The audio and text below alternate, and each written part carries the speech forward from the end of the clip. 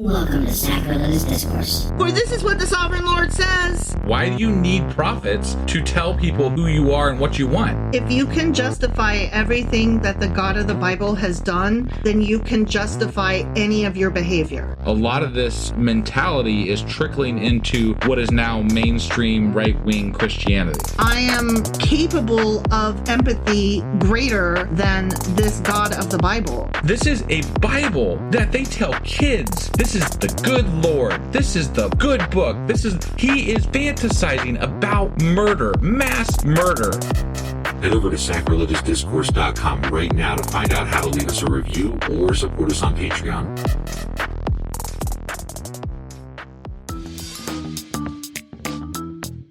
Hey there, sinners and saints. It's your favorite Bible-bashing duo from Sacrilegious Discourse, and we need your help. That's right, folks. We're raising funds for some heavenly equipment and a studio that doesn't sound like it's in the depths of hell. Our current setup, let's just say it's more apocalypse than audiophile. So if you want to hear us dissect the Bible without the background noise of demonic squirrels, chip in a few bucks. We're aiming for $5,000 to upgrade our audio and build a studio worthy of blasphemous banter.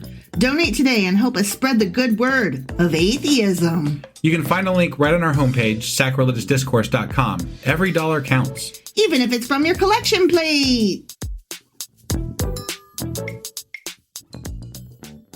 Husband! Wife! Guess what we're doing today? We are starting a new book of the Bible. We are. Yeah, and this is the 36th book of the Bible. It sure as fuck is. We have gone through so many books. This is have. Crazy. And moreover, there's only 3 after this, and we'll be done with the Old Testament. Wow. And none of them are that long. So, I mean, we're practically done with the OT, baby. No, this is incredible. Yeah, thank you to all of our fans for making this journey with us so far. It's really made the project fun. It has. You guys are... I mean, this sounds really corny, but you're like the wind beneath our wings. Seriously.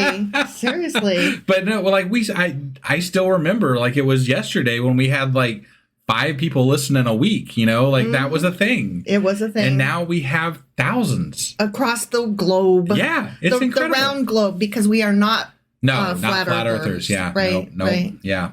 All right. Well, so this is we're getting into, what is it now? It's not Zechariah. It's Zephaniah. Yeah, we had a little faux pas. I had to redo this intro. So. Yeah, that's my bad. Zephaniah? Zephaniah. All right. Are you ready to get into this? I sure as fuck am. Let's do it. Okie dokie.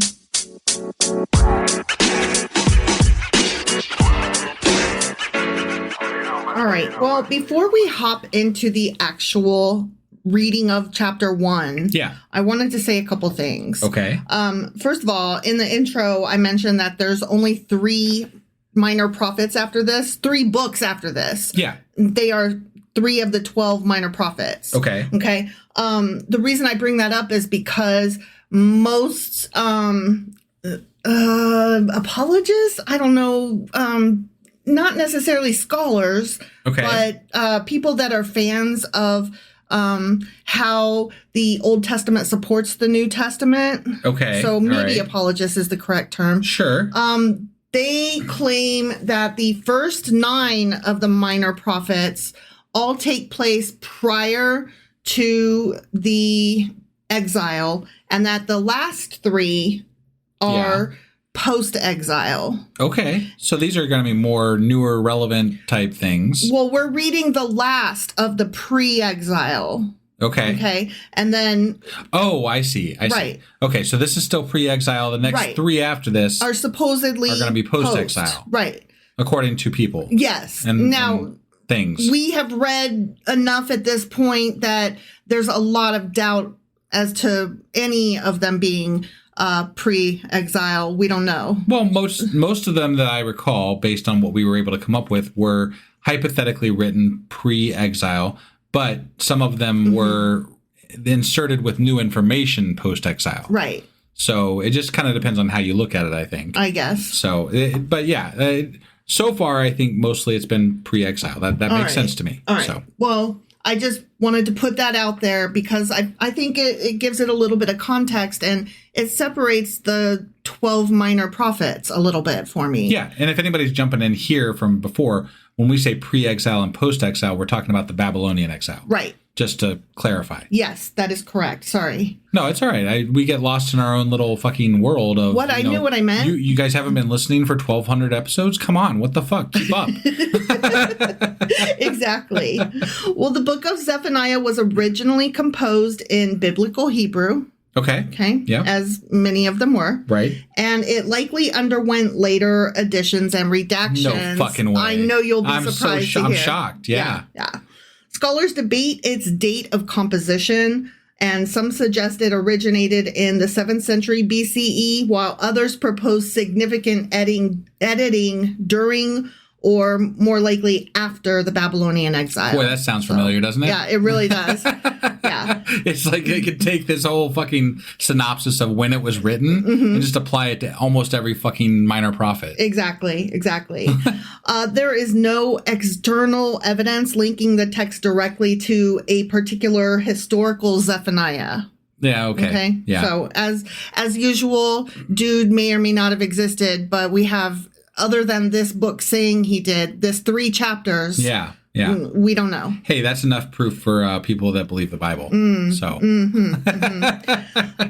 This is an interesting one in that it emphasizes, quote, the day of the Lord, which we've heard before. We have. It was a theme first introduced in the book of Amos, or Amos, as I called him. Right. And then was later echoed in Isaiah, Ezekiel, Obadiah, Joel, and we'll read about it again in Malachi. Got it. Okay. As I recall, and maybe I'm recalling incorrectly, but the day of the Lord to me always seemed like a day of reckoning, a day of like maybe destruction or coming to term, like God's going to do some shit. Yeah. Basically. Yeah, exactly. He's going to get you. Right. He coming. I mean, the good will be okay still because there's always, that. Except for when they're not, because sometimes he just kills the good with the bad. Right. You shouldn't have been born there. Right. Zephaniah's oracles, his prophecies, whatever you want to call them, focus on impending divine judgment.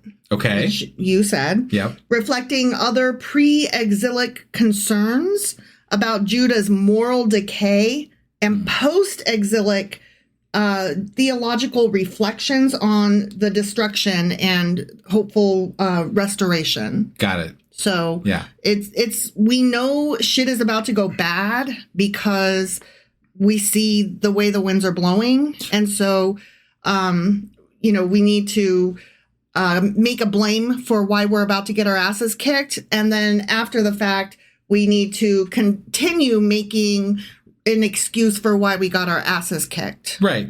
And also that same reasoning allows us to rally around the family with a pocket full of shells, so to speak, and gives us a rally cry to help us join together in hope as we commiserate for a hopeful restoration. Right. Yeah.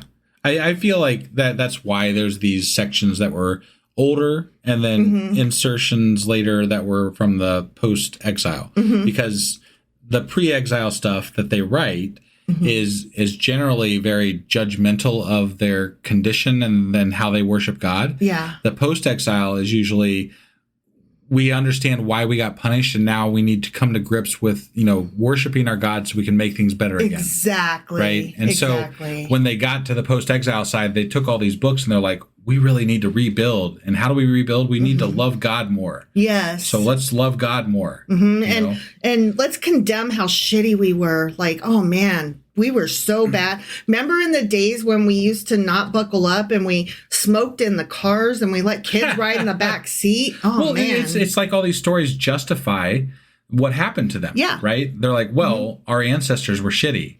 So we got exiled, but now we just need to love God. Yeah. And we need to reconcile ourselves to loving God. Exactly. To fix things, Yeah. So, but perfect. It makes sense in a very old world type manner. Sure. So, yeah. Zephaniah's denunciation of corruption and injustice aligns with Josiah's reforms. Okay. So he was during that same time period. Got it. Okay. Yeah. Suggesting he supported efforts to restore monotheistic worship. Okay. Remember, Josiah was the good king. Yeah. According to these people. Sure. He got rid of all the Baal stuff and was like, y'all need to stop with all this worshiping other gods nonsense. Yeah. His predictions of devastation also reflect broader historical anxieties as the region faced threats from the Scythians and later the Babylonians. Got it. So they were all like, the end is nigh, and ringing their ding-dong bells. Yeah. And, we need to get our shit straight. Like the man in New York with the sandwich board, Like, it's the same concept. Yeah. Like, it's the messenger standing out there saying, shit is about to go south, and if we only get our shit together, we might be able to avoid it. Probably not. You're doomed. Right. In which case, I'm like, why are you standing out there then? Like, what is your purpose? Yeah.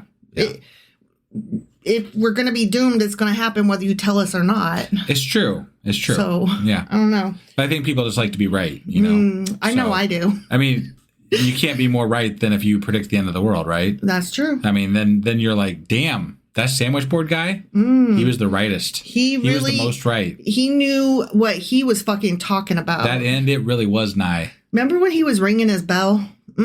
It's just that there's nobody left to congratulate him for it. I know. So. Like, how's that going for you, sir? Right, yeah. So let's talk about the dude himself, right? Yeah.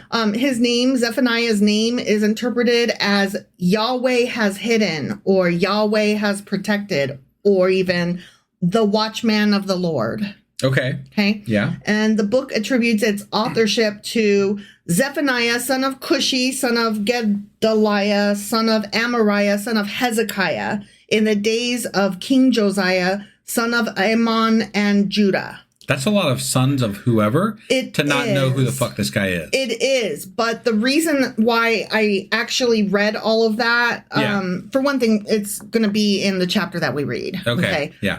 But why I read all that is that is a genealogy that suggests royal lineage. Oh, because of Hezekiah, or what's the royal lineage? Yes, Hezekiah. Okay, all right. Potentially linking him to King Hezekiah, who lived in 716 to 687 BCE. Okay. All right. So, and that's important because it lends credibility, quote unquote, to him being a prophet walking through the world during those days. Okay. Like, he wasn't just a nobody. He was a somebody. He was a royal person. Except that there's no actual historical account of this guy. Right. Okay. But if we're granting, okay, let's say that this person actually existed, blah, blah, blah, then they're saying, yes, and he was this. No, and that's all well and good, except for the fact that, the Bible also says that the line of David died off, and yet Jesus is still part of the line of David. Yeah. So I take issue with their idea of what lineage means. Sure. So. No, I totally agree with you. I'm just putting it out there because it's information that helps give a little bit more context to the story. Sure. Okay. He likely lived in Jerusalem and had access to high-ranking officials. If he was real. Sure. And if he was actually descended from Hezekiah. Right. And one of the reasons that we also think that maybe this happened is because he had a lot of knowledge of the city's inner workings, apparently. Not having read it yet, I don't know. Right, but it also could have been somebody in the church type places. It could have been a fucking street sweeper. Right. But I'm saying that if you invoke the name of people that are more powerful, it gives it more credibility and credence, right? Right. So, I mean, it doesn't necessarily mean that this person existed, at least, but they may have just invoked that lineage to, make it seem more important. Right. I'm just, again, putting it out there and letting you know what's being said. I get it. I'm throwing out a possible alternative to what that could have been. That's all. Sure. His contemporaries would have included Nahum, Habakkuk, and Jeremiah. Okay. Who was not a bullfrog. Right. I was waiting for that. And some scholars suggest that he was even influenced by Isaiah. Okay. And I have no fun name for him because Isaiah is too boring. It's Isaiah, yeah. His ministry is traditionally dated to the early reign of King Josiah, which was 640 to 609 BCE. Possibly between 630 and 625 BCE is when he might have been running around spouting his shit. Yeah. And that's before Josiah's reforms, his religious reforms of 622 BCE. Okay. So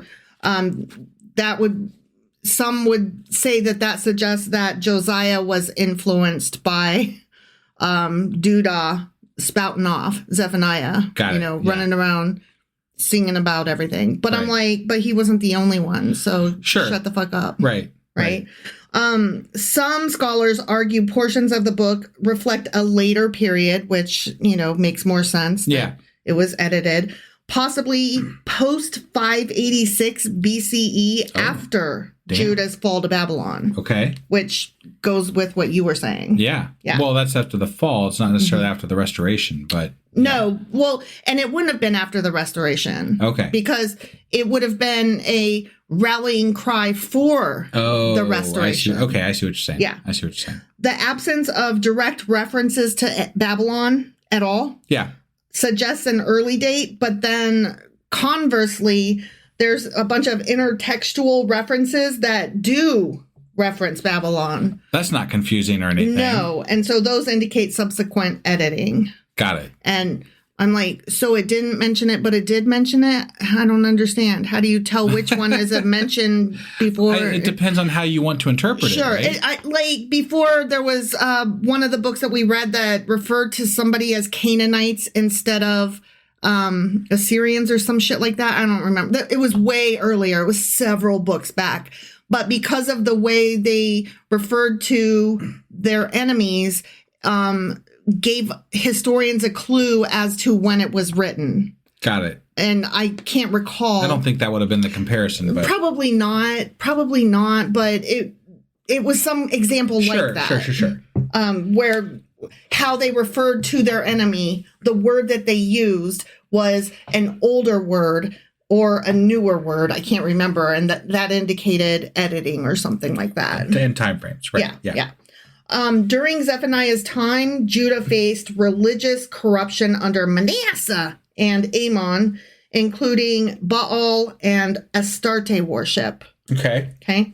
And so all of that shit was happening, and child sacrifice and, all of these things. Okay. Right. His prophetic message aligns with Josiah's reforms, strongly condemning idolatry and foreign influences. Got it. Before you get into the reading, I did want to say that it's been on my mind since you said it, that I think that somebody that was really talented at imitating Foghorn Leghorn could incorporate Isaiah into that. Isaiah. Yeah, exactly. That was the only thing. I was like, that might work, but I'd have to be better at imitating Foghorn Leghorn before I could make that work. I did okay. Did you? I did. I did. You did? Fuck off. Okay. All right. Yeah. You did. I did. You did a great job. I know I did. You did a wonderful job. You need to fuck off right now. All right. So we're going to read Zephaniah chapter 1 now. All right. Yep. And I don't typically read the preface thing, like the little title cards. Yeah. But this one is The Day of the Lord's Wrath. Okay. And since we mentioned the Day of the Lord in our little intro, I don't feel guilty. There you go. Sorry, not sorry kind of thing. All right, here we go. The word of the Lord that came to Zephaniah, son of Cushi, the son of Gedaliah, the son of Amariah, the son of Hezekiah. Yeah. During the reign of Josiah, son of Ammon, king of Judah. Jesus Christ. Okay. That's all the fucking lineage bullshit is so like, I'm like, okay, like there's just name. And like by the time they get done, I'm like, who the fuck are we talking about now? Right. Zephaniah. I know. Right. But I mean, it's so confusing. It makes me remember like Daenerys Stormborn, last of her line, and something Targaryen, something Mother of Dragons, and Who's What's It, and Khaleesi from wherever. And people are really overly impressed by who, made them. Well, yeah. I'm like, I don't care, really. It gives them a sense of their lineage. It tells who they are. Well, let's just be perfectly honest. It grants them importance. It grants them a status that they wouldn't have otherwise in these cultures, because in different cultures and in times past, who your dad was and who your dad's dad was, etc., meant something, and it meant what class you are now. Yeah. So you have to say those things to reinforce where you belong and where you are able to insert yourself into that life. Totally. So. Yeah, I don't have a strong lineage like that, so I don't. I mean, you see people in, the Northeast of America that are like, Mayflower, like we came from the Mayflower, our descendants directly, blah, blah, blah. And it's like, but it doesn't, in the US, it doesn't necessarily translate to, status. It does in their areas. It does. For them, it does. Okay. It doesn't in a larger United States power structure way, but in their cute little neighborhoods, it does. Right. It's showing off. Right. I gotcha. It's like if you have a small town and you're like, my dad's the mayor. But it doesn't automatically grant you a standing just because of who your parents and grandparents were. We think that they don't agree with you. And, how much status you believe you have. I said automatically. Like, you still have to, be able to make money. You still have to take the money that your dad gave you and go to college and do something with it. Do you? Because Trump didn't seem to... Well, I'm saying in general.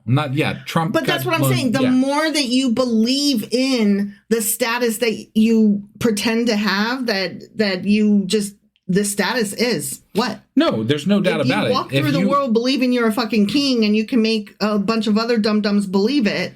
No, if you have money to begin with, you're going to be better off in general. And I mean, there is a class system in the United States. Yeah. And if you were rich, coming into this world, chances are you've got a much better chance of being rich leaving the world. So, that's just the way it works. Mm-hmm. So, I mean, class systems. Yeah. Yesterday, class systems today. It's true. It's all the fucking same. It's done differently than in the past. I guess. I don't know. It's the only real difference. It annoys me up one side and down the other. I see no difference, is what I'm saying. Right. It's all a bunch of bullshit nonsense, and I'm like, but you're still a dick. At the end of it. Moreover, let's even say this. At the end of the day, they all have buttholes. Yeah. And I just cannot take seriously anyone who has to use toilet paper and wipe shit out of their butt cracks. Yeah. And that is the entire human experience. We all have to do that. Right. So I'm like, I have a question for you. Yeah. How well do I deal with people that think they're better than me? Ooh. Pity the fool. Pity the fool, honestly. I'm just saying, I hate that mentality. Well, if you think you're better than another human being, you need to re-examine yourself. Yeah. Because that's not the proper way to exist. You are not better than another human being. You might have different abilities than that person, but that doesn't make you better. It makes you different. Yeah. So it's just one of those things that I can't stand about certain people who act their status. They're unearned status. They're unearned self-ascribed status. Right. Yeah. I can remember one time a particular person was getting in my face about something, and I just started laughing, and I go, but you live in Ohio. And that stopped them dead cold, because how do you argue that? If you are so goddamn special and wonderful, what the fuck are you doing in Ohio? Not to diss Ohio, but sure, in the hierarchy of very important, cool places in the world. So this is low on the Ohio's not at the top. Yeah. Okay. It's not even in the top 10 states of awesome places to live. Right. And so I'm like, you live in Ohio. You can't, you don't have anything. Who are you? You have a butthole, You have a butthole and you're in Ohio. I can't possibly take you seriously. Right. All right. So anyway, carrying on. This dude, that was all verse 1, which in other translations was a superscript. Got it. Okay. So now we're actually starting the Zephaniah. First chapter of Zephaniah. Okay.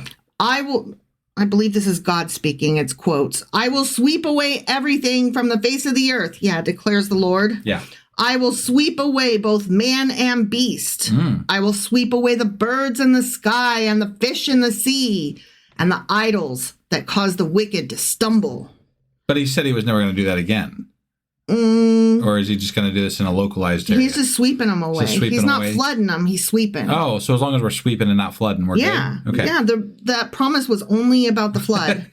He mentioned nothing about volcanic ash or big brooms. Got it. Yeah. Okay. When I destroy all mankind on the face of the earth, wow, the whole fucking earth. When, not if. When. Yeah. I will be doing this thing. Right. Yeah. Declares the Lord. Yeah. I will stretch out my hand against Judah and against all who live in fucking Jerusalem. Wow. Yeah. So you're all fucked. Yeah. Even if you were on my team. Yeah. Even if you're one of my people. Exactly. You're all screwed. Mm-hmm. You're all dead. Fuck every single individual one of you. Okay. For reasons. Again, this is part of the reason I just can't stand this God that they created. You know, meant to what? be. What? And there's a plan. He loves killing all people. Yep. I will destroy every remnant of Baal worship in this place. Will you, though? But he just said he was going to destroy everything and all the things. The whole city. Why would we point out specifically we're going to destroy all Baal? It doesn't matter. You're killing everything and everybody and every living creature. Right. Including the Baal worship, I guess. Right. What? The very names of the idolatrous priests. So basically, he's like, everybody sucks, but the people that I hate most are those who are leading the people astray, which is all these fucking priests. No, I get it, but like, once you say you're going to kill everybody, everything else is, you don't have to say anything else. Yeah, That's it. We're done. But they love to hear themselves speak. But this is why this isn't God. Right. This is people just being overly, zealous about like what their God's going to do. Yeah. Yeah. So those who bow down on the roofs to worship the starry host, that is the sun and the moon and the stars in the sky. Like there were people that worshipped those kinds of things. Yeah. So those who bow down on the roofs to worship the starry host. That actually makes more sense to me as a type of like thing to worship as opposed to just a smoke god or whatever the fuck he is. Well, I read something actually that kind of defended it because it was even somewhat loosely like early science based because it, the seasons were impacted. Like you could see. Yeah. You could measure time with it. To me, that makes sense. You're actually working towards you're learning something. You're paying attention to the things that might matter to you, actually. Yes. In a scientific manner, but relating it to God's. But still, you're heading in the right direction at that point. It makes sense why that would be something. Right. There was other cultures like the Aztecs that worship things like that. And they had some of the most accurate calendars that, I mean, like it helped. Like those kinds of things helped society. I don't see how this God really helped much. No. There wasn't, not as far as like scientific development or thought. Right. It was just a fear-based God that kept people in line through think about like trying to kill them. Think about like Stonehenge, right? Yeah. Like I don't know when that was built, but like it was discovered only in I think the 20th century, the 1900s, maybe. Right. That it was actually a fucking calendar. Right. Based on the sun and the shadows and stuff like that. But if you think about it, like if your God is natural things, right? You're going to respect natural things, right? Whereas with Yahweh, you're taught to respect this God who then uses natural things to put you into fear. So you actually fear the natural things that you should probably be learning about as opposed to admiring them and respecting them the way you probably ought to. And from the very first, it's man-made. It's man-centric. Right. From the very first chapter. Yeah, this is a very selfish God. I mean, just as far as humans are concerned, this is a very selfish God. Right. And the people who created him That's what I'm saying. Yeah. That's what I meant, is that the people that created this God are very self-centered and self-centric. So yeah, and man-centric. Yes. Yeah. Yes. Those who bow down on the roofs to worship the starry host, God is continuing. Those who bow down and swear by the Lord, and who also swear by Molech. Those who turn back from following the Lord and neither seek the Lord nor inquire of him. Let me just check in real quick. He's still killing everybody, right? Yeah. Okay. Yeah. All right. Yes, he is. Just double checking. All right. That was the end of God talking. Now we have dude talking. Zephaniah. Yeah. Be silent before the sovereign Lord, for the day of the Lord is near. That's the Right, day the of reckoning Lord. thing, yeah. The end is nigh. Sure. The Lord has prepared a sacrifice. He has consecrated those he has invited. Okay. Let's see. Hold on. Okay. I just was trying to see who is speaking because we got a set of quote marks, but I think it's still Zephaniah. Okay. On the day of the Lord's sacrifice, I will punish the officials. No, it's God. It's God. Okay. All right. On the day of the Lord, me's sacrifice. That's really weird, but right? okay. All right. I will punish the officials and the king's sons and all those clad in foreign clothes. We hate foreigners. We don't like them. No, we always hate foreigners. Get the fuck out of America. Yeah. I mean, Right. wait, no, I meant... You're welcome here. As far as we're concerned, anyway. Yeah. That was a misnomer. I meant to say get out of whatever. Actually, you know what? I gotta say, Trump seems to be on board with foreigners as long as they have $5 million or more. And probably white. I'm betting a rich brown foreigner. I mean, $5 million. You get a gold card. It's a gold card. You just got to pay $5 million. You're in. But they're at the bottom of his list of millionaires. I bet. I just bet. Although he doesn't seem to have a problem with like the Saudis and stuff like that. I think if there's money involved, he doesn't really give a fuck. That's true. Yeah. That's true. But he wouldn't want his daughter to marry I gotta wonder one. where all those $5 million are going. You're right. He wouldn't want his daughter to marry one of them, probably. Right. But I do have to wonder where all that money is going. Yeah. Like where does that pocket. $5 million for the gold card go? Into his pocket. Probably. He's personally selling them.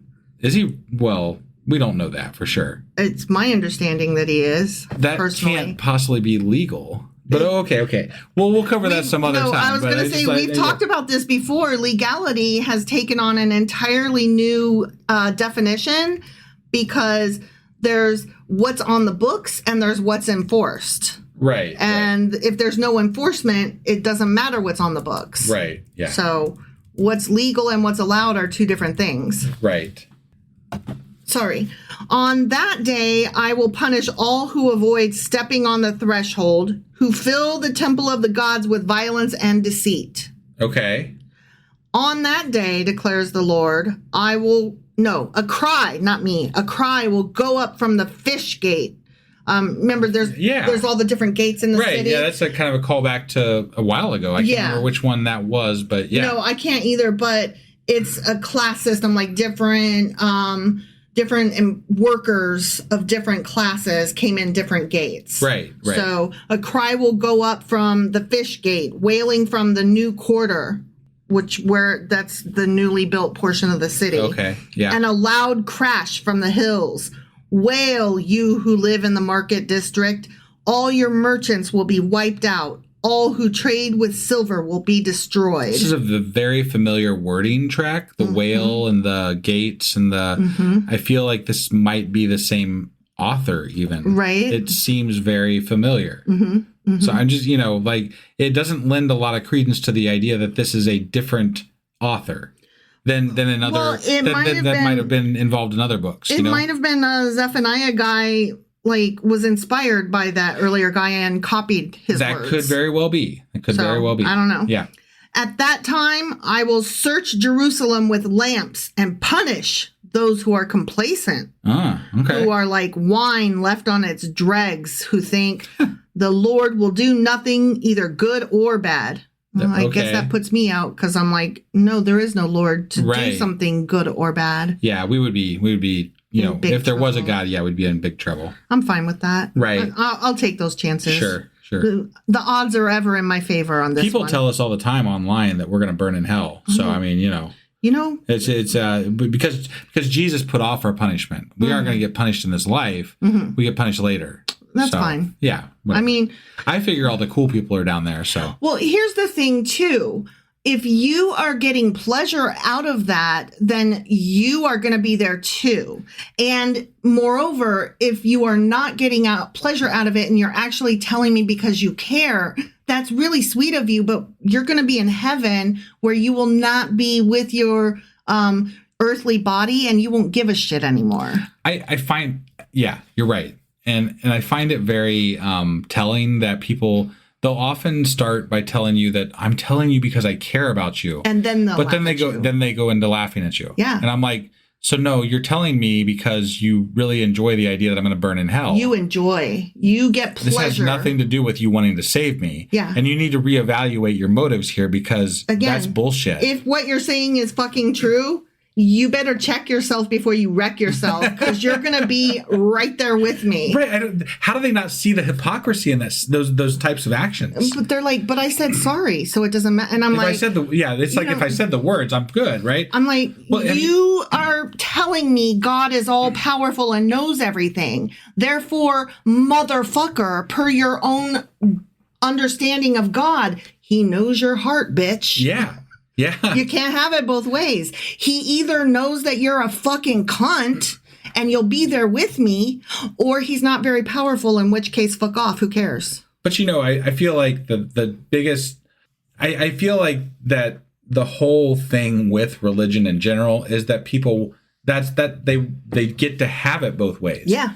They're like, I'm going to interpret this however the fuck I want, and you're going to burn in hell. So, ha ha. Yeah. And it's like, okay. And that's where I'm left like, what? Like, how do you even have a conversation? I can't even talk to you. This is stupid. Right. You're right. acting like I can't. I just can't. I mean, honestly, that's the feeling I had a few nights ago. I tried to have a discussion with my dad. I opened a dialogue with my dad, who is a MAGA Christian. Right. And I was trying to have a fair discussion, and ask questions, because I want to understand.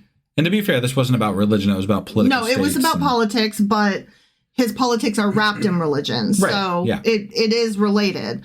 And he sent me his point of view, and I sent mine back, just addressing, like, he had said so many things that I was like, all right, give me a minute while I piece this out, because I needed to, one at a time, right? So just addressing his first point, I explained, here's my understanding of the situation. And then I even sent a couple links for sources. Yeah.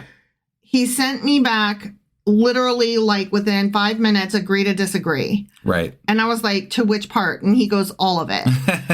And I was like, oh my God, that is so dismissive. But then I pressed a little bit, and I was like, but some of that was based on my own personal experience. And so are you also saying agree to disagree on things that actually happened to me that I saw with my own eyes? Right. And he was like, just agree to disagree. And I was like, I can't. You're kind of making me feel a little bit crazy, because, if you don't believe me, where do we go from here? Sure. Yeah. And it was just that kind of conversation that's with my own dad, you know? Yeah. And that was me trying to have a fair discussion. There is no fair discussion But you can't. anymore. Yeah. You can't. You can't even agree on fact. Like, he clearly did not read anything I wrote, and he certainly did not check out the links, one of which was one that I knew that he should most likely approve of as being a reliable source. Right. Because, you can't list certain sources to right wing because they think that they're skewed. Like, I would never send NPR to my parents. Right. Or I probably wouldn't send them New York Times for that matter either, which is funny because New York Times certainly is not super left by any stretch of the imagination. Right. But, also they think that Wikipedia is they've biased. basically taken away any legitimate news sources as a source of information. Exactly. So there is nothing left to actually source that they would believe anyway. And they have to, on their own, if these people come out of these bubbles, they have to come out of it on their own. Yeah. There has to be some sort of a instigating factor that causes them to reevaluate their stance. And then it's nothing that we can do for them. No. It just was very frustrating because, like, one of his sources was libs of TikTok. Right. Which I won't get into, but not a reliable source. No, guys. not at all. Somebody whose sole purpose in life is to make the libs cry or to own the libs or whatever. Yeah. I'm just like, really, Dad? Right. Anyway, you can't have a conversation with these people. No. Going on, their wealth will be plundered, he says, their houses demolished. Though they build houses, they will not live in them. Though they plant vineyards, they will not drink the wine. Just double checking. We're still killing everybody, though, We're right? still killing everybody. All right, and but also their wine is going to, okay. yeah, they'll checking. do the work, and then they'll die before they get a chance to reap the benefits. All of them, yeah. Okay. The great day of the Lord is near. Okay. The great day of the Lord. Yeah. That great day when people die. Yeah. That murderous. Great has different. Great doesn't mean like That's good. true. It just is, Oz the great and powerful. Right. Yeah. Yeah, you're right. It doesn't necessarily mean good. Right. And there is a difference. Yeah. Near and coming quickly. The cry on the day of the Lord is bitter. The mighty warrior shouts his battle cry. What's the mighty warrior? Yeah, I don't know. Well, that's a Q&A. Yeah. That day will be a day of wrath. Jesus Okay. Christ. Like, that is such a powerful word. Yeah. Fucking wrath. A day of distress and anguish. A day of trouble right here in River City. And ruin. A day of darkness and gloom. A day of clouds and blackness. Somebody got out their thesaurus that day. Yeah, they did. A day of trumpet and battle cry against the fortified cities and against the corner towers. I will bring such distress on all the people that they will grope about like those who are blind because they have sinned against the Lord. But they won't because they'll be dead. No, but they'll suffer before they die. Okay. That's what he's saying. It's this whole thing is so ridiculous. It's so over the top It really and is. cruel. It really is. It's over the top and cruel. Their blood will be poured out like dust. Okay. And their entrails Jesus like Christ. dung. Like dung? Yes, like pooty. I'm going to pull out your fucking intestines like fart poop. So now God is going to disembowel everybody. Yeah. Okay. Yeah. Right. And spill out your blood like dust. Yeah. How does dust spill, I wonder? I don't know. Yeah, I'm sure God, whatever. God is silly and mean. This is not funny. This is one of the ones It's like horrific. if we had read this early in the Bible, we would have been like, oh my fucking God. Yeah. But at this point, I've had him like threaten to kill humanity so many times that it's so numb that it's so over the top and ridiculous. Yeah. Because like he starts the whole chapter with I'm gonna kill everybody, and now we're into fucking leaving entrails out like poop. Yeah. I'm like, how did we get here? It's funny how far we've come where something like this is no longer shocking or appalling. It is shocking and appalling. Yeah. But our reaction, like you said, we've become numb to it. We can't keep being. Well, I have to put it in the context of people believe this shit. Like not just a little bit, but like wholeheartedly. And zealously. Yeah. And so I'm just like, I'm imagining people listening to this bullshit and hearing how God's going to kill everybody, but then not kill everybody, but also leave their entrails out like shit. And I can't imagine sitting can you imagine sitting there listening to this as a sermon? This is what I'm imagining. When I imagine a group of people reading this, I imagine them sitting there reading this with self-satisfied grins. Oh, yeah, absolutely. They're doing that thing where I imagine you burning in hell. Right. And they are imagining their enemies enduring this. Because even though he started by saying everybody, obviously it doesn't mean them. Right. It doesn't exactly. You're the one. You're the one of like whatever out of a million he's going to save, and everybody in that room that's studying that thing, they all believe that same exact thing. Which is funny because it's kind of like the Trump supporters who found out the hard way when they got fired from their jobs. Yeah, they were like, but I didn't think you meant me. Right. Or like the entire Latinx community who voted for Trump, and now several of them got deported, and they're like, but I thought you meant those other Mexicans or whatever, not me. Like, it's the same, right? It's the same. They're like, doesn't apply to me. I'm in good graces. Right. I love the king and the king loves me. Sure. And I'm like, you tell yourself that. Yeah. You bottom of the pile person. Okay.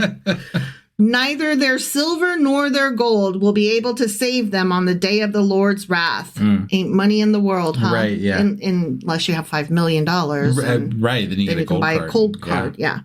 In the fire of his jealousy, the whole earth will be consumed. There's the jealousy thing. The whole earth. Right. And now we're back to the whole earth is going to be consumed. So, for he will make a sudden end to all who live on the earth. The end.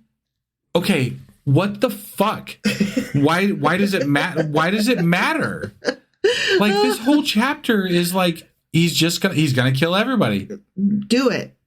I mean, I why fucking dare you. We started the chapter with saying he's going to kill everybody. We ended the chapter with him saying he's going to kill everybody. Couldn't we have just said he's going to kill everybody and then move on to the next fucking thought? No, we had to have all of the entrails and he's going to kill them and them and them and them and them and them and them. Why do we need to go into like gory detail about how it's going to happen? It doesn't fucking matter. You're going to kill everybody and they're all going to be dead. Except that it didn't happen. It didn't, but like... We don't need to cut. Either you're going to do it or you're not. Well, I kind of want to ask believers, though. So how do you reconcile this chapter where God is telling you, I'm going to kill everybody? Oh, this is still coming to them. Wait. Oh, yeah. I just realized that. No, you're right. This is on the day of the Lord. He's killing everybody. Yeah. No, this is still something that they think is going to happen. If you're talking to a Christian, I think. And that's how I would. And they have decided that can't apply to them, and that's where they get the what is that thing where they're going to get the rapture? The rapture, right? Which, from what I've read, is not actually in the Bible.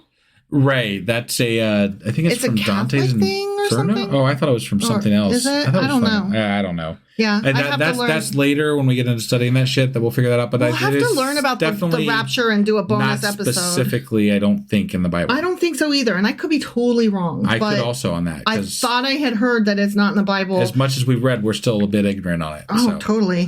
Well, anything New Testament, I know nothing about. Right, other than Jesus and stuff, and but even that's kind of vague. Yeah.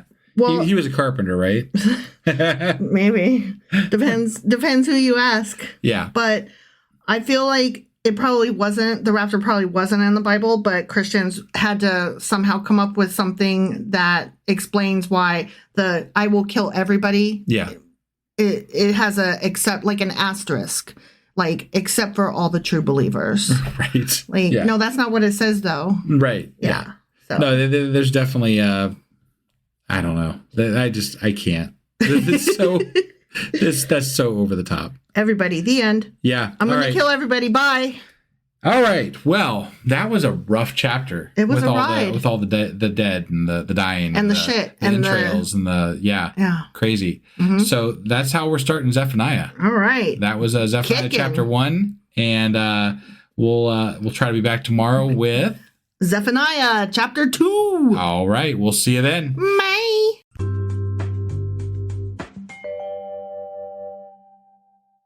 Husband. Wife. Do you know what we're doing today and how the hell we got here? Well, recently, not yesterday, but recently we read Zephaniah chapter 1. Zephaniah, not Zechariah, which is what I thought it was at first.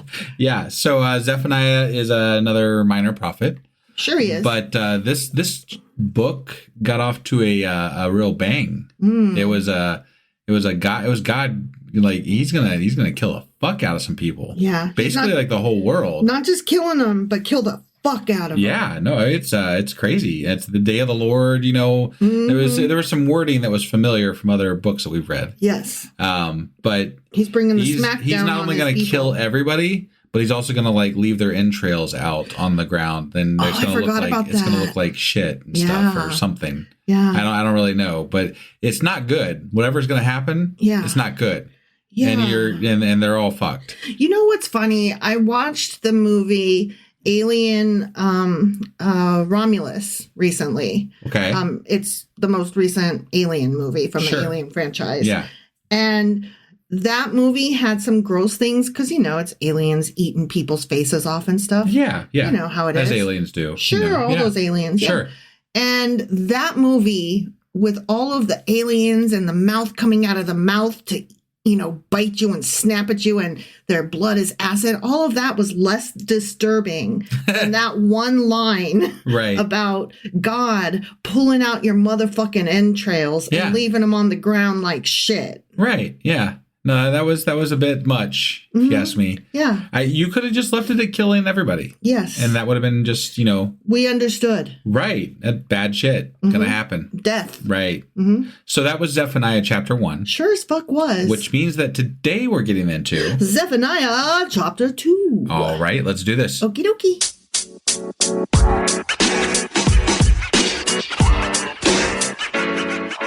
All right, we are going to get into this chapter 2. Okay, let's do it. And we're going to read it. Yeah. And it's going to be more death and mayhem, I think. Really? I mean, if I had to guess. Okay. I don't know. Oftentimes they follow up the death and mayhem with the, but God's going to save us. Yeah, and we're going to be okay. And you just have to ask for forgiveness and stop worshiping those fucking idols and, all that kind of crap. Okay, well, let's hope for that. Okay. Okay? Gather together. Gather yourselves together, you shameful nation. Ooh, that doesn't start off well. Before the decree takes effect, and that day passes like windblown chaff. Before the Lord's fierce anger comes upon you. Before the day of the Lord's wrath comes upon you. This sounds like a song. Okay.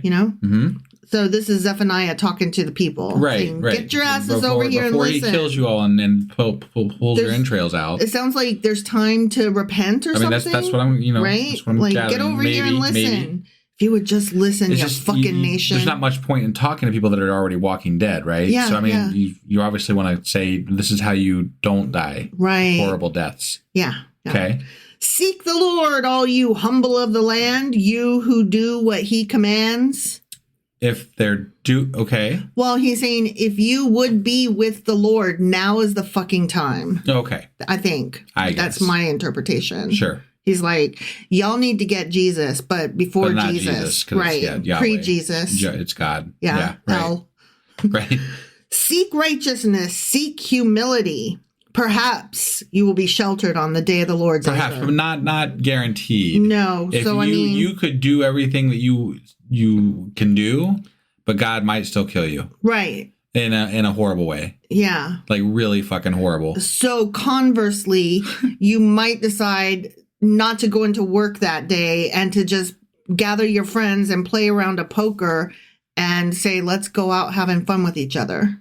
I mean, I'm just, like some of this is like, why? If I'm going to do all this shit and humble myself before this asshole who's telling us he's going to kill us. Right.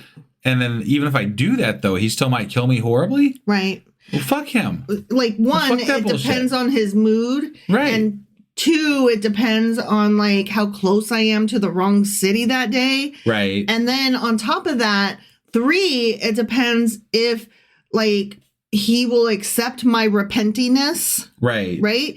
And I don't know how much I can just repent like on the spot. You know what I mean? Like if I say, hey, babe, you did some shit wrong. And I was like, repent.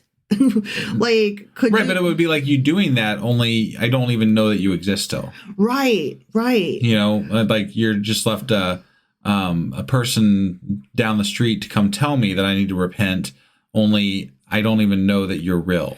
Okay, but also, like, I'm not even talking about God in this, okay? All right. Like, I'm talking about being able to, like, say you're sorry, like, in the moment, on command. Oh, yeah, that's hard. Like, it's not easy. Like when me and you, like, we get into heated arguments sometimes, like, about, the stupid Bible shit. And shit, and just whatever, like, very heated debates, right? Yeah, sure. And every once in a while, one of us will step on the other person's toes, and not literally, figuratively. Yeah, no, I know. And, like, neither of us is quick to apologize. Like, we need a minute.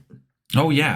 Probably like, more than a minute. Right. That's what I'm saying. Like, I'm just trying to be honest. Like, I cannot just repent on command. Right. And by repent, I'm thinking that means apologize real bad for the wrong you did. You have to recognize the wrong that you did and then say sorry for it. Yeah. And if I am pissed off at you, and I feel maybe like you had it coming because you were being an asshole. Then you're not recognizing any wrong you did. Yeah. Because you're just mad. Yeah. Right. And why the fuck would you repent? Right. Yeah. I got nothing to repent. Yeah. And here's the thing. Like, I'm sitting here at this table and I'm like, I don't really feel at the moment like there's a lot that I regret that I need to repent. Right. You know? Yeah. Like there are things I wish I had done better. You're not talking about to me, but you're just talking about in life in general. In life. Yeah. So like if there was a God and God was like, okay, you better start fucking repenting right now because the day of the Lord is like, I don't know, next week. I'd be like, for what? Yeah. Like what the fuck? And it wouldn't, but based on the Bible, but based on the Bible, it wouldn't even be God telling us that. It would be some fucknut that's like, hey. Coming into our living room. Yeah. Right? Exactly. And I would be like, can you give me a list and I'll be the judge of if I need to be sorry for that or not? Right. Like, yeah. I don't know. Okay, I'm sorry. No? Yeah, no.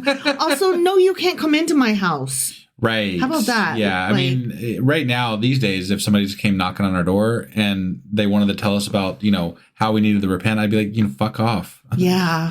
I would be like. I'd be nicer than that, unless they got to be an asshole. I would point to the no soliciting sign. Right, right. You're selling something that I ain't buying. Right. Yeah. So anyways, Gaza will be abandoned and Ashkelon left in ruins. At midday, Ashdod will be emptied and Ekron will be uprooted. Okay. Whoa! To you who live by the sea, you Kerethite people, the word of the Lord is against you, Canaan, land of the Philistines. He says, I will destroy you and none will be left. But what are these people gathering for then? He's telling the people of all the nations. Okay. All right. And he's like, repent. Bitches. But why? If he's gonna, okay, all right, I'm gonna let him do some more talking here because I'm not really understanding. Well, he's either talking to the nations and saying, nations, you better repent because God's about to blow you all off the map, or he's telling the people, okay, y'all need to repent because he coming. The day of the Lord is nigh. It's happening. So get your affairs in order. Also, just so you know, he's going to knock all of these other people and places off the map. And so that's how you're going to know I'm for realsies. So get your shit together because he's coming. Right, right.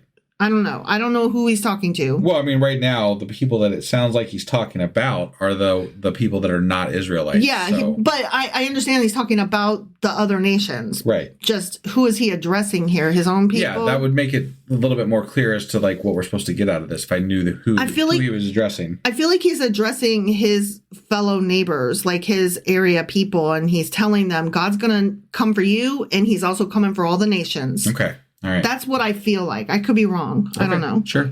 Okay, so continuing. The land by the sea will become pastures, having wells for shepherds and pens for flocks. That sounds okay. Right. That land will belong to the remnant of the people of Judah. There it is, the remnant. Okay. Yeah, the people of Judah. So God's going to destroy all these other groups and just leave this land for the remnant of Judah. Yeah. Okay. Yeah. All and right. so he's going to kick them off and give it to them. Got it. That sounds kind. No. That's how you treat people. Yeah, no. They will find pasture. In the evening, they will lie down in the houses of Ashkelon. The Lord their God will care for them. He will restore their fortunes. Okay. Like he did with Job when he lost 10 kids, and so he gave him 10 different kids. Yeah. Yeah. Here's your shit. Oh, also, though, I read a note that said, oh, shit, what was it? Like your captives. I will restore your captives. Okay. Instead of just, I will restore your shit to you. Yeah. Your fortunes. I will restore your captives. Captives meaning slaves? Probably. Oh. That's the way I took it. Okay. So that's your fortunes. Got it. You know how you like to own slaves all the time? Yeah, and God's okay with it? Yeah, in the Bible. Right. Yeah, because the Bible sucks. Right. Yeah.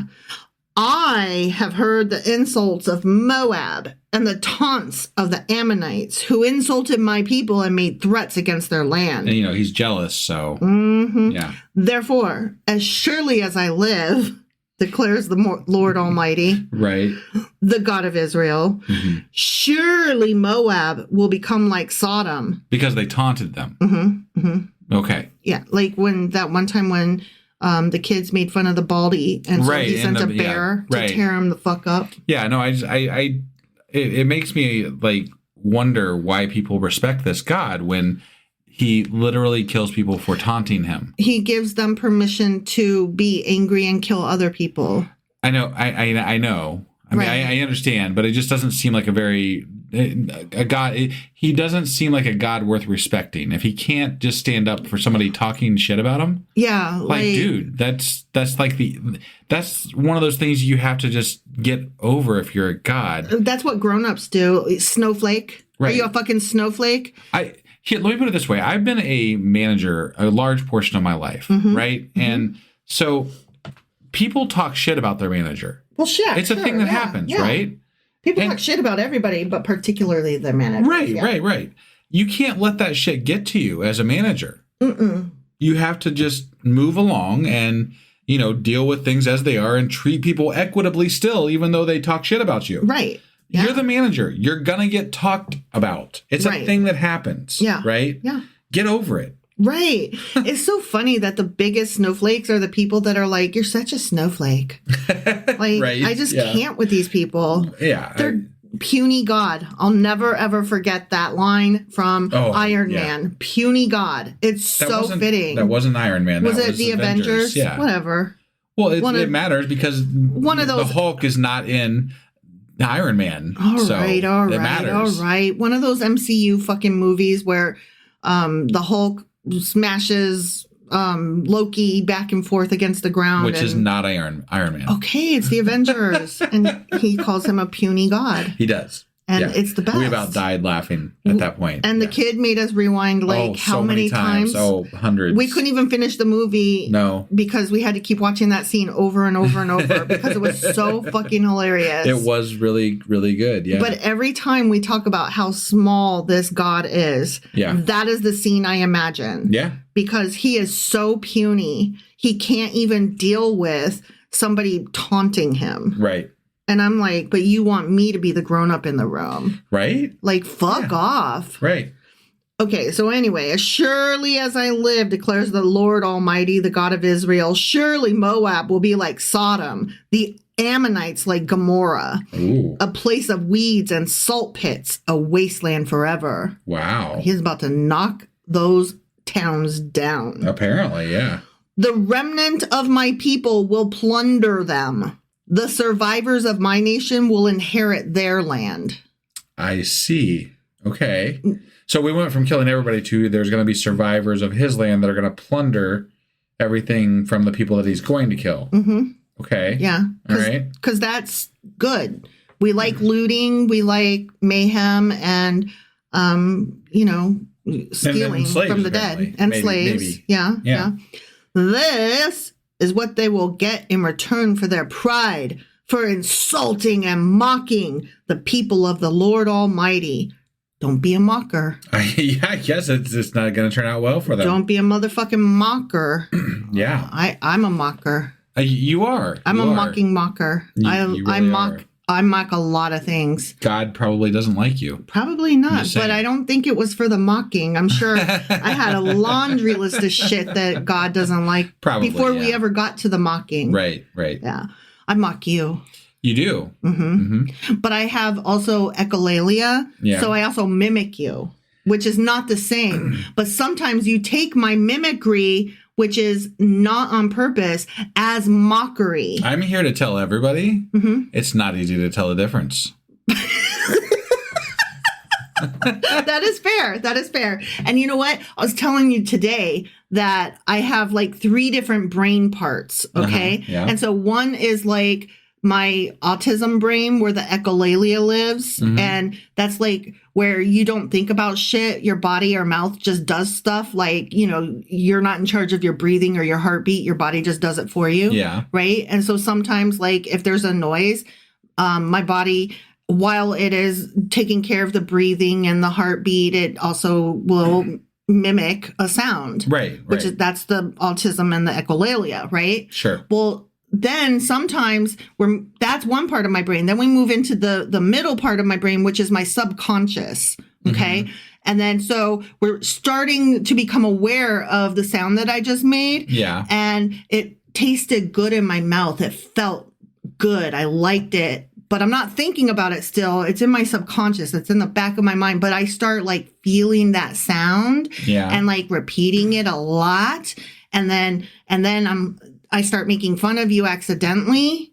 and then it moves into the front of my brain, and it's already happened several times. Oh, yeah. And that's why I noticed it for realsies then. And so then I'm very conscious, and I'll catch myself and be like, oh shit, I was accidentally mocking you just then. I'm so sorry. You didn't deserve that.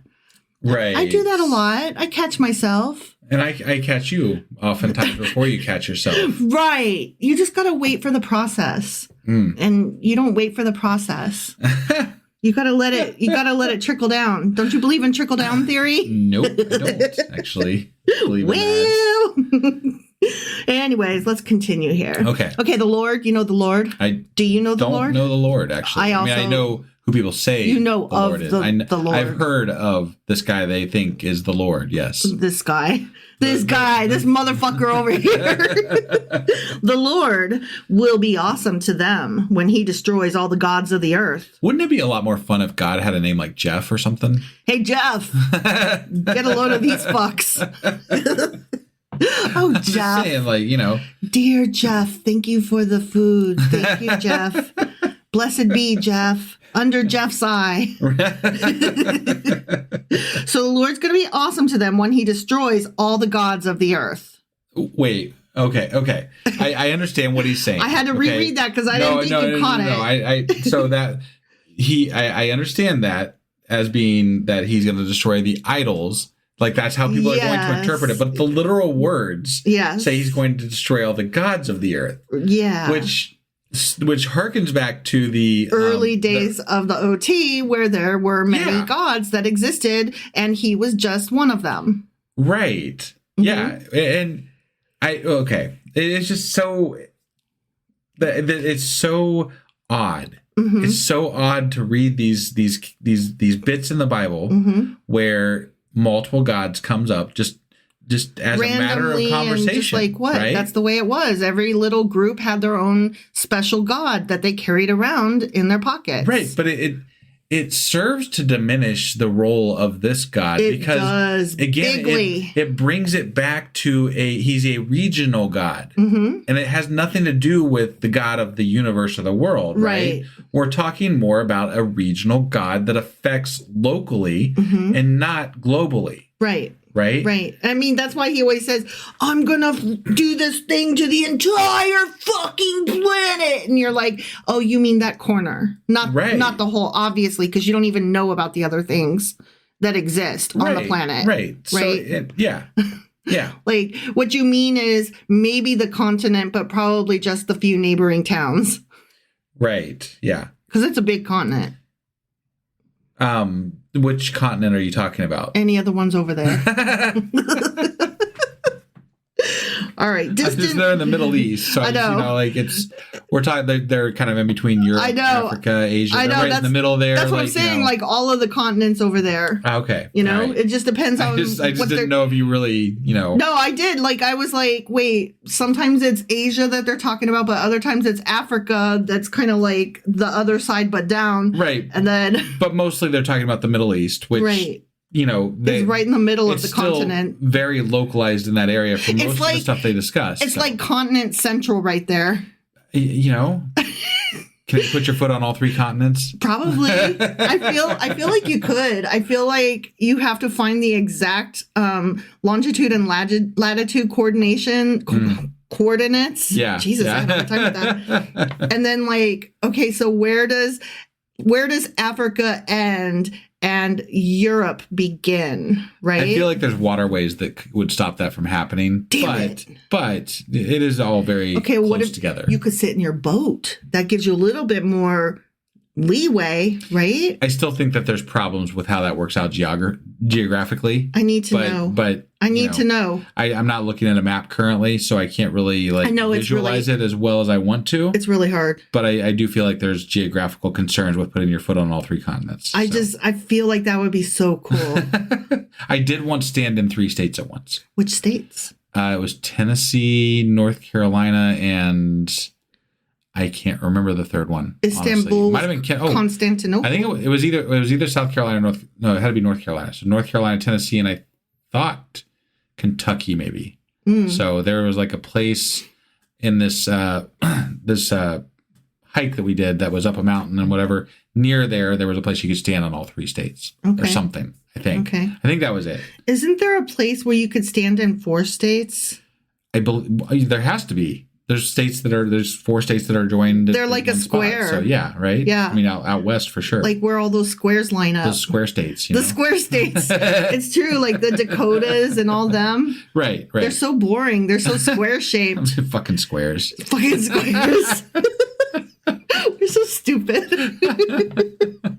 Anyways, distant nations will bow down to him. Okay. Oh, okay. How distant though? I don't, and they're all dead. Right. Yeah. Right. He just got done killing them all. So they apparently aren't. They bent over to pick up their entrails. They're gonna rot for him, maybe. But they bent over to pick up their entrails, and he took it as a bow. Oh, okay. Yeah. All of them in their own lands. Oh. Yeah. Not they're gonna take over their lands and plunder them because they're all too dead, far away. But they're gonna bow to him now. In their own lands. It's just like they say a million different things so that you can take from this whatever you want, right? Yeah. He's going to kill them all. They're all going to bow to him. Yeah. Like, which one is it, man? Both. Okay. At the same time. Yeah. Yee! You Cushites too, he says. Oh, yeah, you damn Cushites. Will be slain by my sword. My sword. I guess he's speaking for God. The sword of the Lord, remember? The sword of the Lord. I think that he just switched over to speaking for the Lord, though. Like, wait, who did? Zephaniah? Yeah. Oh, okay. Yeah. He was saying that God's going to get you and God's going to do this. And now he's like, you'll be slain by my sword. And I'm like, honestly, hang on. I can't keep track of who's talking when and where and how and who through and all that. So it's really difficult to follow. confusing. So I just kind of take the words as they come and see how it all, flows. You just try to get the gist of it. I mean, yeah, what else are you supposed to do? This is not written well. It's not. It's not written like, a first grader, but it's not written well. It's certainly not written by an editor. Yeah. I can tell you that. Right. And that's a bad creator. Right. He will stretch out his hand. God. Yeah. Back to, third person. Right.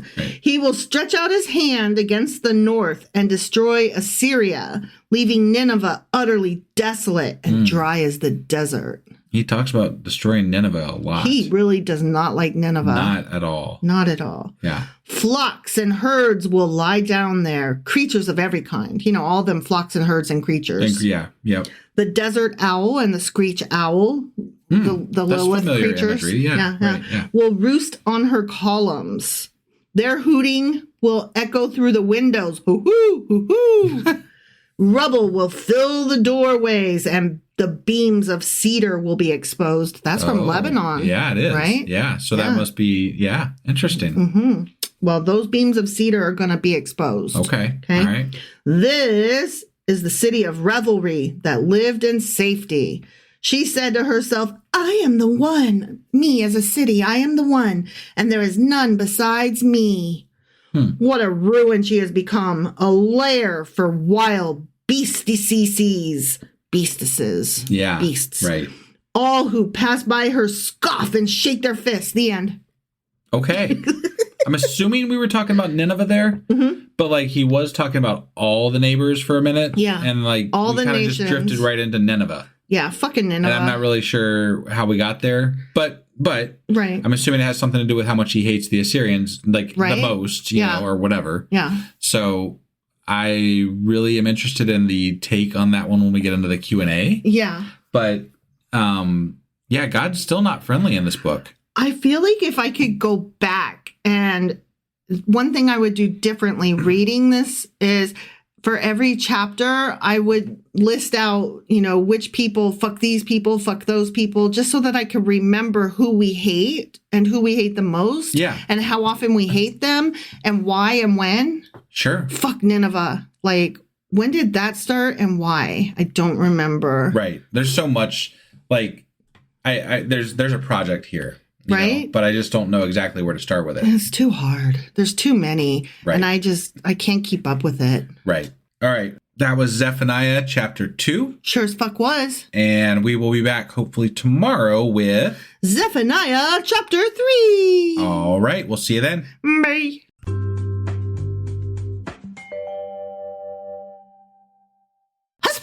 Wife! Do you know what we're doing today? Well, we just finished reading Zephaniah chapter 2 recently. Sure as fuck did. And in that chapter, God was talking about how he's going to not only destroy Judah, which is it's still in there, but there's going to be a remnant now, apparently, I think. Yeah. But he's going to destroy all the other people that aren't Judah. Across the earth. Or Israelites. Across the earth, Across the whole world. The whole world. The whole world being, that plot of land over there in the Middle East. Yes. Which is very localized because they don't mention anybody except for the neighbors. So, yeah, it's not the whole world. No. But it's their whole world. It's their whole world.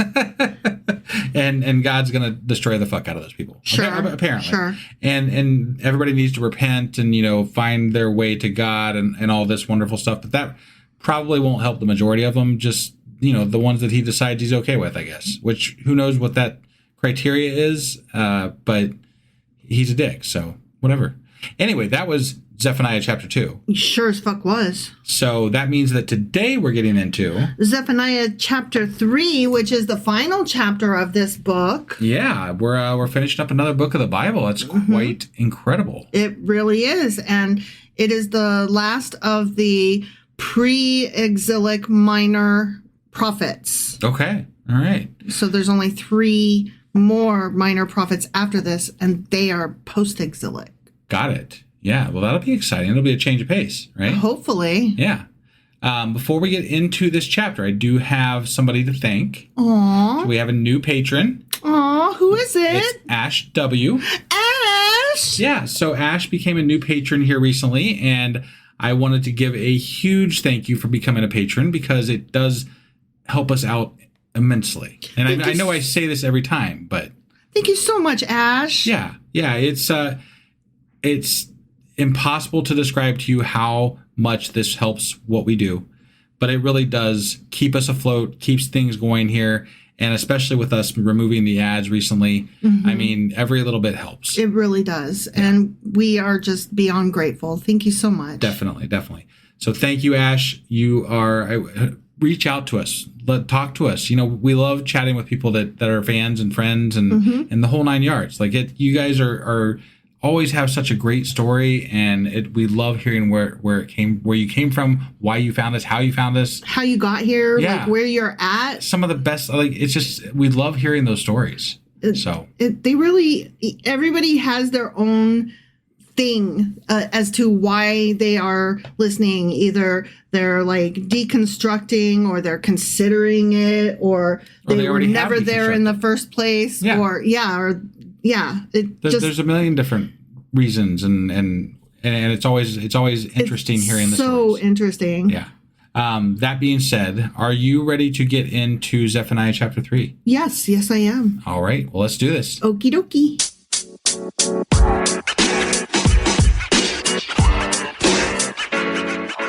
All right, let's hop into this chapter, shall we? Let's hop into it. I'm hopping. We got a hopper. Zephaniah chapter 3. Okay. Yep. I'm super excited to end this book. Woe to the city of oppressors, rebellious and defiled. Okay. She obeys no one and accepts no correction. I like how it's a woman, because that's, normal for the Bible. Definitely always a woman's fault. Right. Yeah. I was going to say she's, it's always, if it's problematic, it's a bitch. Right. That's the way it goes. Yeah. She does not trust in the Lord. She does not draw near to God. Wow. What a fucking cunt, huh? Wow. Her officials within her are roaring lions. Oh my God, they're laying the her and she on heavy in this. Damn. Okay. She's roaring lions, her officials are. Okay. Yeah. Her rulers are evening wolves. Evening wolves. Who leave nothing for the morning. Okay. That's an interesting phrasing. Yeah, I kind of like it, but I don't know what it means. I can imagine, but I'm not really. It's like I almost understand. I'm almost there. But not quite. Yeah. I'm going to have to look that one up. Sure. Her prophets are unprincipled.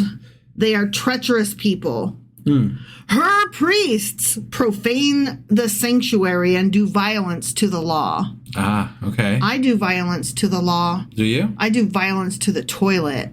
God.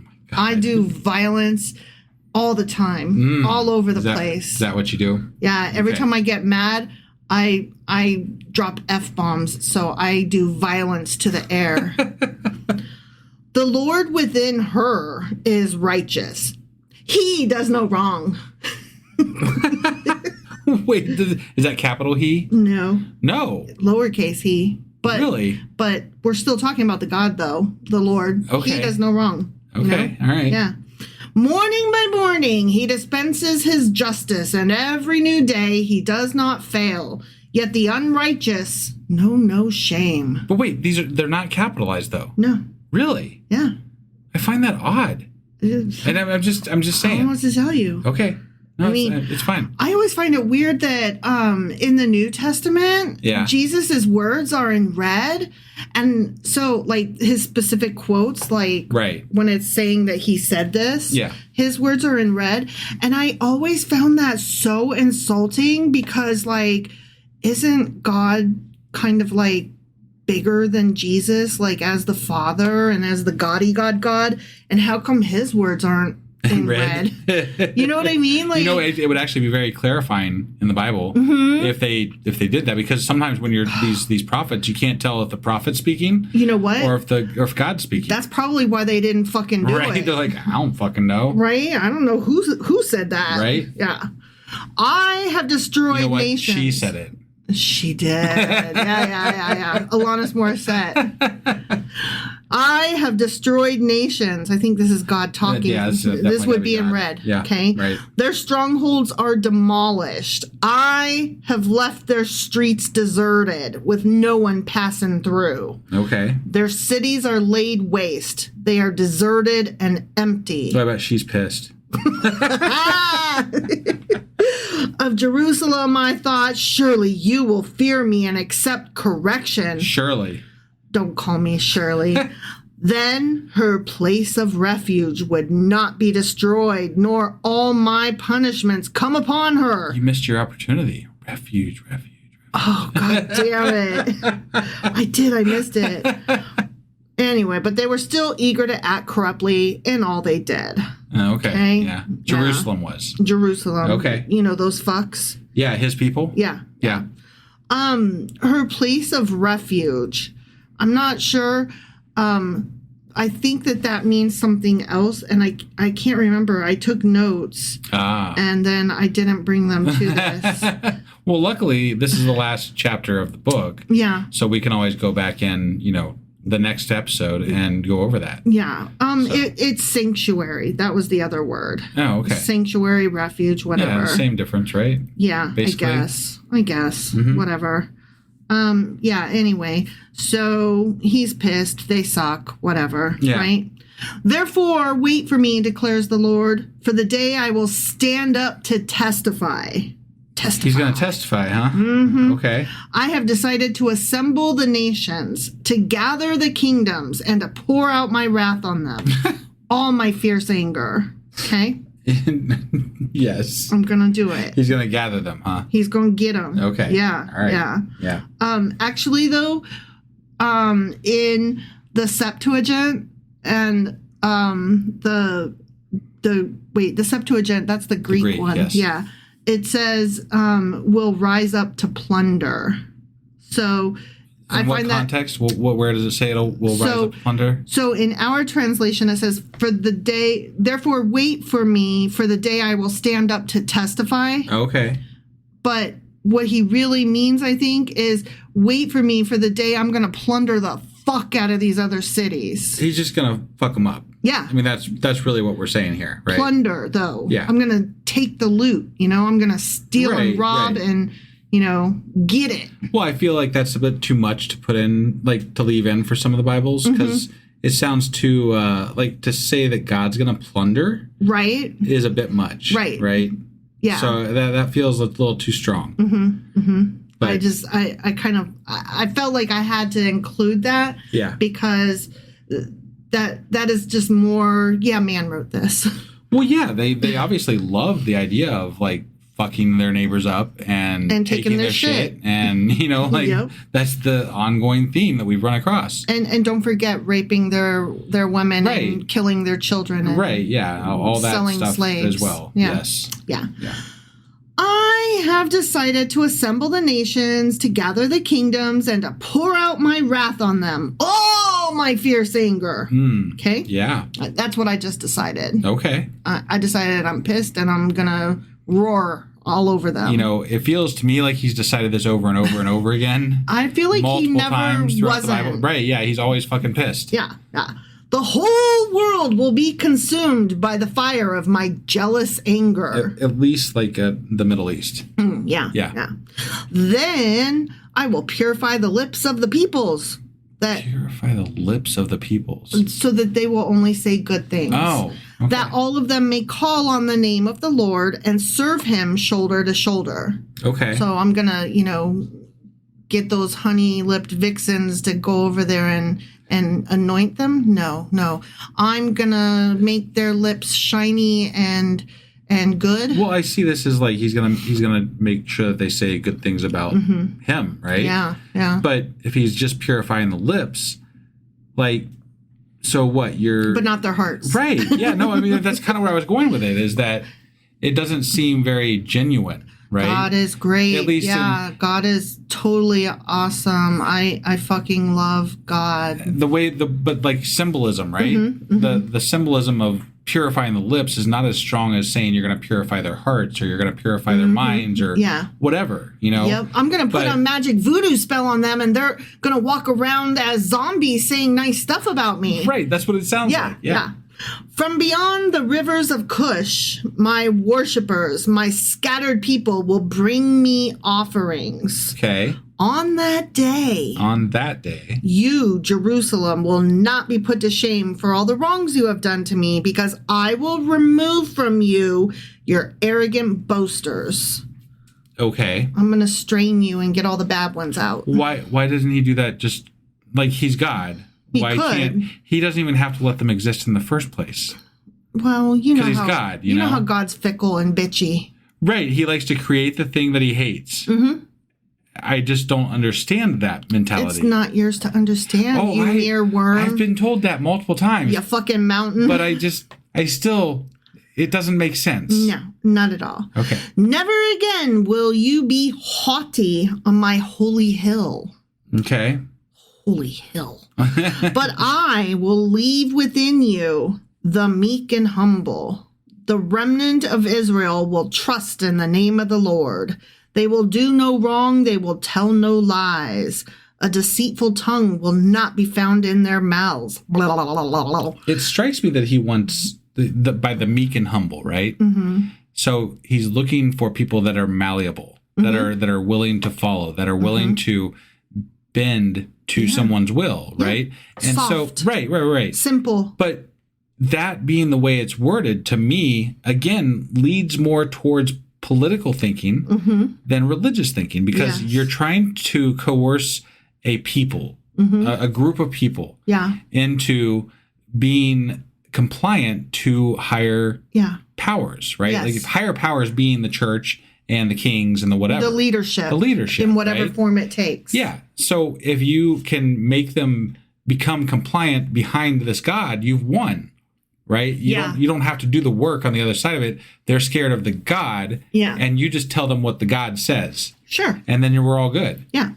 Kind of like today. We just that's simple people. They utilize throughout history, God has been used as a tool to control the masses. Yep. And it is just a way to get people to be scared of getting out of line. And following the person. Like, there's always a person, right? Yeah. You're following the person that's telling you, don't do this or God's going to get you. Right. Right? He gonna get you. I mean, that's all it is. Yeah. Yeah.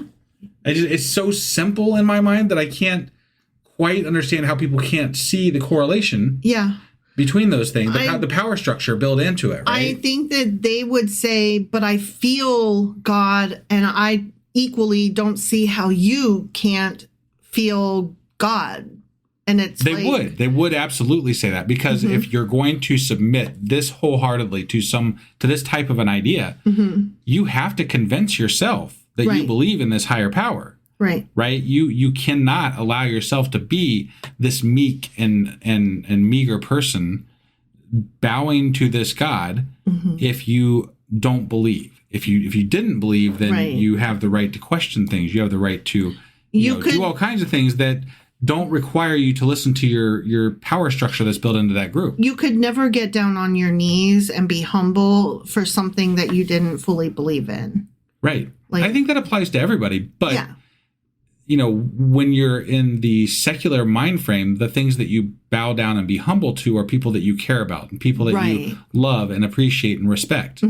Right. Where and in my world, people that are in those groups for me have to earn those places, and it's just that with religion, it's not earned so much as inherited.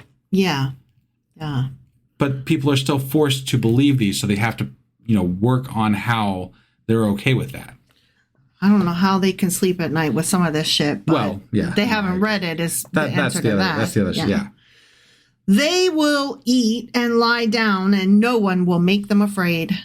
Okay. Sweet. Yeah, good stuff. Sing, daughter Zion. Shout aloud, Israel. Be glad and rejoice with all your heart, daughter Jerusalem. Yeehaw! The Lord has taken away your punishment. He has turned back your enemy.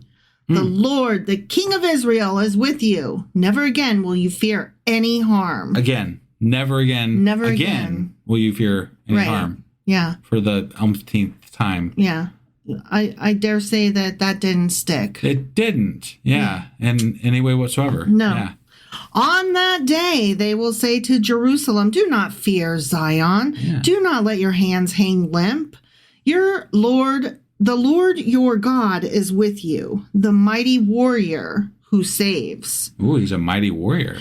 Right, but I cannot hear the word limp without automatically thinking of a dick.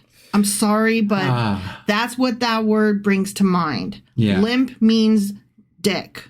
Is that okay? I guess.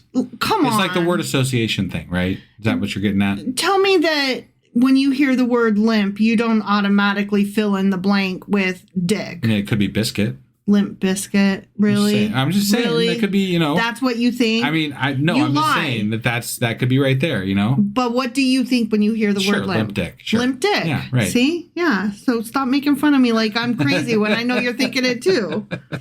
The Lord your God is with you, the mighty warrior who saves. Yeah. Okay. Yeah. He's a limp mighty warrior. He will take great delight in you. In his love, he will no longer rebuke you, but will rejoice over you with singing, la la la, la la la. We keep hearing about these times where he's going to be this way. He's gonna be nice. Have we actually heard where he has been that way? I don't think so. It's mostly like this promise that's gonna happen down the road. It's gonna happen. Right after he either was talking about murdering everybody or right after he did murder everybody. Yeah. Yeah. I mean, like, those are the two times we get to hear about how nice he's going to be is right after or right before he murders people. Yeah. And I'm like, it doesn't hit the same, Like, what if not murder? Right, yeah. What if only singing? Right, yeah. Could we just have I feel like there should have been like a whole book after the flood of like just rainbows and magic and wonderfulness. Where's that book? That would be a good one. I will remove from you all who mourn over the loss of your appointed festivals, which is a burden and reproach for you. Wait, why did they lose their festivals? I don't know. What? God, why did you, God, take the festivals away? Hold on. I'm confused. There's people mourning over the loss of the appointed festivals. And he's like, I'm taking those mourners away. Okay. Why? But that does. I'm going to need some clarification on that. Why was there a loss of appointed festivals? Yeah. And why are people mourning it? And why is he taking the mourners away? Well, and why are we talking about this in the same breath as where they're coming back and gaining the land and worshiping God? Right? Because if we're worshiping God and they got back their land and everything's good, why can't they have their festivals? Yeah, I don't know. I want to know more about that because that's weird. Oh, this is pre-exilic, right? Sure. So this is when maybe they've been scattered, smothered, covered kind of thing? No? This is when this would have been around the same time frame that the northern tribes were already conquered by Assyria, and it's pre-exilic, so they're still not conquered by Babylon. So they're still in Judah. They're still, Judah's still around in Jerusalem, and that's the southern, portion of Israel. But are they under, are they under siege by other nations? And it hasn't really talked about it in this book from what I I'm just recall. wondering if that's why their festivals have been taken away. I don't know, but if it's pre-exilic, then they would have never been anything but Judah at this point. So if we're just basing it on the time frames that you told me that we're in, then there's still a cohesive group in Jerusalem. Yeah, I don't know. So I don't get it. At that time, I will deal with all who oppressed you. I will rescue the lame. I will gather the exiles. He's going to rescue the lame, huh? Yeah, and gather the exiles. Okay, all right. I will give them praise and honor in every land where they have suffered shame. But wait, he already killed everybody in every land, so just the one land probably is where he's going to do the praising, I'm guessing, since everyone else is dead. I don't really understand who's alive and who's dead at this point. No, I don't think we're supposed to know. At that time I will gather you, and at that time I will bring you home. I will give you honor and praise among all the peoples of the earth when I restore your fortunes before your very eyes, says the Lord. The end. Except that I got to say something. Okay. Where it says that he's going to restore your fortunes. Yeah. The other translations read, I will bring back your captives. Oh, that's much worse. Right? Yeah. You know how you had your slaves taken away? I'm going to bring them back to you. You can totally have your slaves back. Huh. That is, your fortune is in your slaves. Well, and again, we just got done talking about killing off the rest of the world. Yeah. And all the people that are, not good for God. Right. Mm-hmm. And this is the leftovers, right? This is who's left. Yeah. Who are we? Who's the show for? I don't know. Like, you apparently killed everybody that didn't like you. Mm-hmm. Right. Yeah. And all that's left is people that like you in Jerusalem. Mm-hmm. So why do they even need riches, first of all? But why do they care about the rest of the world? Because there is no rest of the world according to what you're going to do. According to you, God, in this book. I mean, that kind of goes back to when he was killing all the people in Canaan and everything? Well, no, I was going to go back even further in the Garden of Eden when they were so excited that there was gold. And I'm like, what the fuck do they need gold for? Yeah. But then again, I mean, you go a little bit further in Genesis and you're like, wait, there's cities? Yeah. What? Like 2 pages later. What? Slight exaggeration, but not much. Not much, yeah. No, it was pretty crazy. Mm-hmm, mm-hmm. So this was just a very mean book. Yeah. Like God was very angry the whole way through this one. And he wanted to kill a lot of people. He's not nice. No, but this one was every chapter. Yeah. At least in there's 3 chapters and all 3 of them had murder. Yeah, at least in some of the books, there's a redemption as an entire chapter. Right? I think the last one we read, the what was it? Hezekiah? No, not Hezekiah. It was the Habakkuk. Habakkuk. That one had the song in the last one. Yeah. Which was, it was him praising God or whatever. Better. You're right. Yeah. And there's usually a redemption chapter, right? But we didn't get a full redemption chapter. We got there's going to be a remnant, but I'm killing everybody else. And that was it. After we had 2 chapters of just straight up, I'm going to kill everybody. Mm-hmm. So yeah, he was extra dickish in this book. I really didn't get a lot out of this. No, there wasn't much. I mean, I don't even know where to place this in the whole realm of what we've been discussing. It's just God's a dick, killing people, and that pretty much sums it up. So, the end. Yeah. All right. Well, that was Zephaniah. Sure as fuck was. And we will be back hopefully tomorrow with the wrap up Yes, the Q&A. Q&A wrap up because there were only 3 chapters. Right. Yeah. And then we'll be back shortly after that with the Contradictions You're episode. always wrong. Right. Mm-hmm. And then I'll get the weekly replay out, and then we'll be starting a brand new book of the Bible, Which is Haggai. Haggai. Haggai. All right. We will see you guys then. Bye.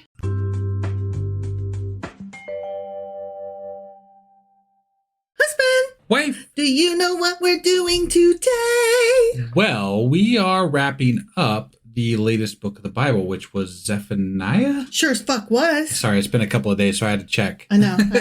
Yeah, Zephaniah. Zephany Doodah. Yeah. So we're doing kind of a Q&A / wrap up today. Is that correct? Yes, because it was only 3 chapters. Right. It was a short book. He was a shorty. We had a squeaker.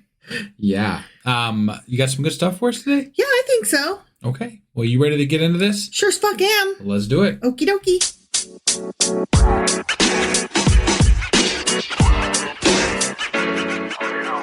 All right, let's hop into this Zephaniah wrap up. Okay. Okay. Do you remember when I said that there's 12 minor prophets? Yes. And that the first 9 are Pre-exilic. Yes. Right.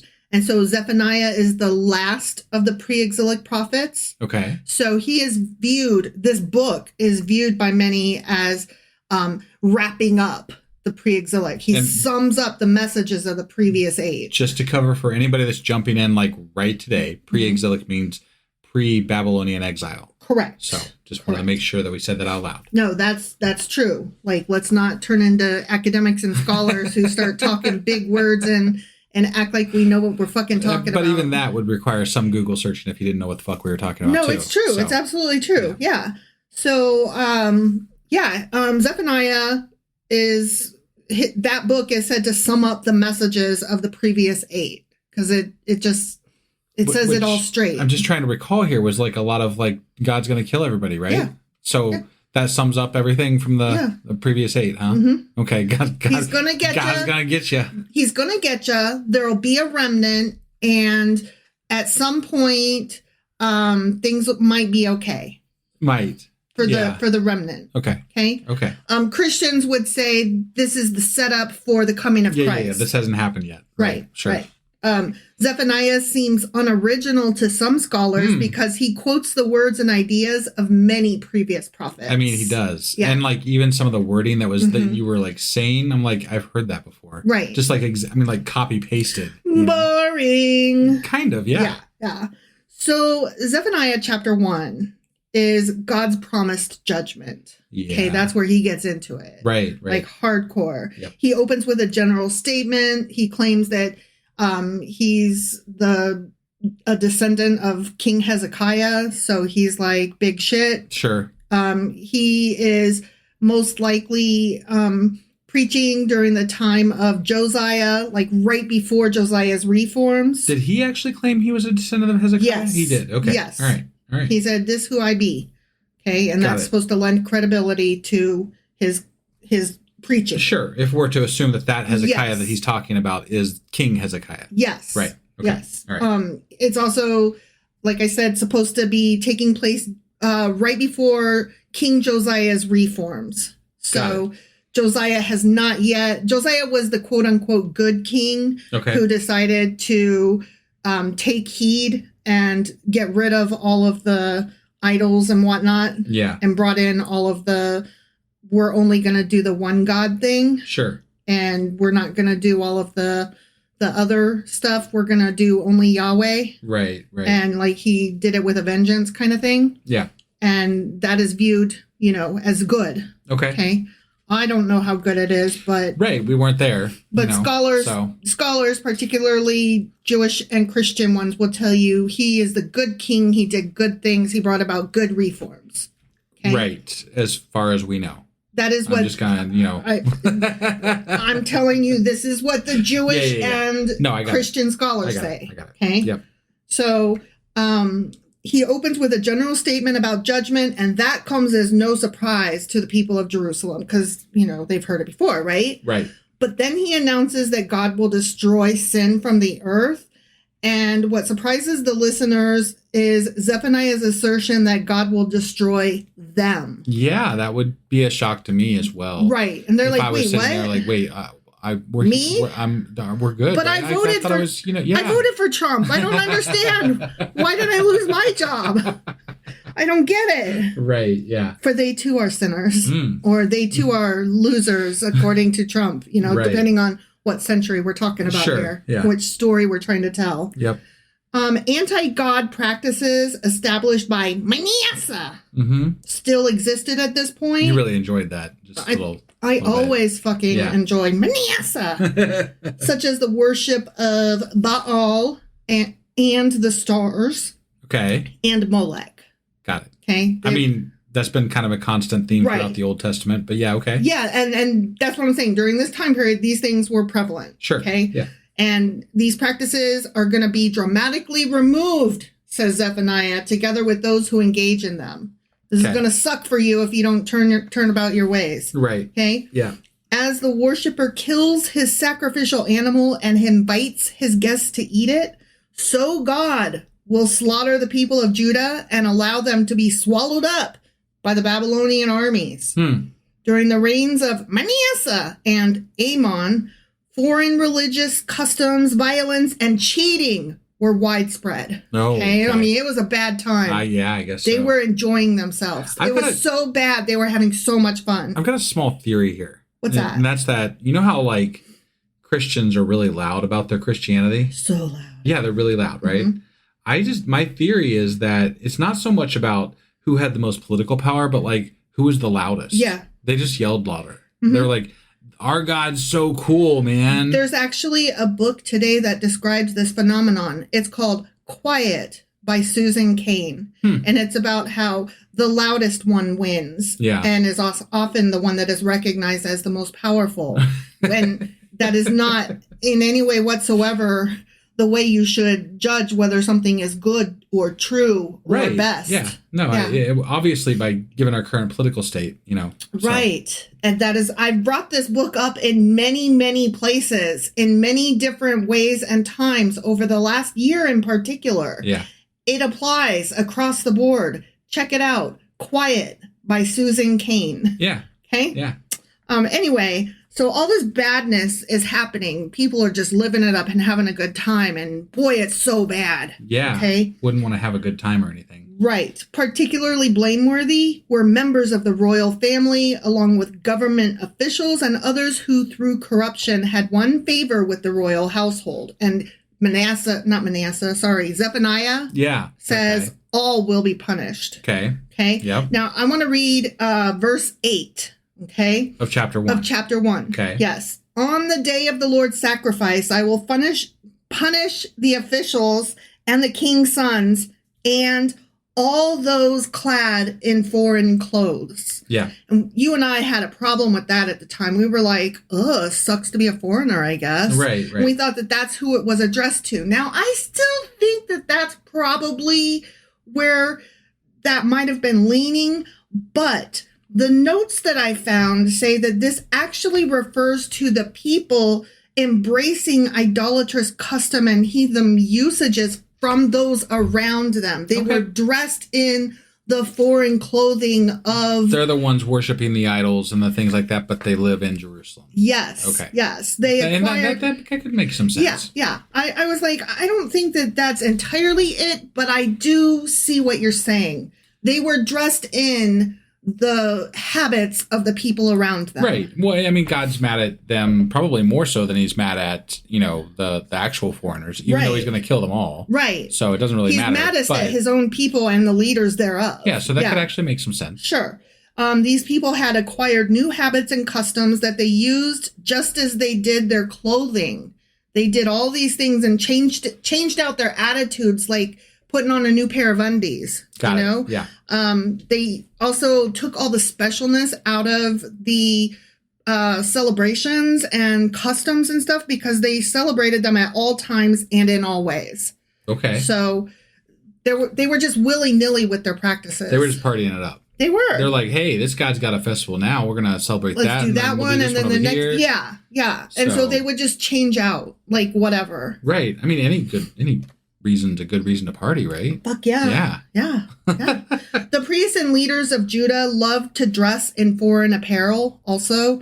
There was a question that they might have been ashamed of their country, but I don't get that that's what it was. Right. I think that it was a mix of things. There were so many different people in and out that they didn't mind adopting the various styles of dress and customs of their guests. I would go so far as to say, I mean, I know lots of people in this day and age that I've come across in my time that find different cultures very appealing and want to explore them. Yes. Right? Because it's something new and different, and what's that over there, you know? And you have to be very careful with it not becoming cultural appropriation, and with making sure that you're actually respecting what the thing that you're doing represents, and making sure that it's okay and not disrespectful for you to do that.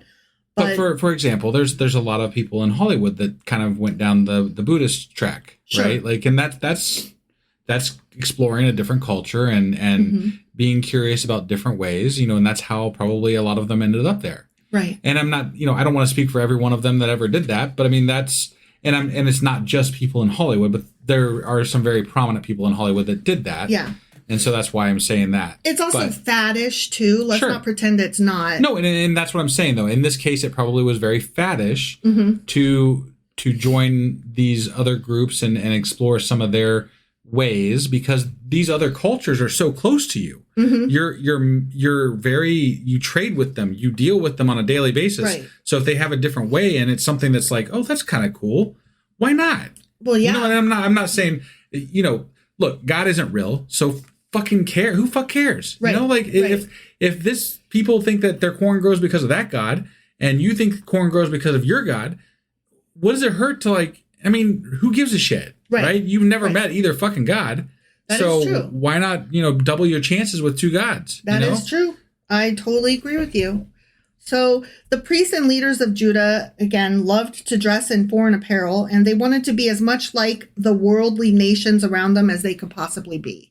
Which that kind they want to fit in with their neighbors, right? Yeah. Okay. All right. So now I'm going to read the next verse. Again, we're still in chapter 1. This is verse 9. Yeah. On that day I will punish all who avoid stepping on the threshold, who fill the temple of their gods with violence and deceit. And we were like, stepping on the threshold? Yeah. What the fuck is that? We had a question about that. Sure.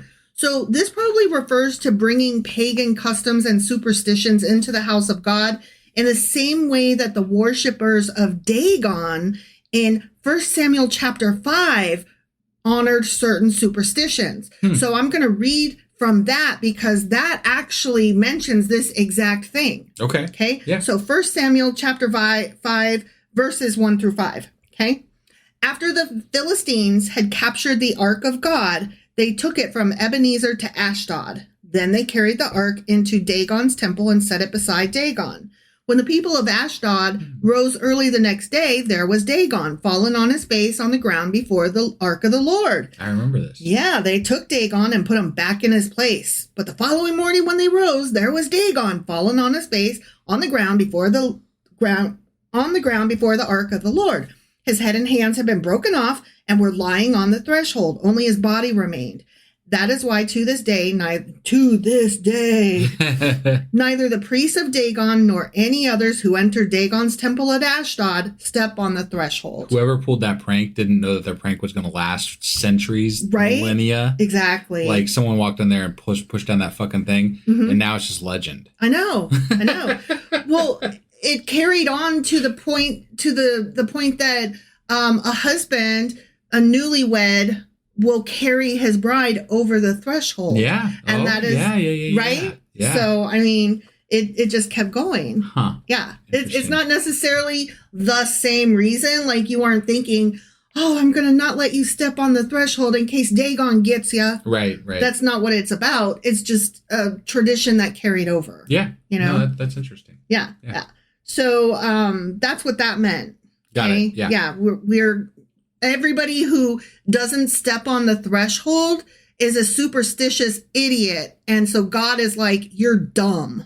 Okay. That's what that verse was about. Got it. Okay. Yeah. So when God searches through Jerusalem, he will catch and punish the dishonest merchants is where we're going next. Okay. Okay. Cries will be heard from various parts of the city, the fish gate, the second quarter, the newer part of the city, Yeah. the hills, and the mortar, which is the market area in the lower part of the city. God will deal with the merchants who have made themselves rich by ignoring him and cheating others.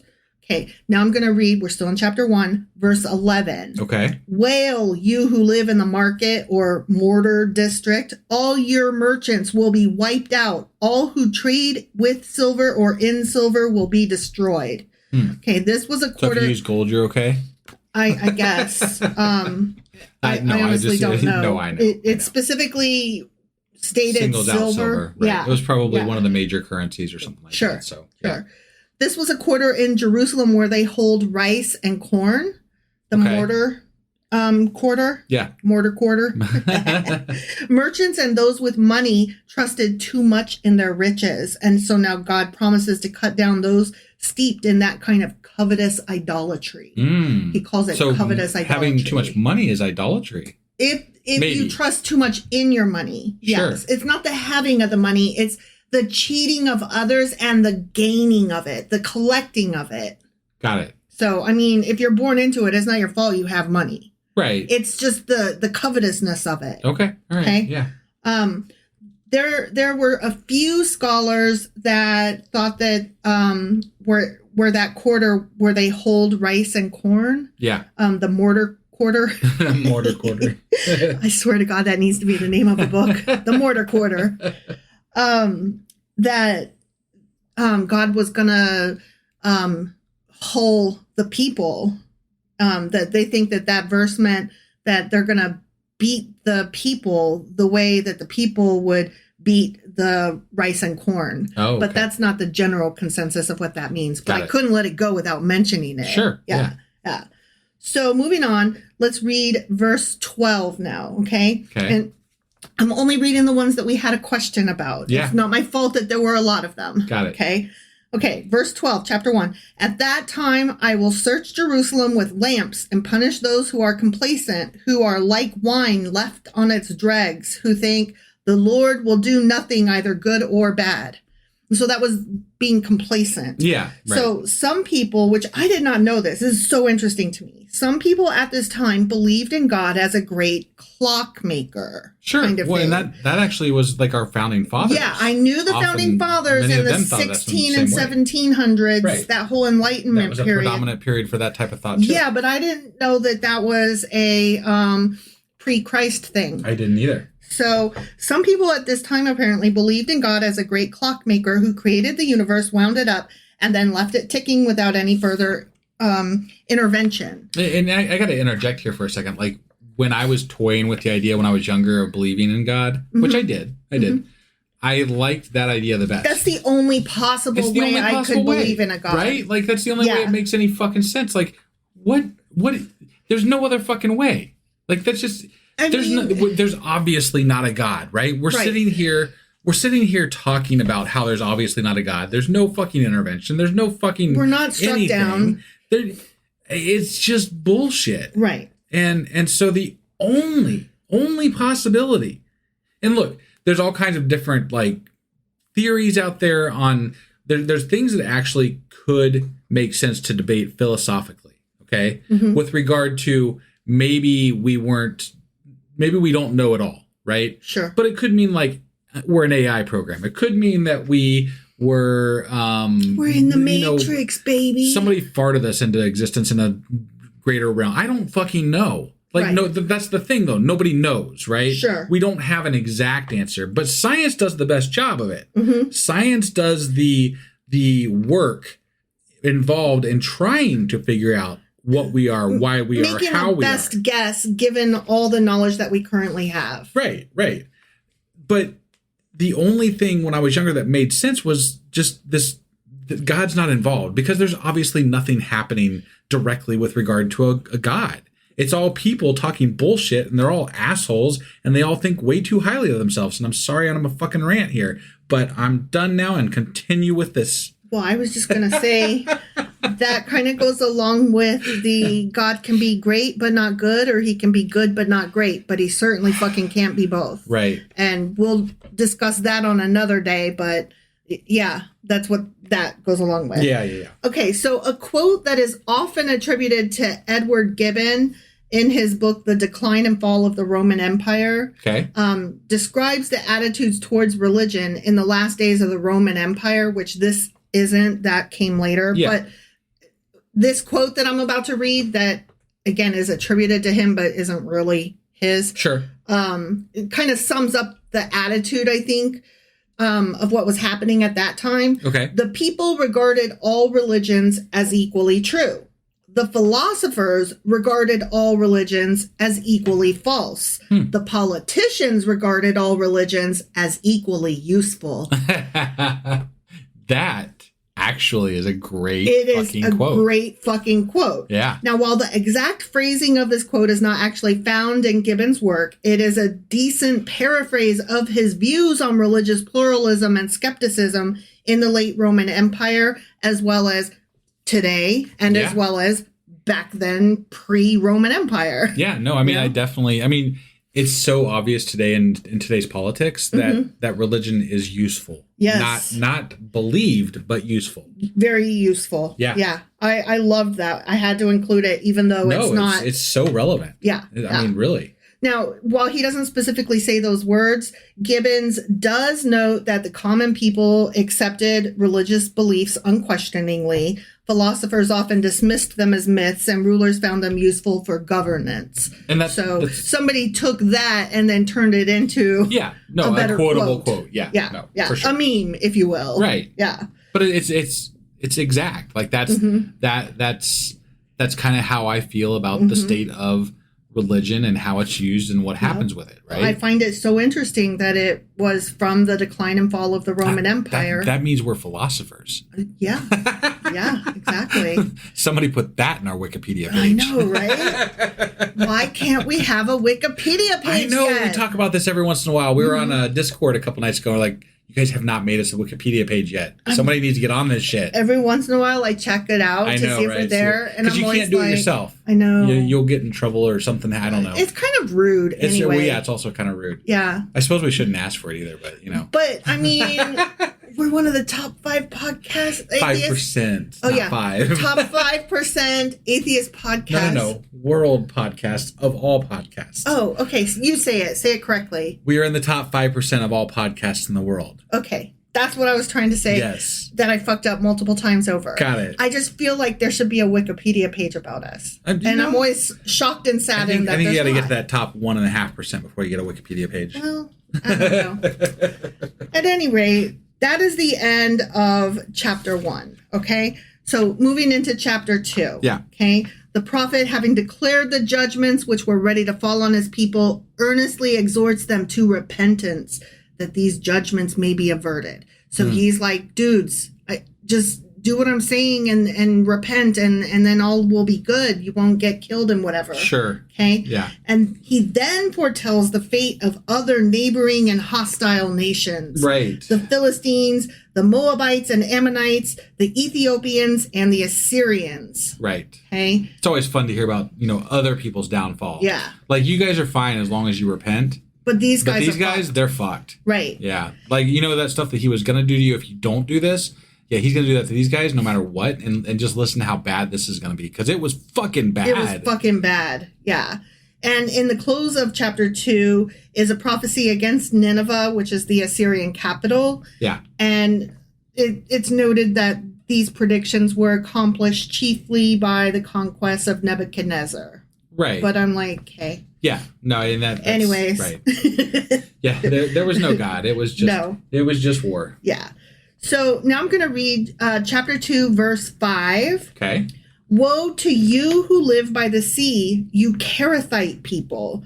The word of the Lord is against you, Canaan, land of the Philistines. He says, I will destroy you and none will be left. And we were like, what the fuck is a Kerethite? Yeah, that's not something I recall hearing before, but that doesn't always mean I haven't heard it before. Right. So the those of you who live by the sea, you Kerathite people. Which is what I would have associated in the past with like the whatever. There was that city, Titus or Titan, Tyre. Thank you. Mm-hmm. That was by the sea, and they always used that as a reference for shittiness and stuff like that. Right, right. So the sea coasts mean all the country lying on the Mediterranean coast from Egypt to Joppa and Gaza. Okay. Okay. Yeah. So Tyre is in there. Sure. But right. somewhere there. But this is just, okay. But this is more generalized. Yes. Right. The nation of the Cherethites or Kerethites, depending on the spelling, which interpretation or which translation you're going with, right, is a reference to their early geographical links with Crete. Okay. The Cretans were likely a colony of the Phoenicians. And right. yes, the word Cretan comes from Crete. That's awesome. And we'll have to do a deep dive into that at some point. I need to know. I love that. I love these disparaging words that we don't really think about in everyday use. Yeah. That come from something from just forever ago. Well, there was a time when there were a bunch of bratty kids on a bus that I referred to as Cretans. Yeah. Or Cretans. Sure. I think it's Cretans. I think it's Cretans. You're right. I don't know. Whichever. Yeah. And it didn't occur to me until later that that's referring to people from Crete, and that is probably not cool. But then again, if there was somebody from Crete next to you, they'd be like, "Yeah, I'm a Cretan," and then you'd be like, "What?" Yeah, like I don't know if what I said was correct. If we have any listeners from Crete, we really want to know. And let us also, know. Apologies if I was. Yeah, we certainly don't think you're a Cretan. Or, I mean, we do think you're a Cretan, but we don't think what we think a Cretan Not is. in a negative sense. If that makes sense. Yeah. Yeah. The kids were bratty. That doesn't mean they were from Crete. Right. Yeah. That's what I'm trying to say. That sounds like a t-shirt. Right? Yeah. So now I'm going to read verse 7. That land will belong to the remnant of the people of Judah. There they will find pasture. In the evening they will lie down in the houses of Ashkelon. The Lord their God will care for them. He will restore their fortunes. And I just had to point out again that in the notes, it specifically says, by which he means will bring back the captives. Yeah, because that was in other translations, right? Or something like that, Yeah, right. Yeah. Their fortunes were their captives, which, let's be precise, they're slaves. Yeah, sure. Yeah. Which also was right after they said that they would get rid of all the people. Yeah. But apparently the captives / slaves are going to be okay because they need their slaves. Their fortunes. Their fortunes. Gems. Yeah. Yeah. They don't count as people. So gross.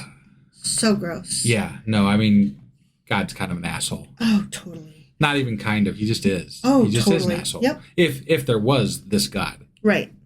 Which really means that these humans were assholes. Yes, indeed. Indeed. So Moab and Ammon to the east of Judah are going to suffer a fate worse than the Philistines even. Based on what I heard them describe, that's true. Yes. Their lands will be so devastated that they will not be useful even for feeding sheep. The reason for this severe judgment is that in their pride, they mocked God's people and therefore mocked God. And God will not stand a mocker. Yeah. Goddamn mockers. Don't be a mocking mocker. Yeah. No mocking mockers.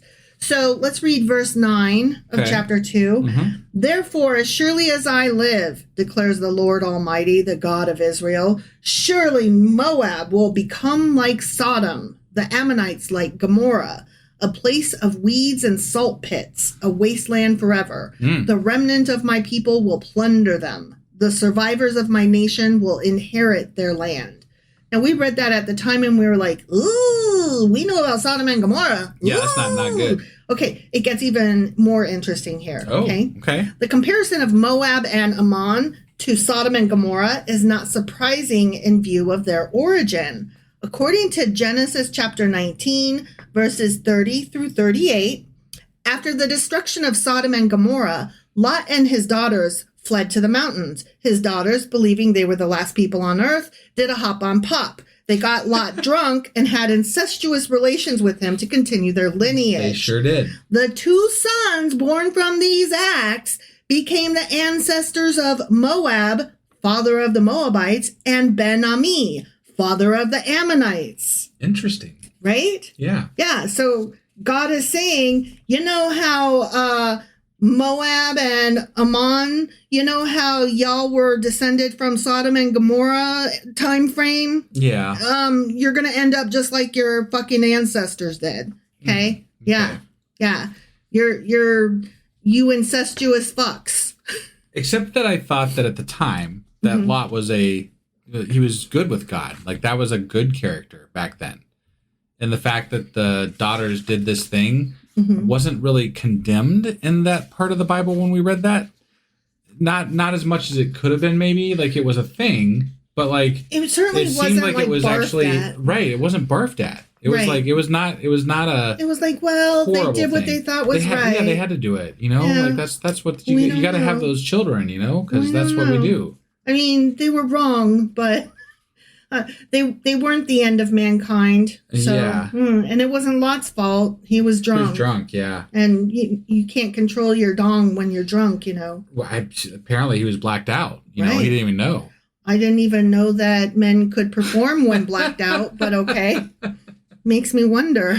Right. Yeah. These girls must have been ultra skilled in what they were doing. That must be what it is, yeah. Which makes me wonder because weren't they supposed to be virgins? Yeah. Interesting. Right. So anyway, let's read verse 14. Okay. Flocks and herds will lie down there, creatures of every kind. The desert owl and the screech owl will roost on her columns.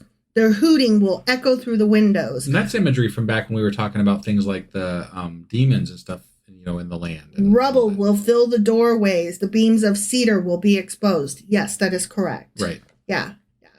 There are other translations, however, in addition to which we know because, like you said, we already read all that. Sure. It's also translated as the cormorant and the bittern. Okay. Or the pelican and the porcupine. Yeah. Okay.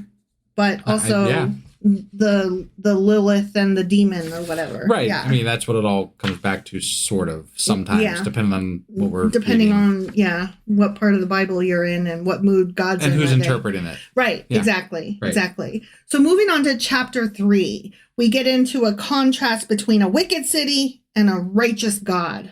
Okay. Jerusalem, the wicked city. Zephaniah now returns to consider further the sins of Jerusalem. So he turns back home. He's like, okay, I'm done talking about all those other fucks over there. Now I'm going to come back home and say, hey, y'all here at home are still fucks though. Yeah. Injustice and oppression are widespread and people who are guilty of evils take no notice of the prophet's rebukes.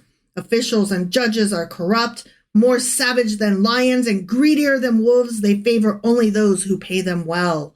Religious leaders are just as bad and use their position to gain benefits for themselves. I mean, that's kind of, we've talked about that since the beginning of the Bible here. Because bad is bad. When they start talking about prophets and how they are hoarding the food and the riches and everything like that. I mean, it's obvious who that's going to. Grift is going to grift. Right. Yeah. Right? Yeah. It's just now they're finally getting in trouble for it.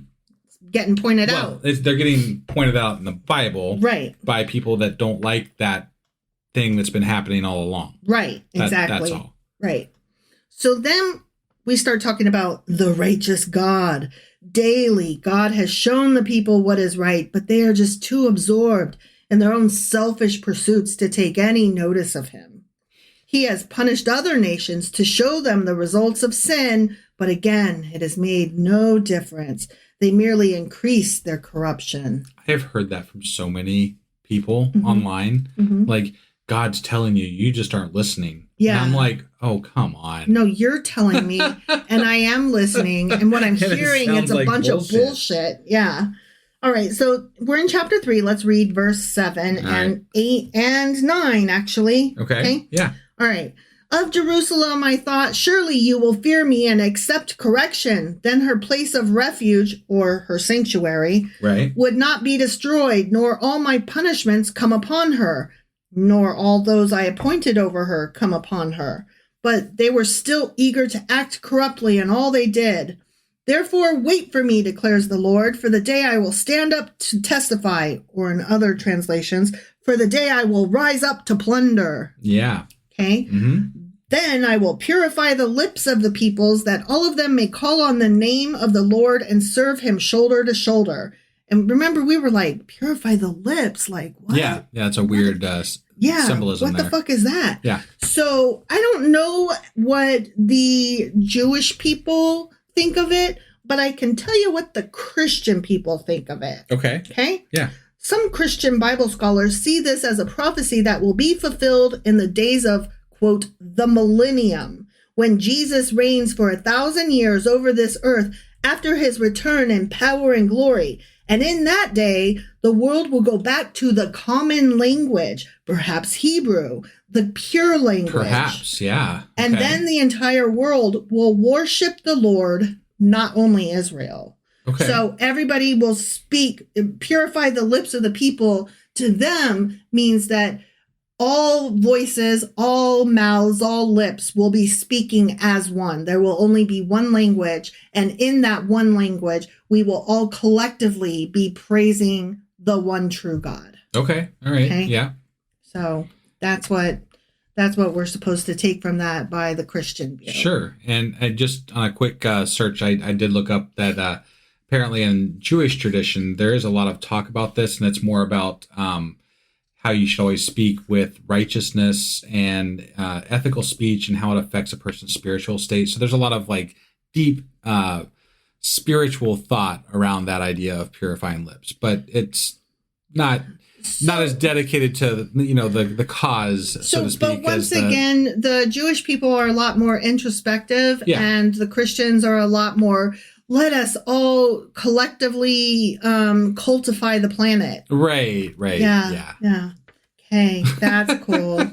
I saw a bunch of, it'll be such a good day when all of the Jews are converted to Christianity, and then there was a lot of Jew bashing. Oh my God. Because they haven't taken Christ as their Lord and Savior yet. Where was it? Where was this? Just in various, as I was going through, looking around. Okay. The different as sources. you were doing research. Yeah. Right. It was very, I had to be really careful with where I was looking. I didn't want to leave a mark and just go away because nope. Right. Yeah. I'm not trying to get into that conversation with people. Right. Yeah. Christians are very rude. They can be. Yeah. Particularly when it comes to this whole God's going to come back and Jesus is going to love us, but by us they mean they'll tell you which ones and they get to pick them. Yeah. And Jewish people are not on the list, and me and you are not on the list. Right. Yeah. Jesus is not very loving after all, it turns out. Right. According to these most people in Asia and, right. on the other side of the world aren't involved in this either. So right. It's just, apparently one half of the globe is just going to disappear. Yeah. And then some of the other half of the globe is going to disappear. And America will be fine as long as you're white, straight, and Christian. Right. Yeah. Yeah. And male and a trad wife. On the plus side, though, look, Trump will probably finally get Greenland. Maybe. And I don't know. I don't know. I just can't even with all of that. Who could even, I don't know. Yeah. Okay. So anyway. There's so many just horrible ideas in religion, and specifically because we're studying it, Christianity. Yeah. It's these words that are used by the people in religion to justify the things that they justify are just fucking awful. The things that I'm hearing right now, praise Jesus, let's get Greenland. Praise the Lord, I want Canada to be the 51st state, and if they don't comply, fuck those Canadian bastards. And also, but give me your stuff. But also, if you don't give me it, I'm just going to take it. But praise Jesus, though. Look, I've known this for a long time. Religion is quoted as a very convenient excuse to do the things you want to do. Well, yeah. And that's all religion really is. It's never been so obvious, though. And it's always been obvious, but it's never been so obvious. Well, what they've realized, what Trump has realized, what people in that circle have realized is that ultimately people want whatever they want. And if you can convince them that they want it and give them a reason to justify it, which is God, right? then you can do it too. And you don't even have to hide the fact that it's all bullshit. Right. You just say, hey, God wants us to do this thing, so we're going to do it, right? And also, we don't like black people today. Right. Or trans people. And also praise God. Right. And Jesus loves all of us. Because ultimately that just justifies whatever the fuck you want it to justify in any given moment. Yeah. That's as simple as I can make it. Like, we're allowing ourselves to be, no, we're not. People are allowing themselves to fall down morality pitfalls because of their belief in God and their willingness to follow people who say that this is a track that God wants them to follow. Yeah. That's all this is. Yeah. It's but they're willing to do it because they're so willing to hate that this is just giving them the justification for it. I have mixed feelings because I've had weird conversations with my parents where I've seen where they are now, but I also saw where they started, and I know how they got here, and it wasn't all their fault. It's brainwashing. No, if they could have been taught empathy as opposed to hate, then they probably could have gone the other direction. But the problem is that it's much easier to hate than it is to have empathy. Yeah. And when you are shown an easy way to hate and still feel righteous about it, that's the much easier track. Because that's the much easier way. You don't even know you're hating. Right. Because you think you're doing the right things. You think you've convinced yourself you're doing the right things. Yeah. Yeah.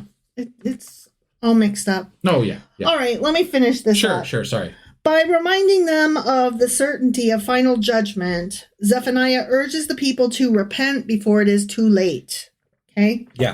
When all the sinners have been destroyed, the humble who have previously turned from their sin will then enjoy a new life of peace and blessing. That's happy for them. Yay. All those dead people, it's just a lot of a cleanup they got to do. Yeah, it's just blood, whatever. In the midst of judgment, there is mercy for the repentant, cleansed sinners from all nations who worship and serve God with pure hearts are happy, and they dance together and they sing Kumbaya. Do they dance in the puddles of blood, though? They do, probably. Yeah, at least according to Psalms. Yeah. No longer will Jerusalem be characterized by pride, rebellion, dishonesty, and deceit of Zephaniah's day. Wrongdoing will be removed from the community of God's people. And then finally we end the book with them being restored with singing because God starts singing. Although God's people may previously have had sorrow because of his punishments upon them, now they will have joy. They will dwell together with God, their King, without fear of further judgment.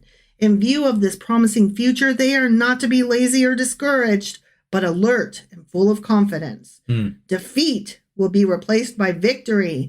God will take away their shame and in his love give them new life. Go ahead. Sorry. Exiles will be gathered from the lands of their oppression and be established again in their own land. So he's going to gather them all up. Under God's rule, they will share with him in receiving praise from the whole earth. Okay. And so I'm going to end on this verse. Okay. Yeah. At that time, I will gather you. At the time, I will bring you home. I will give you your honor and praise among all the peoples of the earth.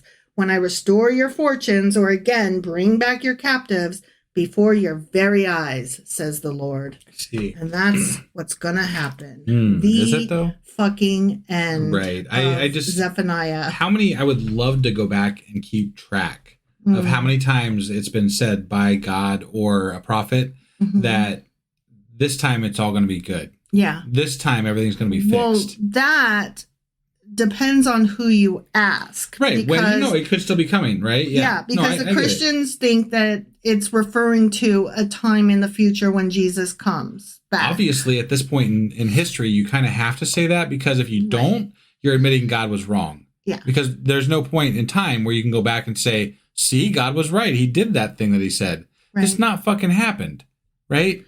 And you can't tell me that the fucking Native Americans here in the United States were cheering for the Israelites whenever this fucking thing happened. That didn't happen. That wasn't the whole fucking world.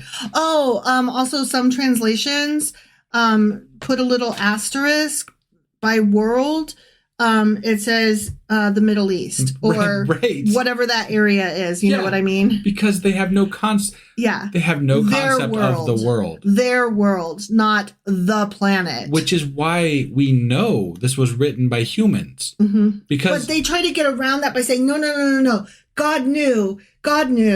They just were not correctly. He's speaking to the people where they're at. Yes. God knows that there's a whole planet out there. But they didn't. So I had to speak to them as they were. Yeah. The world meaning their world. And I'm They're like, very small, confined, unknowing world where they don't know anything about the rest of the workings of the planet. But we're supposed to take their words to heart. They also don't care about the rest of the fucking planet. Right. Because they don't even know it exists. Right. So. But we're supposed to take their words to heart several thousand years later. Yeah, whatever. Anyway, that was the wrap up for Zephaniah. And we're going to try to be back tomorrow with the... You're always wrong. Or Contradictions. And then I will get the weekly replay out, which it won't be at the end of a week. It'll be kind of in the middle of a week at some point, probably after the live this week or something. Which is on Tuesday. Right. And we will see... On Discord. Yes, Tuesday live on Discord, 10 p.m. Eastern. Mm-hmm. Be there. Yeah. And we'll see you then. Bye.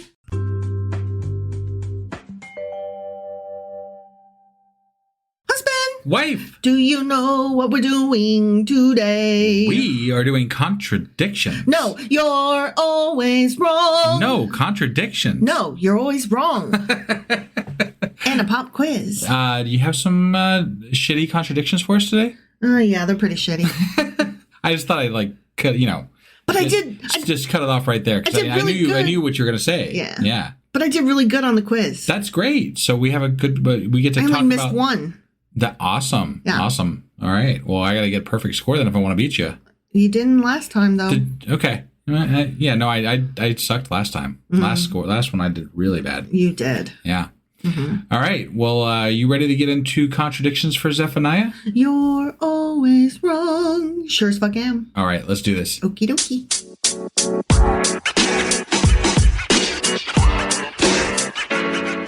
All right.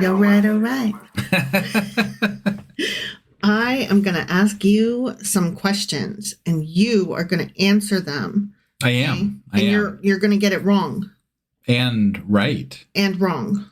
But also right. But you're always wrong, so that's the important part.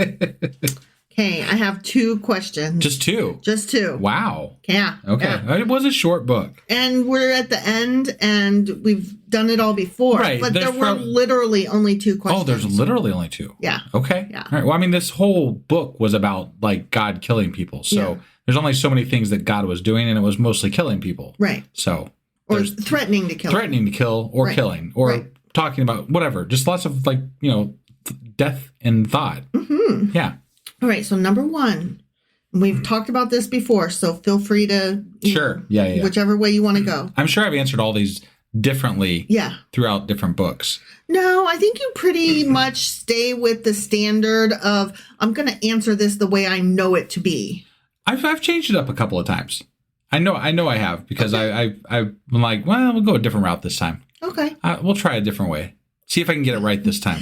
That's so funny, because you can't. Right. That's the whole premise. I know, but I try anyway. All right, ready? I'm ready. Number 1, does the Bible condemn astrology? Yes or no? Oh, just yes or no. Yes or no. So playing along at home, does the Bible condemn astrology? This is not a pop quiz. Oh, that's right. I forgot. This is the Contradictions. Yeah. I'm going to go with yes. Okay. So you're right. Because it would seem like they should. Because, astrology is not God. Yeah. The Bible does indeed condemn astrology. In Zephaniah, what we just read, it says, I will cut off them that worship the host of heaven. Okay. The heavenly bodies in the sky. Sure. Right. But it goes back as far as in Leviticus, neither shall ye use enchantment nor observe times. Okay. And then in Deuteronomy, there shall not be found among you any that useth divination or an observer of times, for all that do these things are an abomination unto the Lord.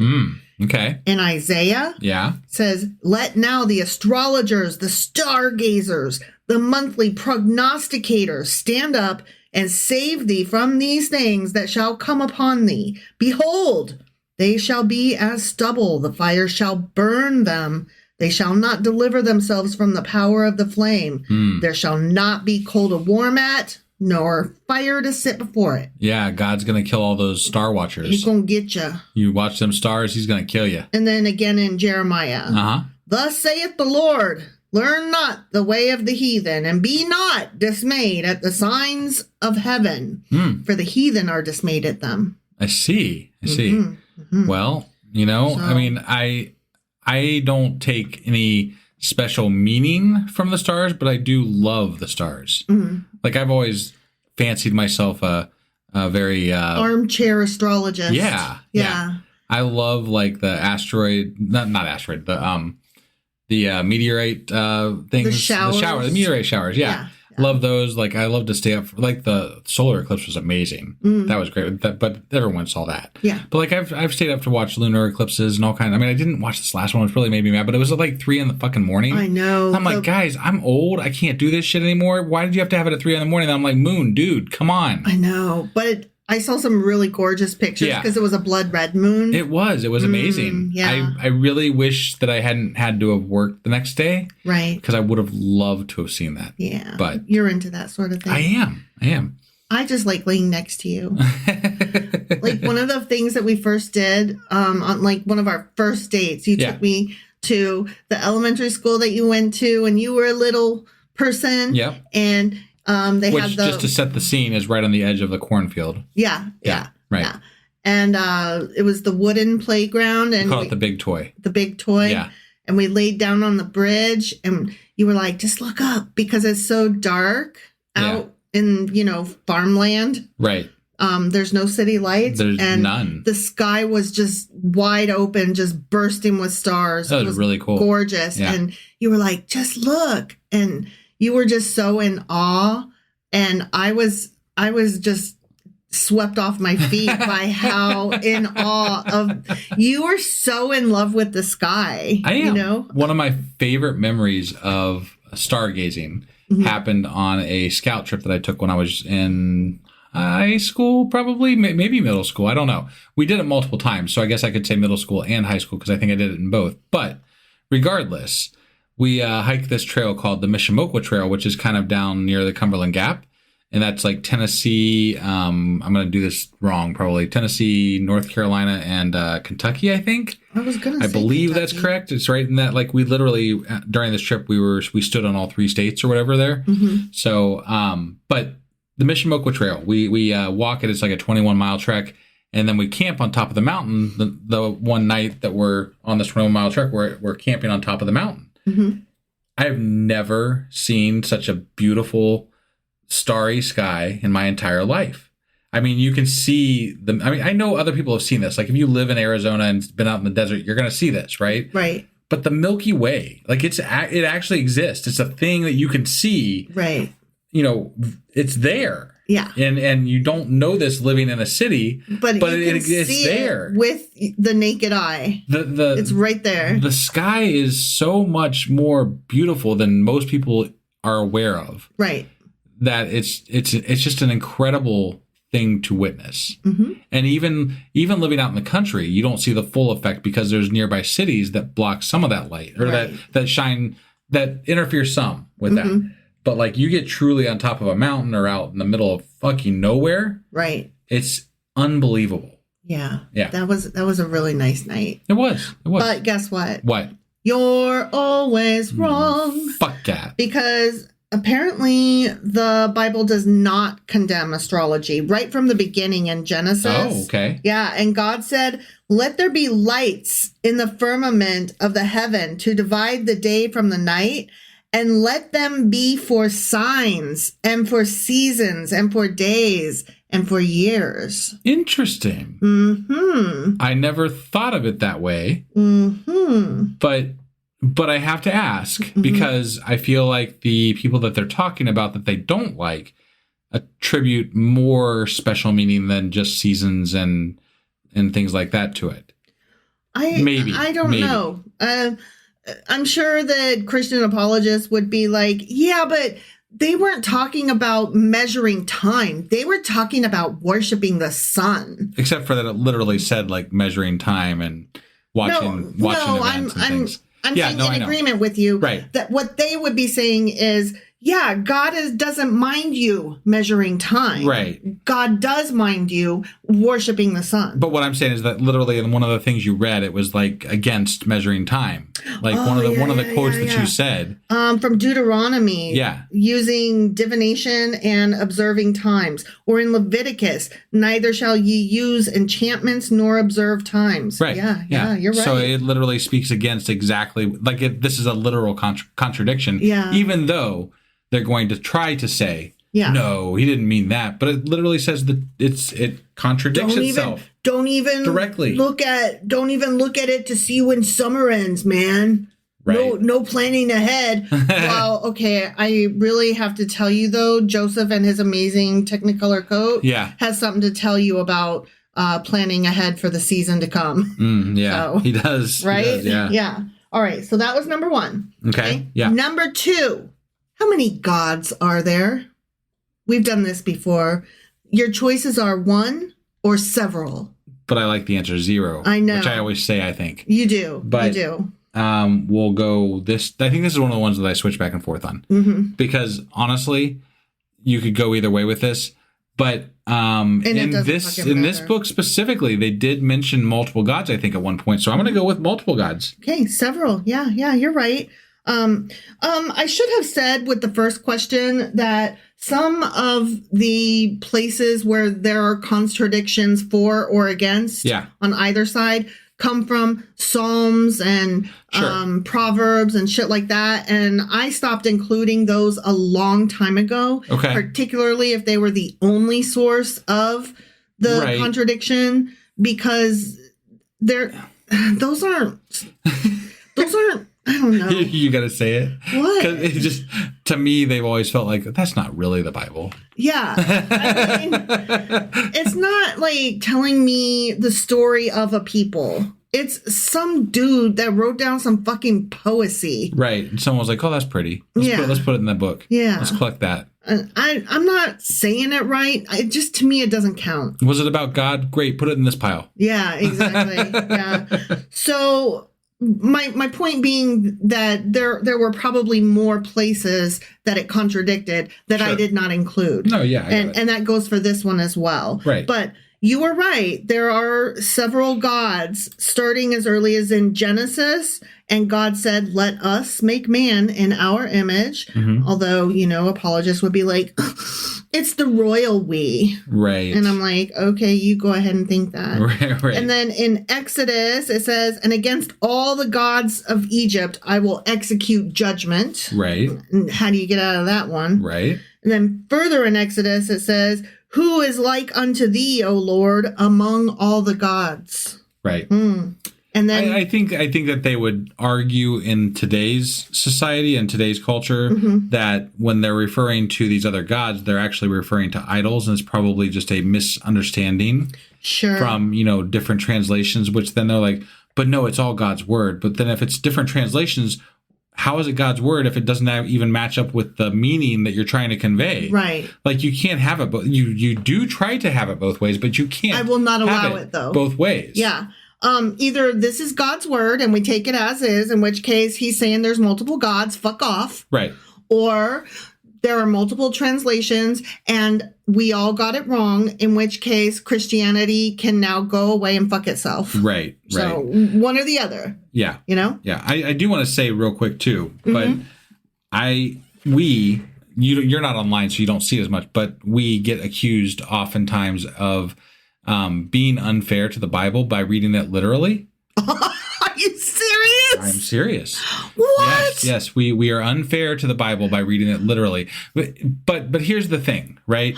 And this. No, hold on. Okay, we do read it literally, right? Uh-huh. Because how else are we supposed to read it from a first take? But right? I've also been told that it is to be taken literally. Yes. By several people who are hardcore Christians, like my own parents. Yes. So the dangerous Christians, generally speaking, are the ones that are reading it literally. Yeah. Right? The ones that are trying to change the laws of our country. Yeah. To make them be the winners. Even though they still haven't actually read it, they are still the ones that are essentially reading it literally. Yes. Right? So that's part of the impetus as to why we read the book literally. But we do, I have to give us a little bit of credit here because we do go back and deep dive and we give apologist views. We try to take things fairly at some level. Obviously, we have our own slant. Obviously. Everybody's got their own fucking slant. Duh. But we do try to be fair in the when we go back and recover the book, or the chapters or whatever. Yeah. We try to be a little bit fair.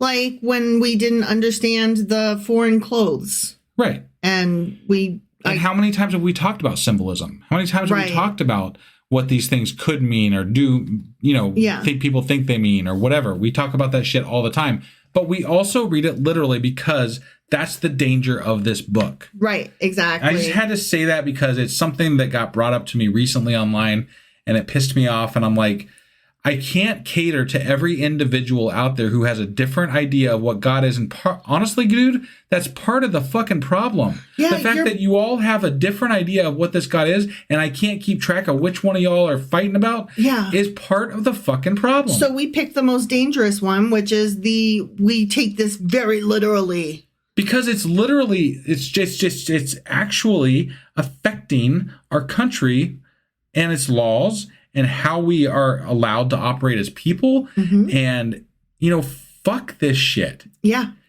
That's the anger that I have. The anger that I have is at the fact that I'm worried about my child who identifies as trans and how their life is going to be affected by this motherfucker who is not even a Christian, but utilizing Christian as a weapon and then implementing laws that are dangerous to people who are not the same as them.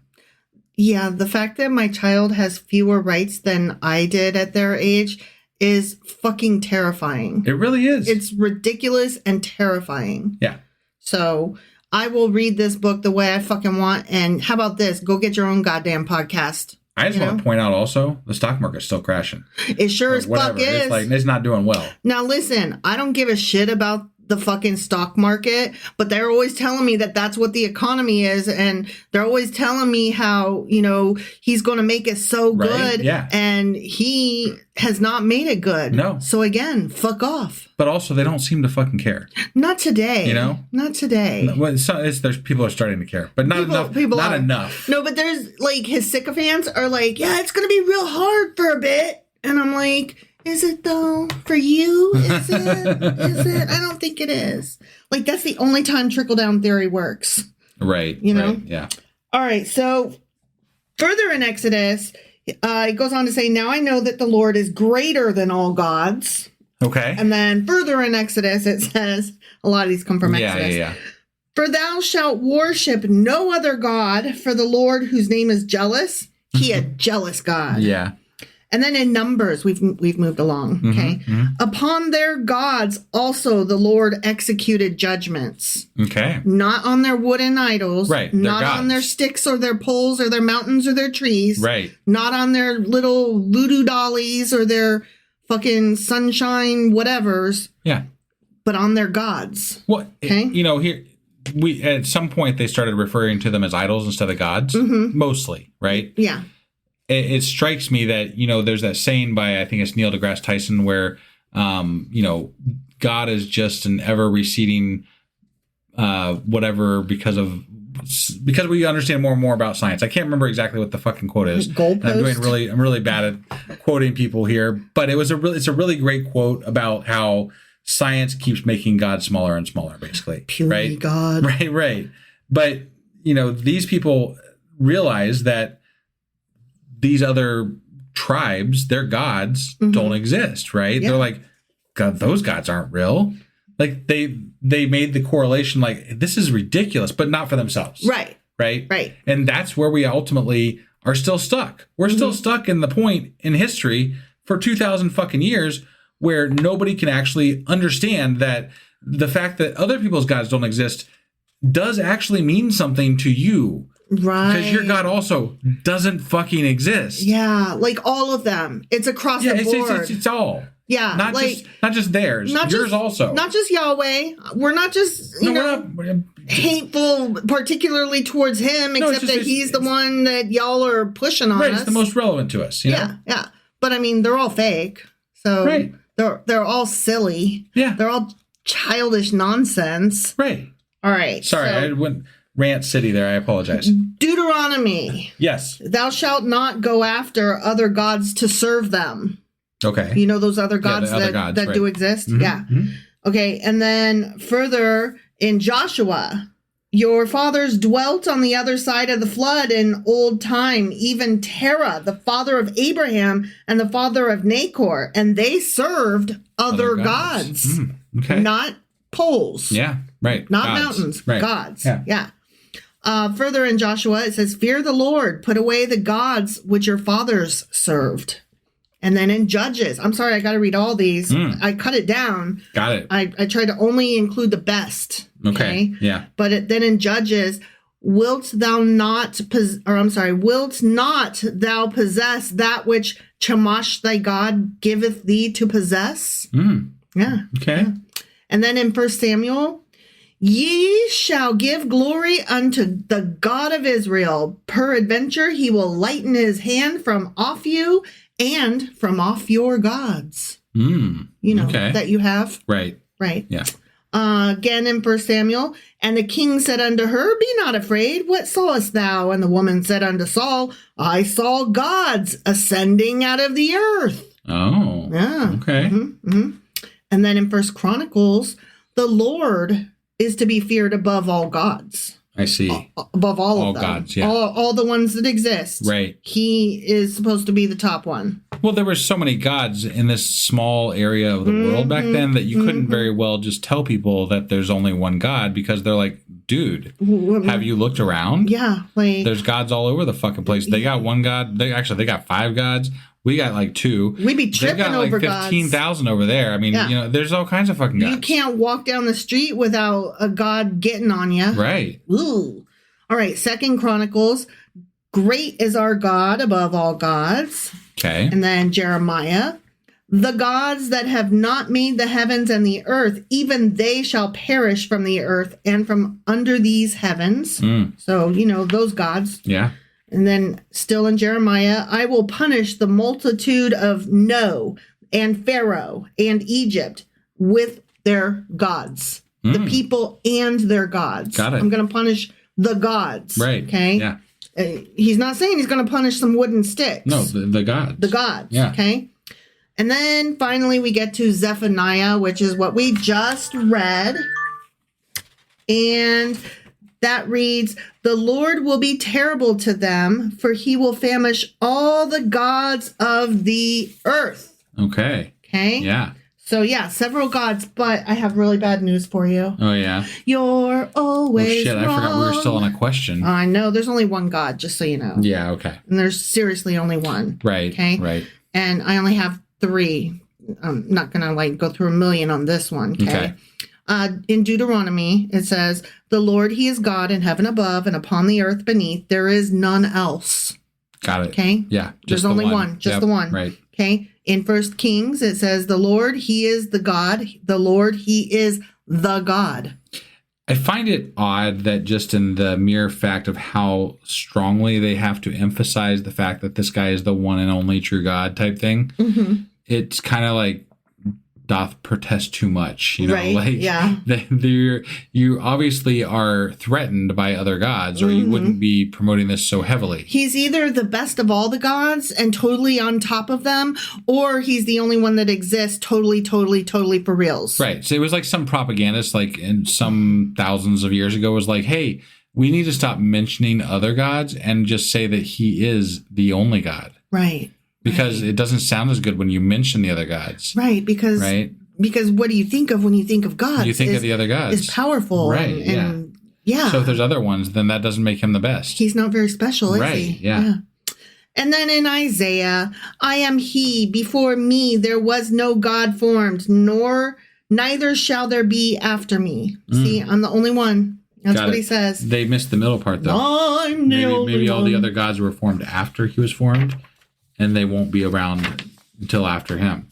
But there are other gods. Could still mean there's other gods. Vaguely. It leaves a little gray area there with if you read it just so. Just so. Yeah. It's one of those before, after logic problems. You know what I mean? Yeah. I'm not good at those. Yeah, there's a guy in a car with all the doors locked and the windows up. How did he get shot?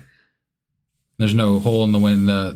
He shot himself, right? No. There's no gun in there in the car. There's no, but all the Hold on, he's in the car. He's in the car. All the windows are rolled up, and the doors are locked. And he was shot. And there's no gun in the car. Okay. How was he shot? With a gun. But how? There's no entry. There's no entry hole into the car. He was shot before he got in the car. No. Okay, hold on. He wasn't shot before. Was he shot through the trunk? Nope, he wasn't shot through the trunk. Okay, hang on. I can do this. Hold on. Just let me know when you're going to give up. And he didn't shoot himself? No, he did not shoot himself. God damn it. Where was he shot? In the head? Sure, yeah. Does it matter? It doesn't really matter. God damn it, I give up. Okay, it was a convertible. Fuck! I fucking hate those. All right, I have one. Okay. Yeah. All right. So a plane lands right along the border, or is supposed to land along the border of the United States and Mexico, which that's bad timing for this question, but it's supposed to land there, okay? Okay. But it crashes. Yeah, right on the border. Right on the border. Yeah. Where are the survivors buried? Well, you don't bury survivors. Ah, you got it. Yeah. That one was told to me when I was in high school, and it tripped me up forever because it subverts expectations, and you hear what you want to hear. Yeah. And I'm very bad at those. Right. Yeah. Yeah. I love those things. I hate them. They make me angry.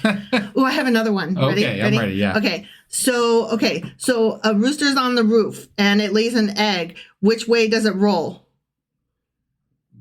Which way does it roll? The egg. Yeah. It's on like a roof. Yeah. It's like it's not a flat roof. Not a flat roof. No. Okay. Which way does it roll? How do you decide which way it rolls down? I don't know. Roosters don't lay eggs. Man! Oh, I gotcha. I gotcha. You did. Okay, that makes me happy. I had to tell 2 to your 1, but still. Right. Okay. All right. Now we are moving on to our pop quiz. Okay. I don't have a jingle for it, so I just kind of... Right. I feel like you usurped another podcast jingle there. I did. I did. It was the Patreon. I called you out on it. It was the Patreon one. Oh, okay. Yeah. Okay. So, sorry, Patreon. I stole it from you. Well, I don't have one. Pop quiz. Pop quiz. Pop quiz. No, you're going to have to work on that. Yeah, I don't know. I was just making noise. Yeah. All right, ready? I'm ready. Number 1. And keep in mind, I only missed one of these. I'm keeping that in mind. All right. What is the primary theme of the book of Zephaniah? Death. Jesus Christ. Sorry. Can I read? Yeah, please. Okay. You have 4 choices on all of these. All right. Go ahead. Okay, the primary theme of the book of Zephaniah. Yes. Okay. A, God's covenant with Abraham. B, the rebuilding of Jerusalem. C, the coming day of the Lord and divine judgment. D, the importance of temple sacrifices. Okay. I'm going to read it again. Yeah, all right. For those playing at home. Number 1, what is the primary theme of the book of Zephaniah? Is it God's covenant with Abraham, the rebuilding of Jerusalem, the coming day of the Lord and divine judgment, or the importance of temple sacrifices? It is C, the coming day of the Lord. That is correct. Yeah. Okay. You just won $0. All right. Woohoo! Okay. Number 2. Okay. Zephaniah prophesied during the reign of which king of Judah? Okay. Do I even need to name them? Yes, please. Okay. Manasseh, Hezekiah, Joachim, or Josiah. And I will read it again for the kids playing at home. Okay. Number 2, Zephaniah prophesied during the reign of which king of Judah? A, Manasseh. B, Hezekiah. C, Joachim. Or D, Josiah. Obviously, because I remember you saying it was Manasseh.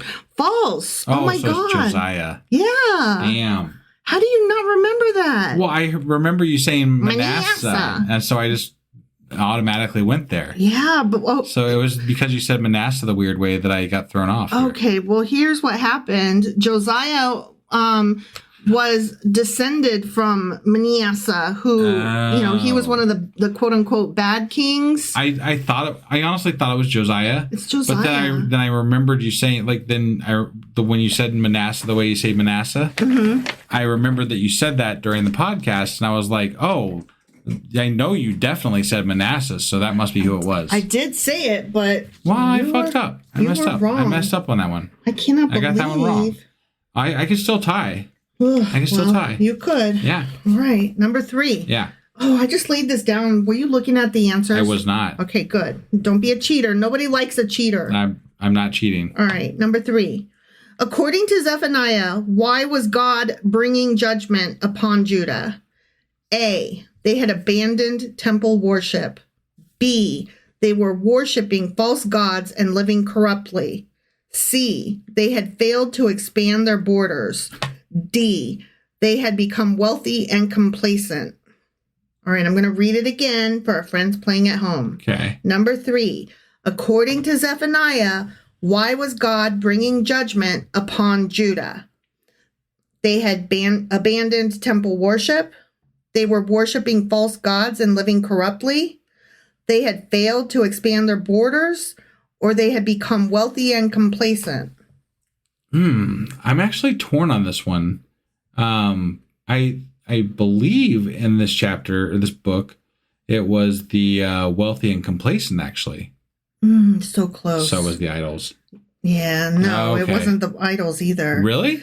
Oh no, yeah, they were worshiping false gods and living corruptly. Was the correct answer? Okay, all right. Sorry, it didn't say idols. So I think the living. The money thing, I think that was maybe him talking about Nineveh or something like that. Yeah. But there was somebody he was talking about living that way. So no, totally. There was some, but that was not Judah. Got it. Yeah. Okay. All right. Number 4. Yeah. Which foreign nations does Zephaniah say will also be judged by God? All right. I'm going to read 4 different sets of 4. All right. Okay. A is Moab, Ammon, Philistia, Cush, and Assyria. B is Egypt, Assyria, Babylon, and Edom. C is Greece, Rome, Persia, and Tyre. And D is Syria, Phoenicia, Arabia, and Lydia. All right, number 4. Which foreign nations does Zephaniah say will also be judged by God?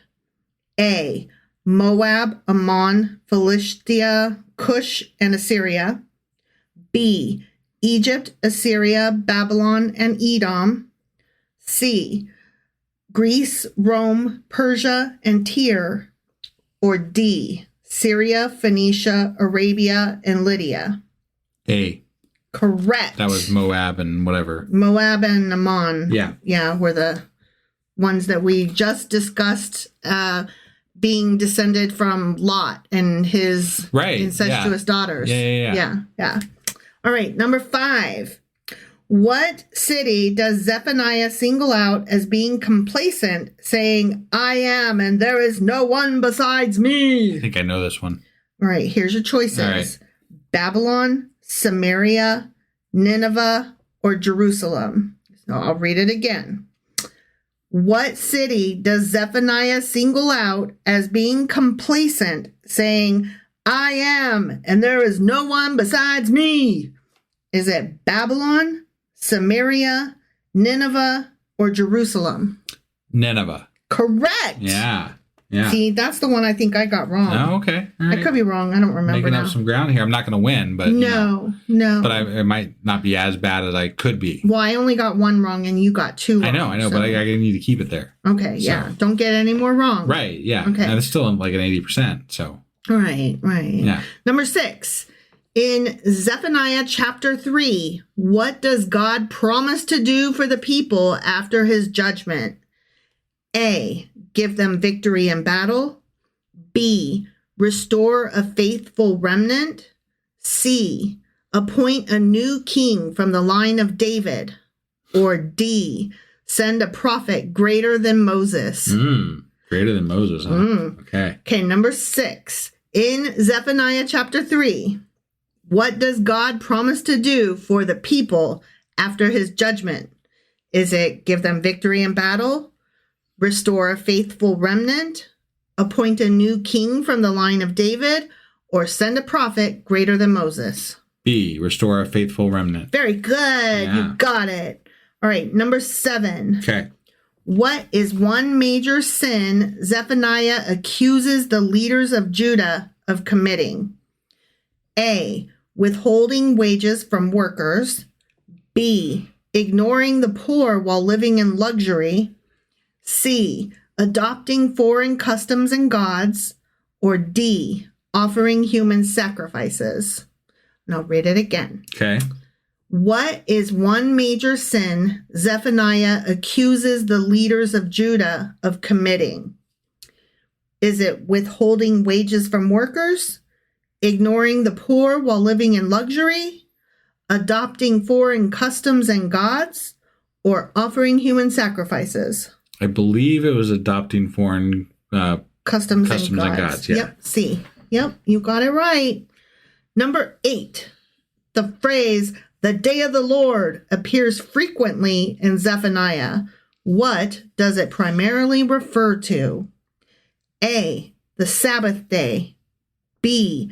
A mysterious event that no one will recognize. That's definitely it. C. The fall of the Roman Empire. Or D. A time of divine judgment and restoration. I mean, 2 of them are so fucking ridiculous. Right, yeah. All right, number 8. The phrase, the day of the Lord, appears frequently in Zephaniah. What does it primarily refer to? Is it the Sabbath day? A mysterious event that no one will recognize? The fall of the Roman Empire? Or a time of divine judgment and restoration? A time of divine judgment and restoration. Very good. Okay, number 9. How does Zephaniah describe the day of the Lord? A. A time of peace and renewal. B. A celebration for the faithful. C. A day of wrath, distress, and devastation. D. A time when the temple will be rebuilt. All right, I'll read it again. Okay. How does Zephaniah describe the day of the Lord? Is it a time of peace and renewal? A celebration for the faithful? A day of wrath, distress, and devastation? Or a time when the temple will be rebuilt? I'm kind of torn on this one, but I'm going to go with a time of peace and renewal. Ooh, no, absolutely it's the restoration one. No, ooh, double wrong. What? A day of wrath, distress, and devastation. Oh. Yeah. Oh, the day, okay. Yeah. Not the time after. Okay, whatever. Yeah. Oh, you got 3 wrong. I did. I'm sucking Ooh, you suck ass. All right, number 10.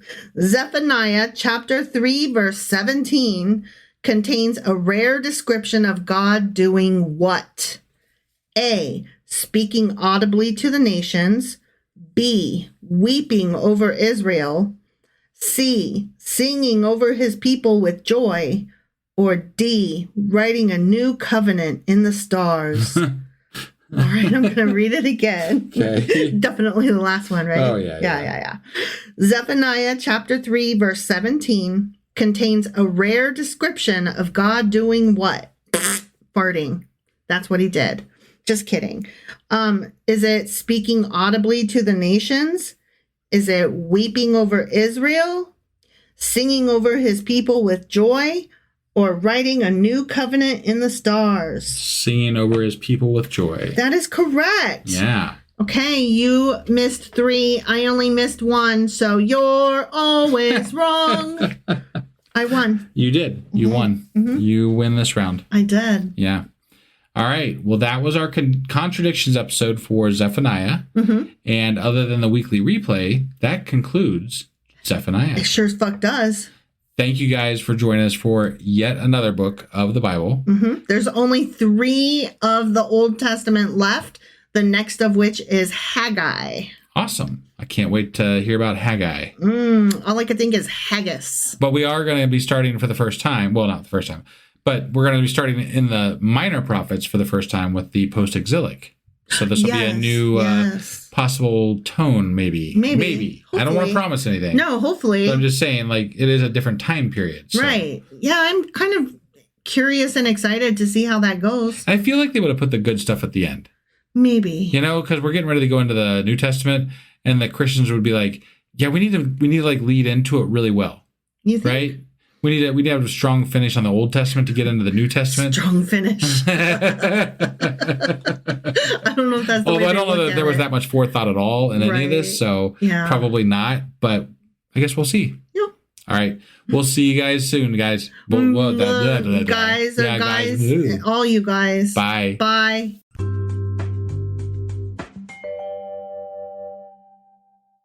Hey, it's Husband here. We're releasing this episode because we thought it was really important, and it was originally just a Patreon episode, and we left this just there for a little while, but we wanted to share this with everybody. I do want to remind everybody that we have cut all of our ad revenue out from our podcast so that none of our advertising dollars accidentally help anybody that supports Trump. So we definitely could use your help. If you want to sign up at Patreon, head over to patreon.com/sacrilegious discourse. You can support us for as little as $1 a month, and every little bit helps. So that being said, enjoy the episode. Thank you. Husband! Wife! What you doing today? Well, so I'm running another special episode. This one is a Patreon only. And today we're going to be going over Pete Hegseth. What a dick. Yeah, absolutely. He's a dick. Okay, who is that guy again? So he is our new Secretary of Defense. Okay. He just got confirmed in late January. And we're going to talk about some of his views and what he believes and maybe tattoos. Tattoos? Yeah. Tattoo. Suffice it to say, this guy is not good for our country. And really probably dangerous for our country. Probably. That's my best estimation. That's what ChatGPT told me.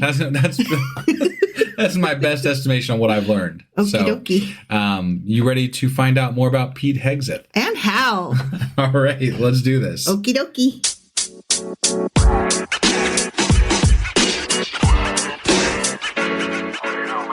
Okay, so you ready to get into Pete Hegseth here? Yes, I am. All right. Well, so just a little bit about Pete.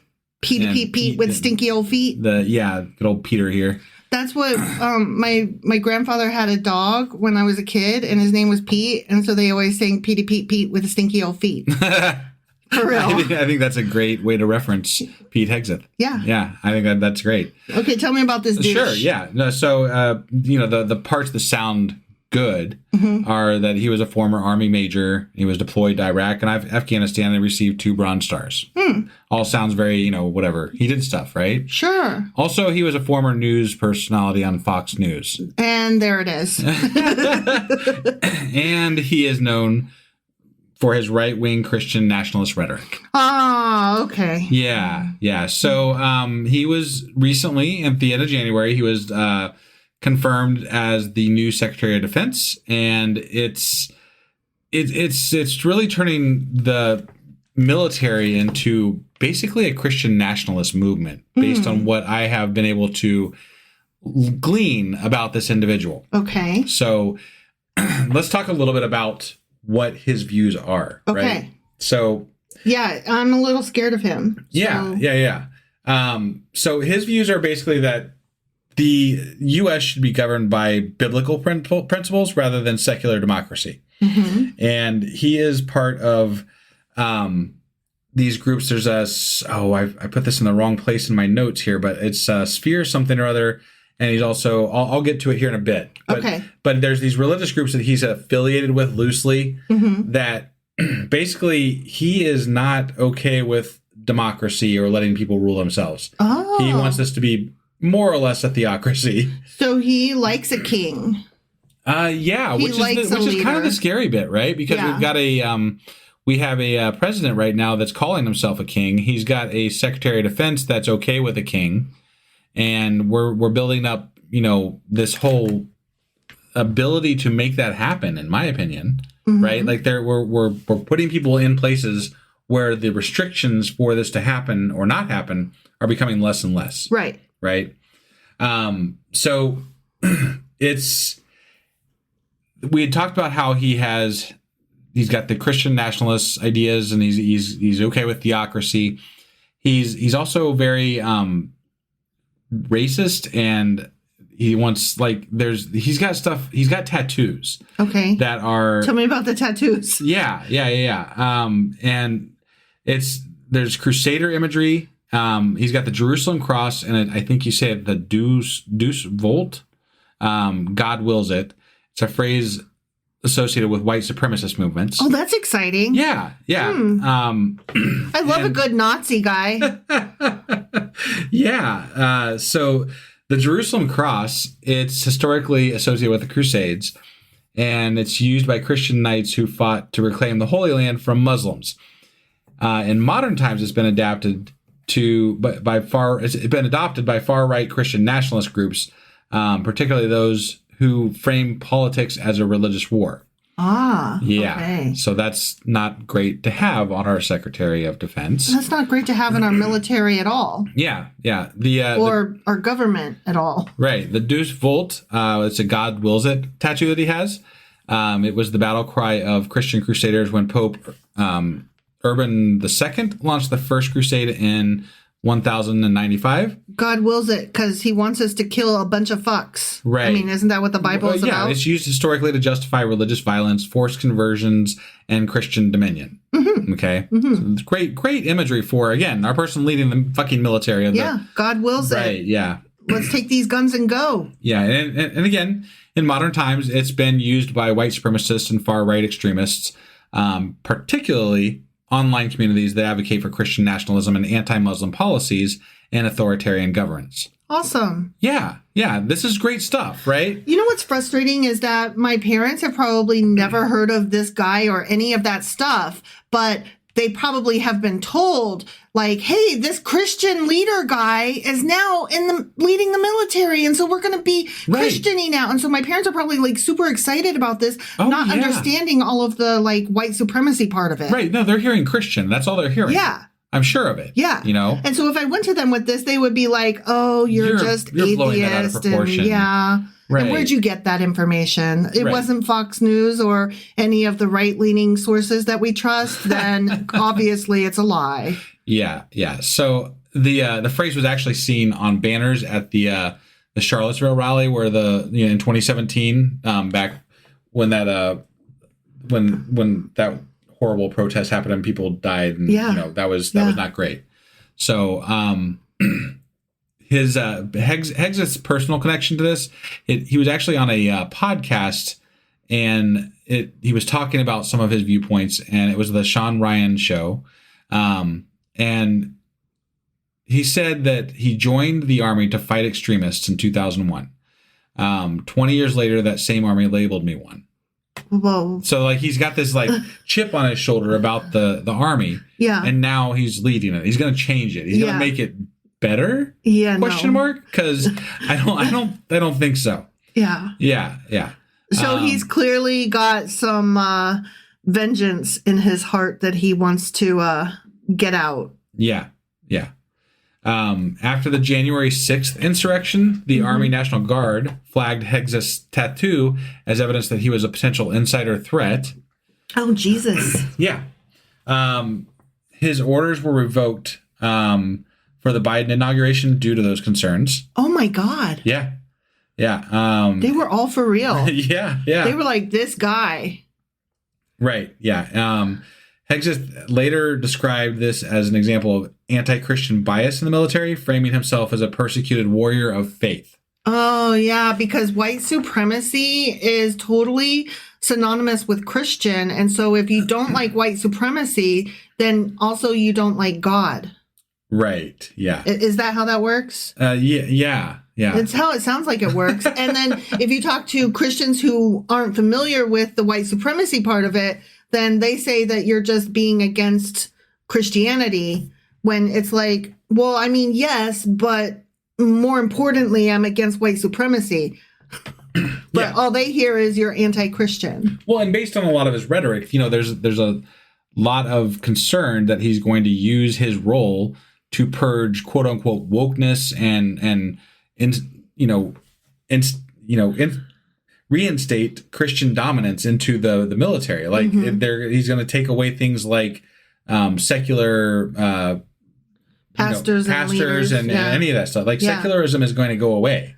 That's the concern. That's bad. That's really bad because even in basic training when I was in the Army, on Sunday they had a secular pastor, which, I mean, that kind of sounds, I guess it was like a non-denominational, but they referred to him as the secular pastor. Right. He would come through on Sundays, and you could either be doing duty or you could go to church. So most of us chose to go to church, of course, because we didn't want to be at duty. Yeah. And it was very tame. It wasn't overly hardcore Christian stuff. You know what I mean? It wasn't in your face. It was spiritual. Yeah. Ish. Yeah. I mean, it was still they were still singing hymns, and they were still having you he still read stuff from the Bible, but it was just very innocuous, and it was relaxing. Innocuous. Yeah. That's what I meant. Sorry. I knew what I meant. Read my mind. Mm-hmm. And so getting rid of the tameness of it is really gonna make it to where only Christians get out of work. And if you're not Christian, could you sit through that? No. So that means you get to go to work. And that's just one small, teeny tiny minor example in basic training. Well, what my understanding of the current state of our military is that it has trouble getting recruits. Yes. As it stands. Yeah, right? they are down. Recruitment is down. So why would we on purpose try to limit the political ideologies that we cater to and that we promote as being important in the military, right? Because they've always been at odds with actual statistics and facts. Right. That's why. No, I know. Yeah. They have no idea that what they're doing is actually statistically harmful to whatever organization or nation overall. They don't understand that what they're doing is actually counterproductive. Are you saying the military in general, or because... No, Christian nationalists who are we're going to make it better and stronger and gooder. They don't really understand that mathematically speaking, they're being stupid, wrong, and dumb. Right. They just want to turn it into a Christian nationalist organization real bad. And it's that's great, but there's only going to be 5 of you at the end of the day. And that's the opposite of what you want. Yeah. Stupid. Yeah. So I mentioned earlier about some of the religious things that he's involved in, and the religious ideologies that he believes. One of which is sphere sovereignty. Okay.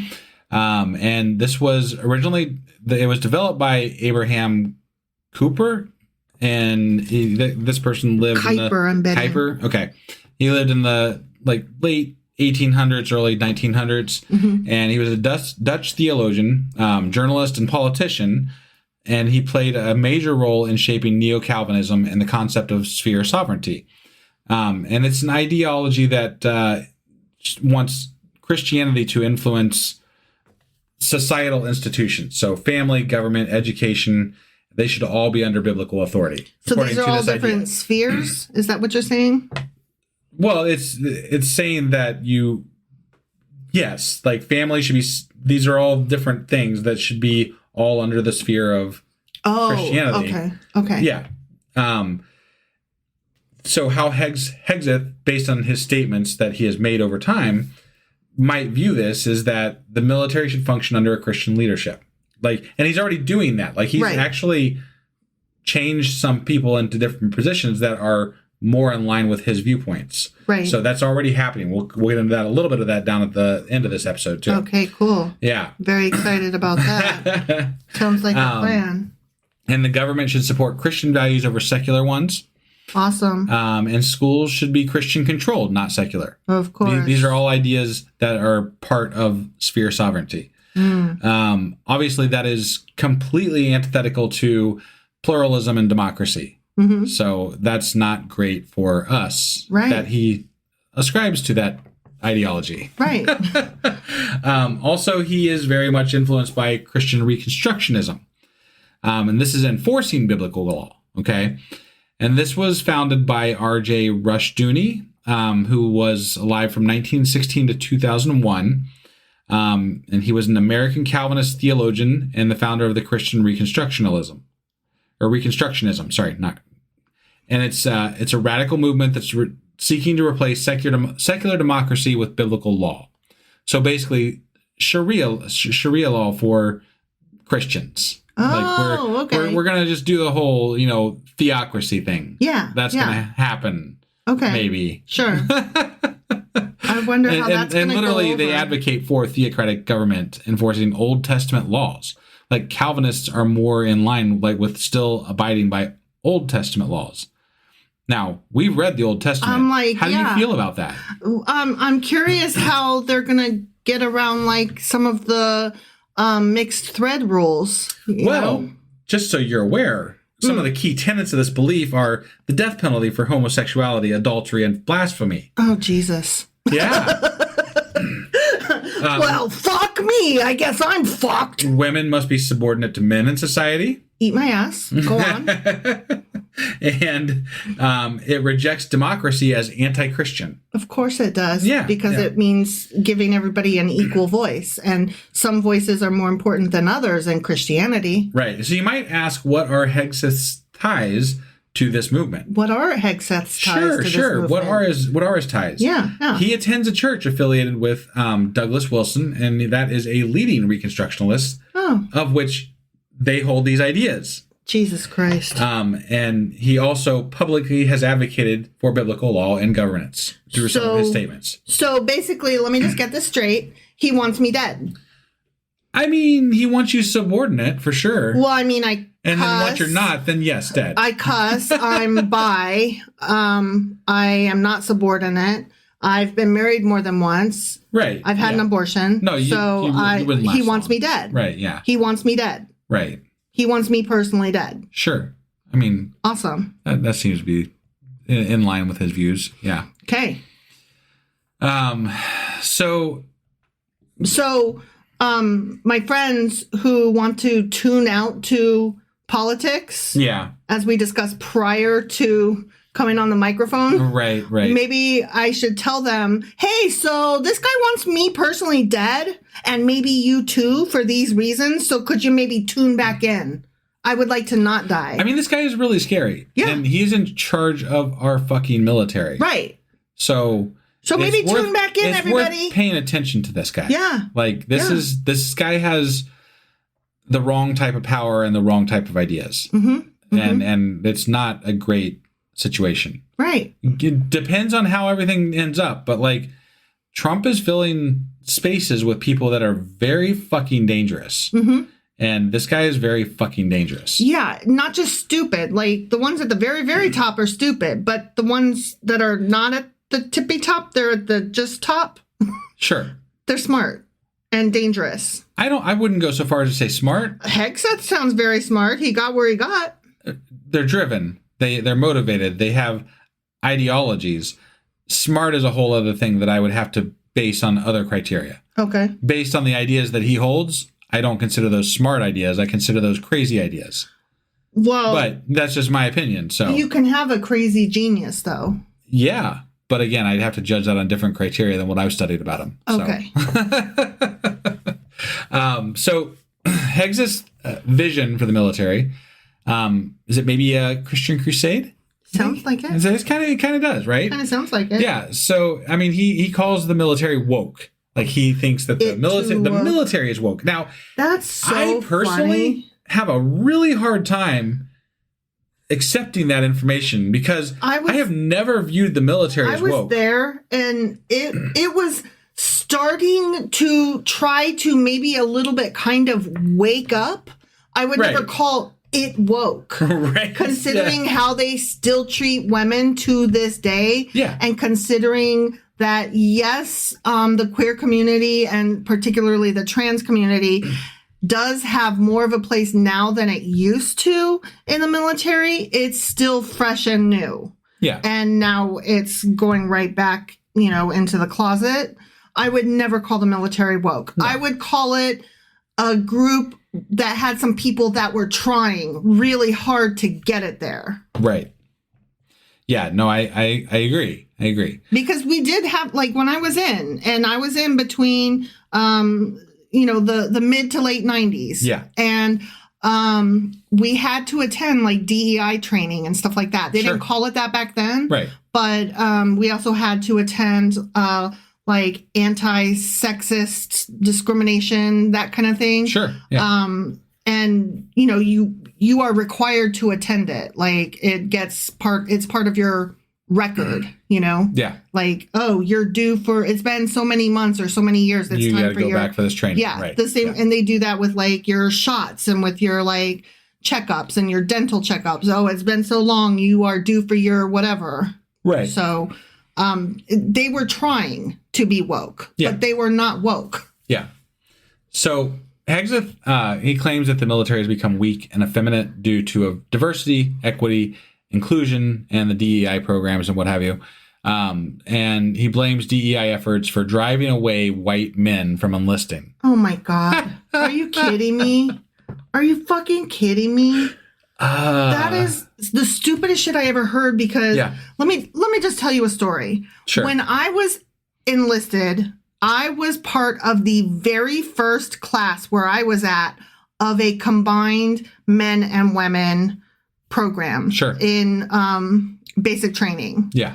And we still had separate rooms that we slept in, but we were in a combined barracks. Okay. And so there was that. Okay. Yeah. And the majority of the people that were enlisted were Black and Hispanic. Sure. Or of the girls, even of the girls, it was like only half white. So there was probably more white girls than white guys. But my point being, it was the economically oppressed people who were the enlisted. Definitely. The white people all go to college and become officers. Right. So kiss my ass that we were a weak army because we're pushing white men away. Fuck you. Well, yeah. White men weren't enlisting. Who wants to make basically minimum wage to go get shot at by people? Right? And that's not to say that there were not white men. There were a lot of white men. Right. But there were more Black men and Hispanic men. Sure. No, I mean, the military has always been a way out for people, right? Yes. I'm not trying to discount what the military is. The military does give people opportunities, right? Yes. You have a way to pull yourself up and do something with your life through the military that you wouldn't maybe have otherwise. If you're poor, it's your only option. Sure. And so it's a non-drafting draft, which I appreciate that it's there as any kind of option. But to pretend like DEI programs are why white people aren't getting into the military is ridiculous because it's about, like you said, it's about economic oppression. Mm-hmm. So it's literally because white people are privileged. Yes. That's why they're not enlisting in the military, not because the DEI programs. Yeah. It's fucking ridiculous. Yeah. The only white people that enlist are the ones at the bottom of the economic bucket. Right. So kiss my ass on that. Yeah. And just, I know this will shock you, but there is no evidence that DEI weakens the military readiness. No, if anything, I would assume that it makes it better because it makes people more comfortable with the people they're around. Yeah, no, and at least prior to Hegseth, the military leadership supported diversity as a strength because, that you're having to interact with a bunch of different people and learn to be a part of a team. So, I mean, it's just one of the greatest parts of, like, I grew up a military brat, and one of the greatest parts of that is that it exposes you to other cultures and it makes you a more well-rounded person. Like, I lived in other countries, not America. Right. And that was just as a kid, a dependent. So imagine being an adult going to other countries, which just because you're in the military doesn't mean that you will go to other countries, but obviously there's a greater likelihood than if you weren't enlisted. Right. So yes, a diverse group is going to be better than a non-diverse group, because the more ideas you are exposed to, the greater the empathy that you have, and it grows your curiosity, and the whole thing just makes you a stronger, more cohesive group. Yeah. Also, Hexeth also supports banning women from combat. Of course, because they have periods, and what are they going to do with their tampons? He has been quoted as saying, "We need moms, but not in the military, especially in combat units." Quote from him. And he Mamas can't shoot guns. Right. That's silly. He claims that women in combat make the military less lethal. That's so funny. Like, what? Is our goal to be lethal or to, like, effectively defend the United States, right? And defend weaker nations. Granted, lethality is sometimes needed, I guess, but like whatever. The reality of it is that women have been successfully serving in combat roles for years, and there is no data that suggests that women weaken the unit effectiveness. No. So, I mean, it's complete bullshit what he's saying, and he's basing it on his own religious and ideological basing views. It on women are only supposed to be fuckholes. Right. Yeah. Make me a sandwich, bitch, and then get in bed and let me fuck you. Yeah. And shut the fuck up and like it. Yeah. So some other wonderful things about Hexeth here. He actually opposes efforts to remove white supremacists and violent extremists from the military, calling it a fake problem, quote unquote. Okay. Okay. Yeah. So all those things that I saw never happened. Well, there was. He actually has been quoted. I'm going to be paraphrasing this because I don't think I have the exact quote in front of me. But he has actually said something to the effect that he respects Islamic terrorists because they at least have a fervor of willingness to go fight for something behind a solidified religious notion. Right. I read that thing. You had me read that. Yeah, that was crazy. Terrifying. Yeah. But he's seeking to purge any officers who promote wokeness from their leadership. And wokeness meaning DEI and equality. Yeah. If you are trying to accept people, apparently you're going to get fired. Yeah. So if you're not a dick, you're fired. What does that mean? Who the fuck knows, right? You can't define. Am I not allowed to like promote the black person or the person of color that works in my department? Nope. Apparently not. You're supposed to keep them at the bottom under the boot. That not only gets them fired for being promoted as a person of color, but also gets you fired for trying to promote them. Probably. Yeah. I don't know. Is that how we do this now? Well, they shouldn't have been there in the first place, except for at the bottom. Right. Yeah. And the women shouldn't be there at all, except as, again, fuckholes. Right. And obviously, if there are people who are career military, right? And so there's going to be a lot of people that are in the military that are going to be dealing with this from the standpoint of, hey, we used to accept these types of things. So it's going to lead to a lot of people going, what the fuck, and being very alienated, who are not Christian, who are minorities, who are LGBTQ. These are going to be issues that people are going to be dealing with. Yeah. So let me explain this to you. So up at the higher military level, where those are all your white leadership people, right? Because those are all your college officers, right? Right. You know who is the actual leadership of the enlisted? It's all black. Okay. It's all the black leadership because that, the poor enlist, right? Yeah. So we've got all the people of color that have enlisted because they are, oppressed. And that's what the majority of our military enlistment is composed of.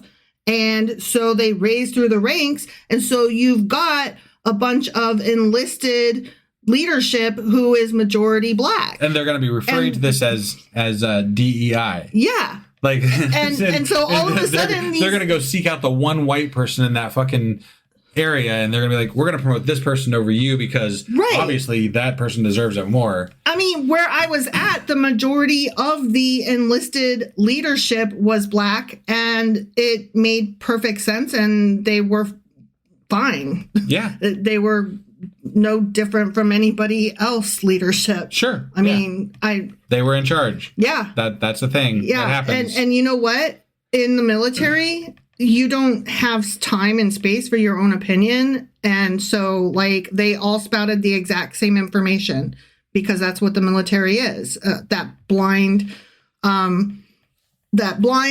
information hierarchy. Like, they're all given the same piece of paper to read from. Yeah. And they all have the same data points.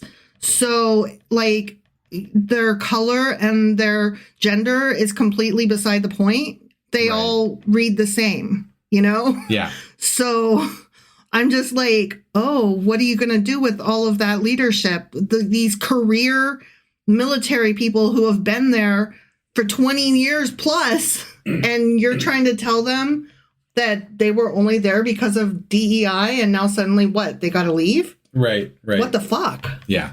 That's going to be a problem. Oh, yeah. No, I mean, there's a lot of inherent problems with this guy and what might happen. Mm-hmm. I mean, like, some of the things that we really need to keep our eye out for are, you know, like, if he's going to be changing, especially from a secular perspective, we need to watch what he's going to be doing with the chaplains in the military, whether he's going to make them all evangelical Christian, you know, like, if there's going to be discrimination against atheists and secular or different types of religions in the military, and if there's going to be proselytizing of Christian ideas, right? Like, is this going to turn into a Christian nationalist encampment, right?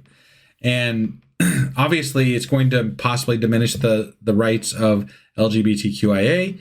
It's going to they might implement religious tests for promotions and leadership. Oh my God! Yeah, I mean they you know, these are all things that could possibly happen, right? That are likely to happen. And again, this is a government entity, so it's going to be eroding our separation of church and state even further than what is already happening at state levels and at the national level. So just one more thing that's being taken away from the secular community. Right. And not just the secular community. This is tragic all over. Yeah. So, so he's been Petey boy here. He's been in office he's been in this position for about a month. And since his confirmation, he's done a few things. Okay. So he's actively trying to reconstruct the military leadership. Okay.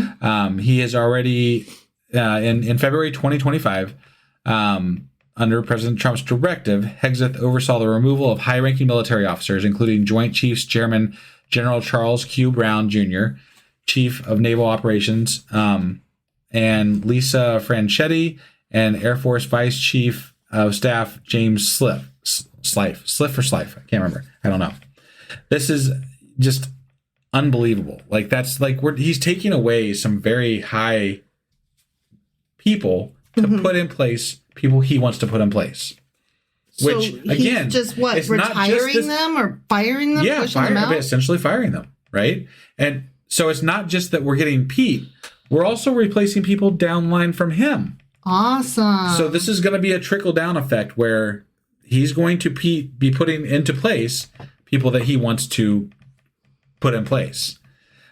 He's also fired a bunch of senior military lawyers. They're going to replace them with people that are going to stand up, like much like we have the Attorney General's office, who apparently is basically Trump's personal lawyers now. I'm not really sure how that works, but that seems like to be the case. Yeah. The military is going to do similar things for their lawyers, awesome. I guess, so that they can, you know, hire people that they want to and do whatever. I don't fucking know.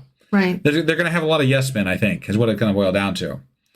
They're doing a bunch of budget cuts. They're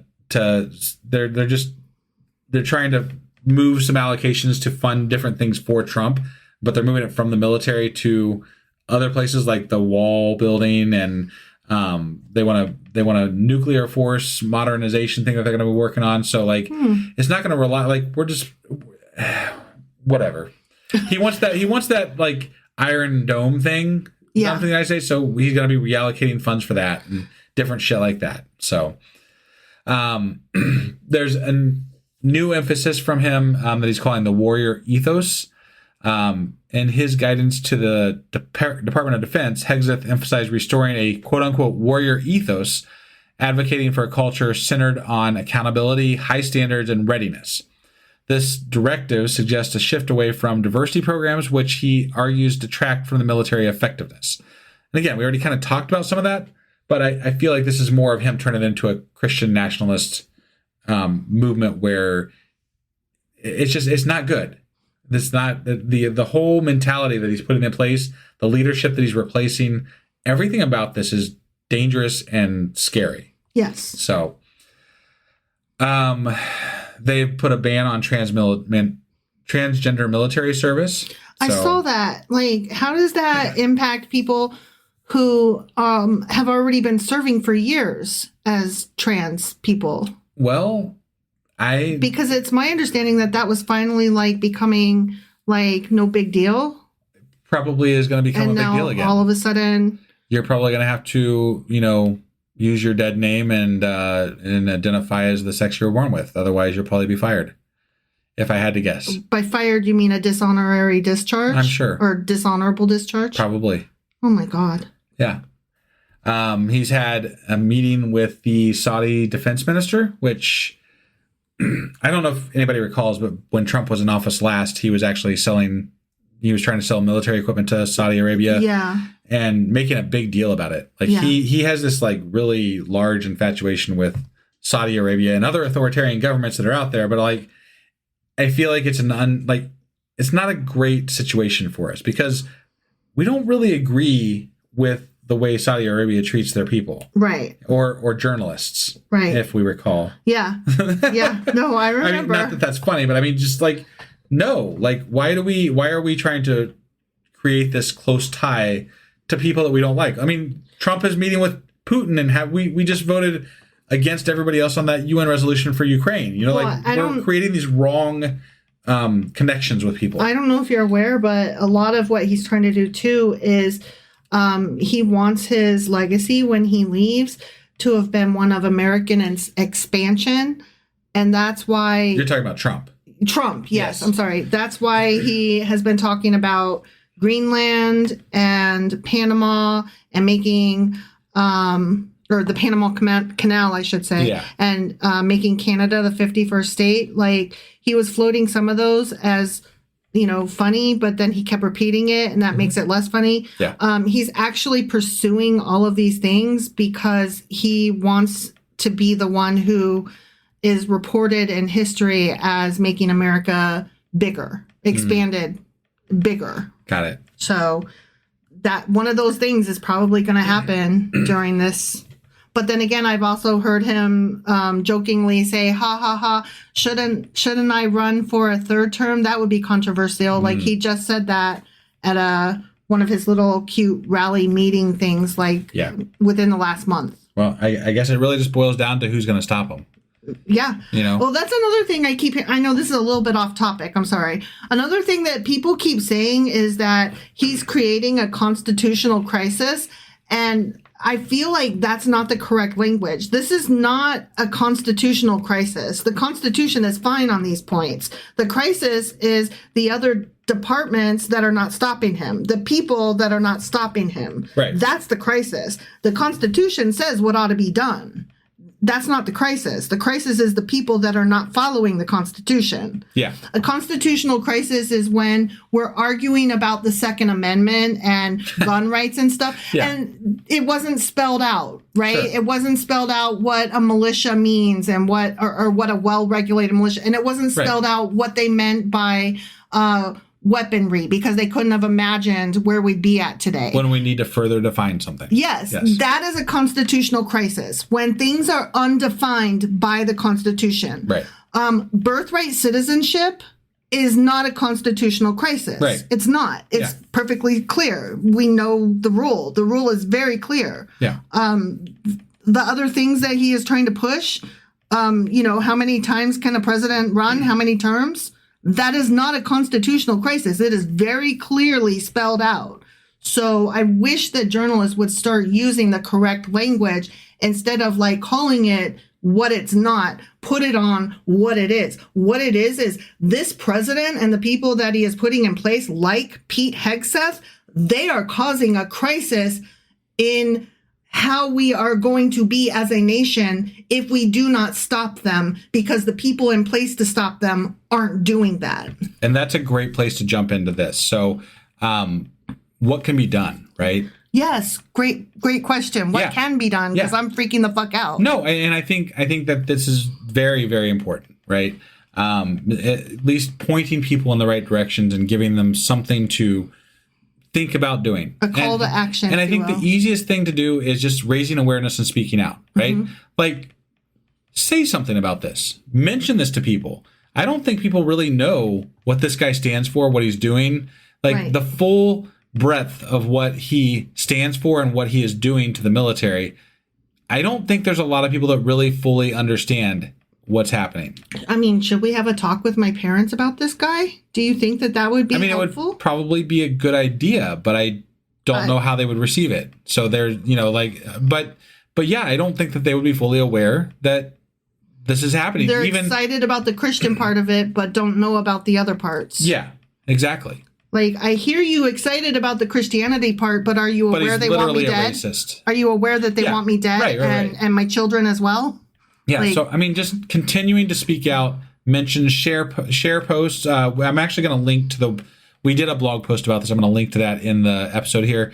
And this is a Patreon-only episode, but I think I am going to release this in a couple of weeks as a public episode. Because it's important. And I'm not trying to take away from what the Patreon experience is, but I feel like this is one of those things that's important enough that it's out there for the public sphere. It is important information.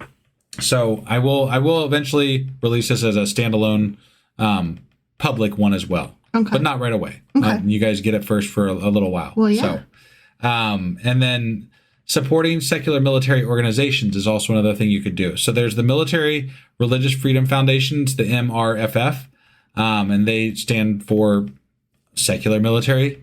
And that's amazing. I didn't even know there was such a thing. Yeah. Cool. And obviously there's your regular, you got your Freedom from Religion Foundation and American Atheists that you can always support them. Mm-hmm. And they're going to hold government accountable for things that they're doing. So, but the Military Religious Freedom Foundation, if you don't know about them, they're actually a really amazing group. I follow them on social media, and they're really, really great. They're doing a lot of great things for secular communities in the military. So how are they? Are you aware? Have you looked into it? I'm not aware recently. I haven't looked them up recently. I should have, but I have not. Well, maybe that'll be a follow-up, because I would be curious how they feel, what their statements are against this guy and what actions they're taking.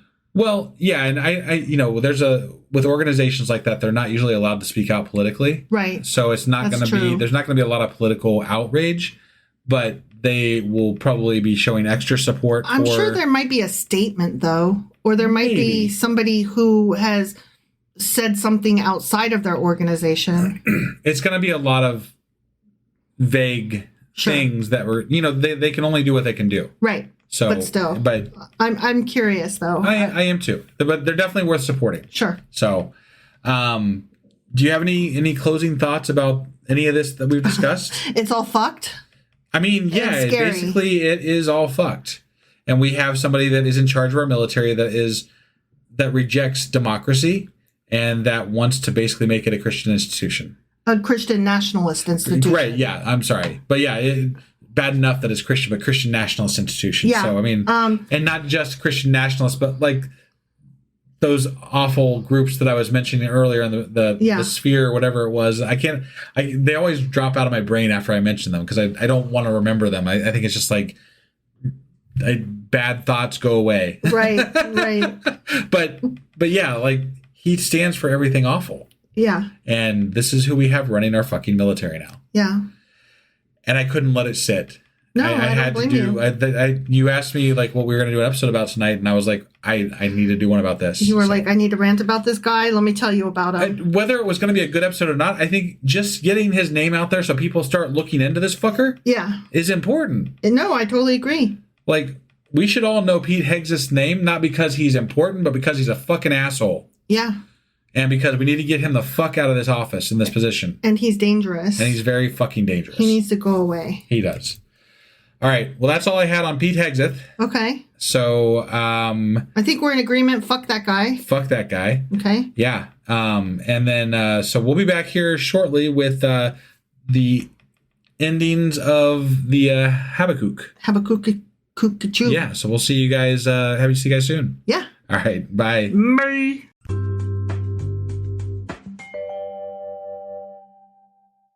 Husband. Wife. What the fuck are we doing today? Well, today is going to be a special episode for everybody. Mm-hmm. It's not just, it's a bonus, patrons but it's or anything like that. It's a bonus episode. An open bonus. And anybody can listen to this. Mm-hmm, mm-hmm. And some of you may have noticed that we have a shitty president. It's one of those things that some people may not know. I'm not sure. I kind of remember waking up. Yeah. And being like, who's this Trump dude? Wow. He's an interesting looking guy. Yeah. Yeah. So anyway, Trump, right? That guy. Yeah. He's kind of this isn't specifically directed by Trump, but it's part of the whole thing, right? And Mm-hmm. we're going to get into that a little bit more. Mm-hmm. But what we're going to be talking about today is in my opinion, unlawful detention of Mahmoud Khalil. Okay. Who dat? Well, I'm going to get a little bit more into that, but let's just say it's a free speech issue. It is indeed. And I was just kidding when I said who dat, because I'm actually the one that suggested this topic to you because I was heated. It's a great heated. topic. And, it is. And I was hot, though. I'm glad you reminded me of it as far as a topic as possible usage today. So, yes. That being said, are you ready to hop into this episode? I sure as fuck am. All right, let's do it. Okie dokie.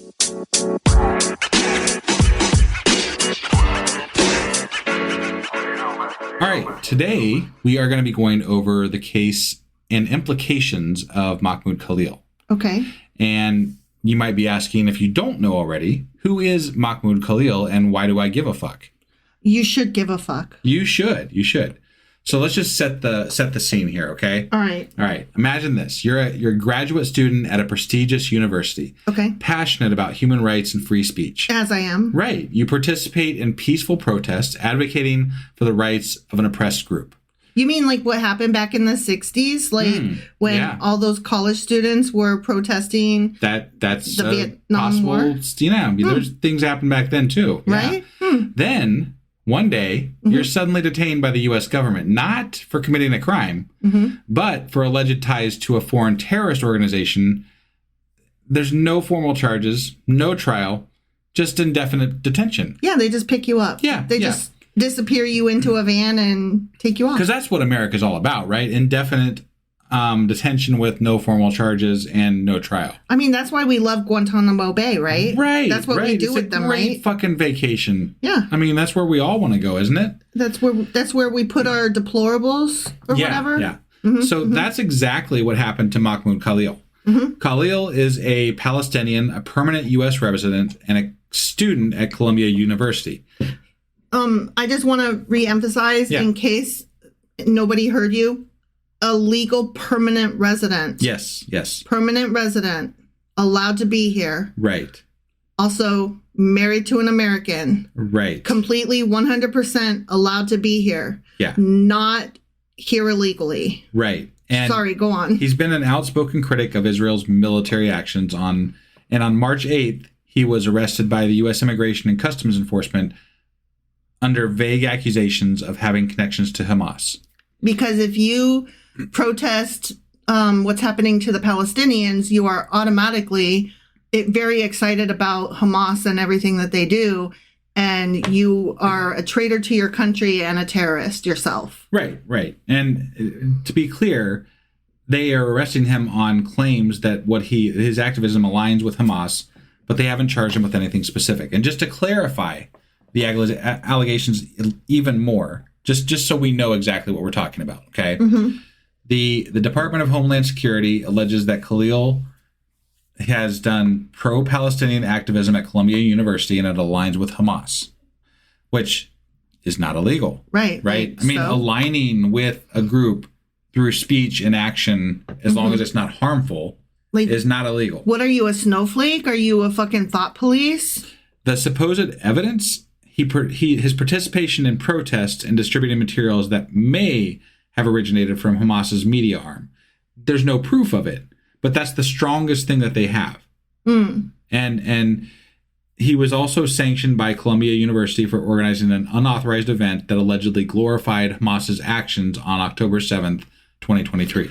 Oh, I don't know if you're aware of this, because this just came out today, actually, that he and a couple of other students who were also sanctioned for similar activities are starting up a case against the school for having released personal student information to ICE about them. Good. No, I mean, by good, you mean good that the kids are doing this. Yes. Not good No, that absolutely. the school... Good that they're pressing the school for that. I just want to be clear. Yeah, absolutely. Yeah, because fuck that. Right.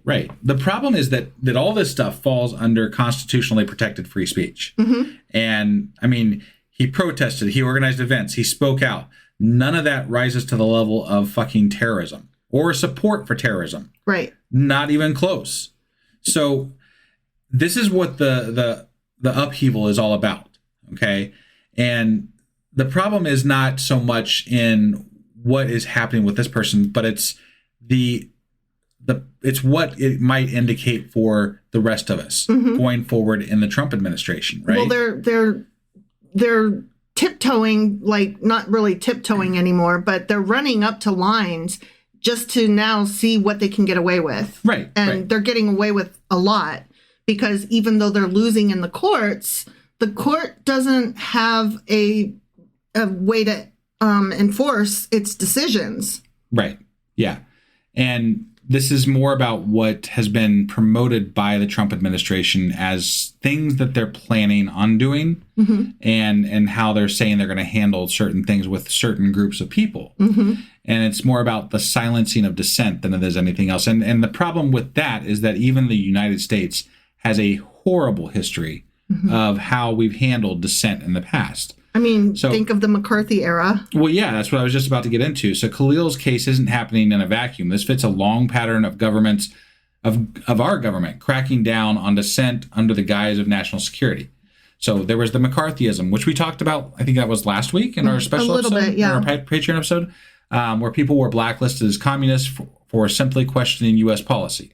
Yeah, because I think you were going over the terms fascism and communism and that kind of thing. Yeah. Well, and we talked about a few more things that happened back then in that episode, but I'm going to move ahead to some more relevant modern ideas. Sure. I was just trying to make sure I remember correctly. Sure. Yeah. In the early 2000s, the post 9/11 crackdowns, the Patriot Act gave law enforcement sweeping surveillance powers, allowing them to detain people without charge, disproportionately targeting Muslim and Middle Eastern communities. And then more recently than that, the Black Lives Matters protesters have been branded as domestic terrorists, and undercover federal agents infiltrated demonstrations because of that. Yeah, they rolled up in black vans and just shoved people into their vans and then disappeared them. Right. And the pattern's always the same. You find the enemy, you strip away their rights, you justify it as security, and there you go. You've just squashed a whole fucking movement, right? An entire rebellion is now laid to rest, because who wants to risk speaking up after that? Right. And the First Amendment is supposed to protect all speech, including controversial, offensive, and political speech. But in practice, that's not usually how it works. Not always how it works. Sometimes it does, sometimes it doesn't. But I mean, even Martin Luther King Jr. was spied on by the FBI because of his activism, and it was seen as a threat, right? Anti-war activists, as you were saying earlier, were put on I'm talking about anti-war activists that they were put on FBI lists in the 70s for the anti-war stuff back then. But then anti-war activists after 9/11 were put on no-fly lists for their activism. There's even been journalists recently covering protests that have been arrested, and they're reporting framed as incitement. Yeah. So these are all things that have happened in recent history, you know. Right. So when does activism become terrorism in the government's eyes? And it's real simple. It's whenever it becomes inconvenient for those in power. I was going to say, the obvious answer is when the government doesn't like what the protesters are saying. Right, right. And some of you might be asking, how does this apply to, what we talk about normally? So, which is reading the Bible. If an atheist group held a large-scale protest against religious overreach, could they be labeled as a threat? According to the head of our military, Pete Hegseth, yes. Yeah, and we did an episode about him too, because we're increasingly having to cover this bullshit in the fucking government. Right? Why do I know the name of the head of the motherfucking military? I don't give a shit about who is leading the military, because I just want to live my fucking lazy ass, easy American first country or first world life. You know what I mean? Yeah. Like, that's supposed to be like, yay, we've reached the pinnacle. But no, I have to fucking learn the names of these asshats that basically either want to kill me or kill my kids. Right. Well, you'll be fine, honey. I mean, you're a straight white male. Well, I don't know until they decide that secular activists are going to get prosecuted. The thing that you may not know is that there's already been in the past, not too far back in the past, there's already been targeting of atheists and secular groups. So it was in 2013, reports surfaced that the IRS was unfairly targeting atheists and secular nonprofit organizations. Jesus Christ. Subjecting them to excessive scrutiny compared to religious organizations. So like groups like Freedom from Religion Foundation were forced to prove that they weren't anti-religious in order to receive tax-exempt status, while churches were granted exemptions with no issue. Yeah, it's still that way. Yeah, well, I mean, it's always harder for people who don't go with the grain. Yeah. Like if you're something that's outside of what they want, then you're going to have a harder time. And it's like we're just trying to fucking exist. Yeah. The U.S. government routinely funds faith-based initiatives while denying similar support to secular organizations. In 2020, secular organizations were excluded from COVID-19 relief grants given to religious groups. A lawsuit by the Freedom from Religion Foundation argued that this violated the First Amendment's Establishment Clause, but religious favoritism persisted. I had no idea. Yeah. That's very interesting. Yep. Huh. And there's been quite a few arrests that may be targeted at secular protests, and like the Satanic Temple protests, they're definitely stopped quicker than some other protests that happened. Mm-hmm. So there are definite bias towards people who are not Christian. So I have a question, actually two questions. Sure. With regard to this. Yeah. The first was, so we were like seriously wanting to attend various atheist gatherings and conventions this summer into fall. Sure. How do you feel about that? Like, am I putting you on the spot by asking you during a live I think episode? I still would love to go and tell those, and I think we should. But I mean, you have to remember, like the last time. Well, you didn't make it to the last atheist one, but like the Kentucky Free Thought Convention that we went to the 2 years ago, the time before last, 3 years ago, maybe. I don't know. It was a while back. It was the time before last. Yeah. That one had religious protesters right outside the fucking door. Mm-hmm. And they were kind of like nutty. And like, then the one that actually made it inside. Yeah. We had one that actually came up and talked to us, and we thought maybe he had a bomb, honestly. Like he was like, he was weird. Didn't, we don't think, but I mean, he was really acting very strange. Yeah. And he had a backpack, and he was being very antagonistic, and he had purchased VIP tickets, and he was getting right up close to the main speakers, and then he had to go to the bathroom. Yeah, and that's when we approached the people that were running the convention, like, hey, you might want to keep an eye on this guy because I don't know what he's up to. We were like, he's in the bathroom and has a backpack and has been acting shady, and you need to go check him absolutely right now because I'm not trying to get bombed today. Right. Yeah. So that was a little bit scary, but nothing bad happened. No. But that doesn't mean something couldn't happen. Because it's gotten even hotter since then. Well, and there's a lot of hate that we encounter online for just being who we are. Mm-hmm. I mean, just because we don't believe in God. Right. We encounter a lot of hate. Right. And people calling us names and saying, all kinds of shit about us. Well, honey, that's not very Christian. Well, that's kind of the tact I've taken recently. I'm nice them to death, and I say really nice things, and I point out, I nice them to death. Well, bless your heart, sweetie. I hope God lifts you up. Well, not quite like that, but like there was a guy the other day that was like saying that he was considering self-harm because, he's questioning his God now because of us. And I'm like, it seemed very put on. Well, yeah. So, but whatever, it's fine. And so I offered, I was like, oh, I'm very sorry that you are feeling this way. Maybe you should seek out a counselor or a friend that can help you through this time. And I said, and if you do end up, breaking away from your religion, there are groups to help you through that as well, like the Recovering from Religion Foundation. Sent him a link, and that was that. Right. And I never heard back from him. You just have to offer it up in a way that they can't be like, oh, you fucking atheist assholes. It's like, oh, you're actually nicer than the Christians. Wow, weird. Yeah. I didn't think atheists could, be nice and not rape people and eat babies. Right, right, yeah. Because we've got that answer too. But what stops you from raping people and eating babies? Oh, these conversations that we end up having to have. Fucking ethics, ridiculous. You asshole. Are you telling me that only your fear of going to hell is what stops you? According to your own faith, God knows your heart. So you're not... Anyways. Yeah. Sorry. No, it is very frustrating. It is very frustrating. Mm-hmm. Oh, so that was my first question. Sure. So we are still going to probably try to attend things. If we are, yeah. I mean, we don't have a school-age child who would be left unparented. So really it's just like us putting ourselves at risk, and I'm okay with that. Sure. Yeah. Okay. There's no more risk than flying today these days. Right. Oh my God! We'd really be tempting the fates if we flew. Oh yeah, to an atheist convention. The atheist convention. Yeah, that would be. Yeah. I couldn't do that. Right. You can fly or you can attend an atheist convention, but you can't do both. Yeah. Right. Okay. Yeah.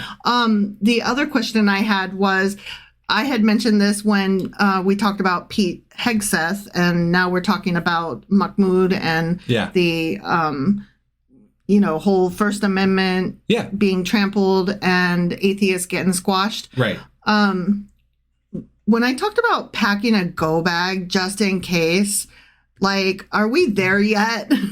I mean, I have no problem with anybody packing a go bag. I don't personally, I'm a little less inclined to think that something's going to go wrong immediately. Right. I'm an alarmist. I panic. I always panic, and I'm always like, let's plan for the worst and hope for the best and be pragmatic and, just in case. That's my biggest thing, right? Just in case. Right. But I guess to me, my go bag is you, kid, and the cat, that's. But not the snake. I mean, it's 20-gallon fish tank, and that's a lot of work, I don't know. I'm sorry, man. I'll toss in a mouse before we leave and be like, hope you can make it. Leave the top open. Right? Yeah, right. Yeah. Yeah, that's Oh yeah, you know what? We could leave the top open and leave different mouses around the house, different places. There you go. So that he'd be good for a good while. I don't know, the mice might get bad after a while. Don't they go bad after a while? I mean, well, how long? Okay, because they're frozen, right? And so they're frozen mice. Yeah, sure. And we let them defrost in hot water. Right. But in this case, we'd just be leaving them out. Right. So how long would it take them I don't know. to I'd have to look that up, I mean, I feel like he'd be okay. We could set one just on the floor, and then the other one could be on top of an ice pack. So that it stays cold a little longer. Okay. And get them at least 3 out, or 2 out, I mean. Yeah.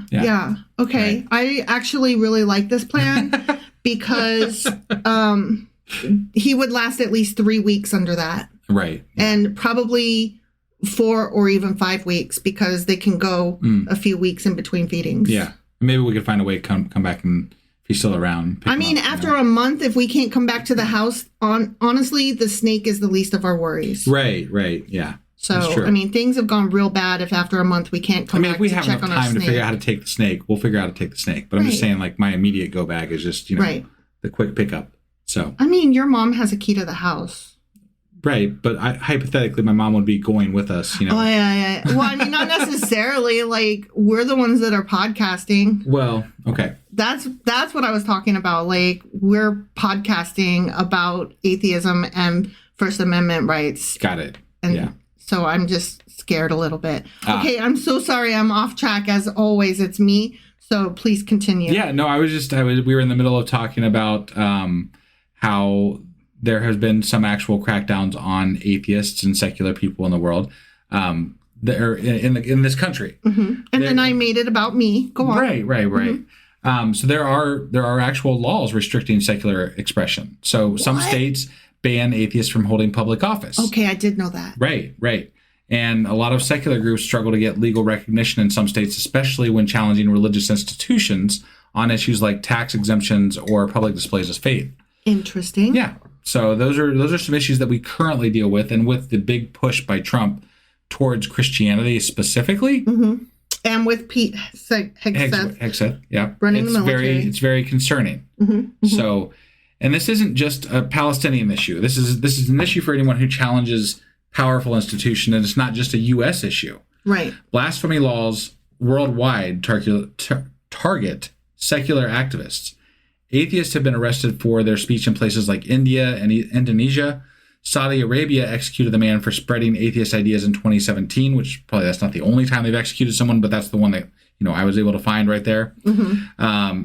And then back in the U.S., outspoken atheists in politics are unelectable, according to if you come out as atheist, you're just not electable. People won't elect you. Right. Even if people don't disagree with your views, they see you as unelectable in this country. Right. So it's kind of like electing a woman as president. Right. You have a vag, you're unelectable. Right.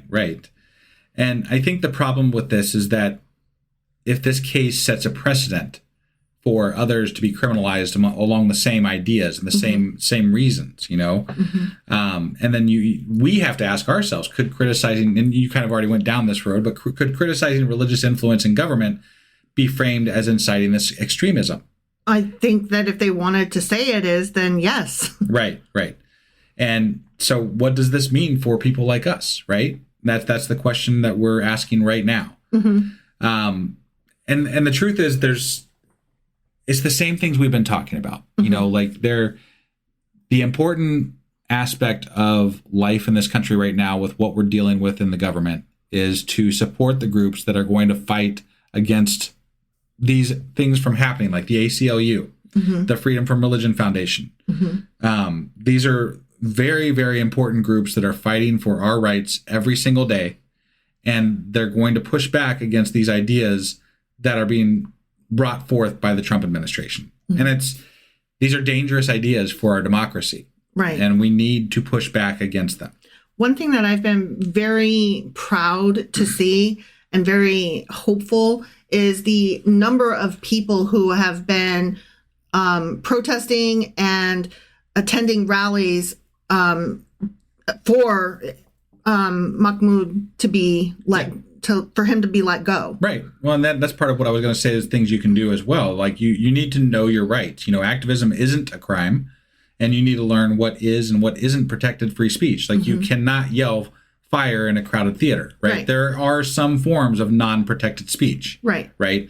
But if you are versed in what is protected and non-protected speech, then you are able to speak fluently about that to people who are trying to fight against you. Right. So that's an important thing to consider knowing, and then don't just accept what the government tells you. I think that's what a lot of people, the government and media, because media and government are working kind of somewhat with each other sometimes. tangent. If you're watching Fox, for sure, now. Yeah. So, although even that cunt-faced bitch Ann Coulter, even she said, "Whoa, I love deporting people more than anybody." Like she said something to that effect. Yeah. And even I would say, "Hold on a sec, but did he break a law though?" And I was like, who is this bitch? And who, where's Ann Coulter? Right. Well, I mean, I think Trump is going a bit too far for even Ann Fox. Coulter. Yeah. Because they're like, wait, you have to, at least kind of break a law. Well, and I have the feeling that we're going to run into the Trump administration saying things like this is a national security issue, right? You should never, and I didn't even during 9/11, or well, the post 9/11 period, you should never accept a national security claim from our government. Right. You should do more research. I'm not saying that there's not times when there is a national security issue. Right. But just because our government says we have a national security issue doesn't make them right. Yeah. That doesn't, just because they say it does not make them right. Those are used to push political agendas. Right. So he has stated that we are at war. Like when he just recently, he was having some Venezuelan gang members deported. And then a judge said, I'm so sorry. Can you hold up on that 1 minute and turn your fucking plane right around? And then the planes that had already took off were like, we didn't get that memo. Sorry. And they kept flying. So now that judge is like, I'm so sorry, but what the fuck actually did you just do? And so reporters were asking him, like, what's going on there? Like, you just declared them. I forget, like, what law he used. Yeah. It was, like, an old law that hasn't been used since, like, World War II or some shit. Okay. He declared them, like, wartime enemies or some shit like that. Sure. And they were, like, telling him, like, that's a wartime law. Like, why did you do that? And he specifically told the journalist, we are at war. Wow. Yeah. Wow. And it's when that's dangerous. It's like, no, when we say you have to declare a war, we don't mean you say the words Michael Scott from The Office.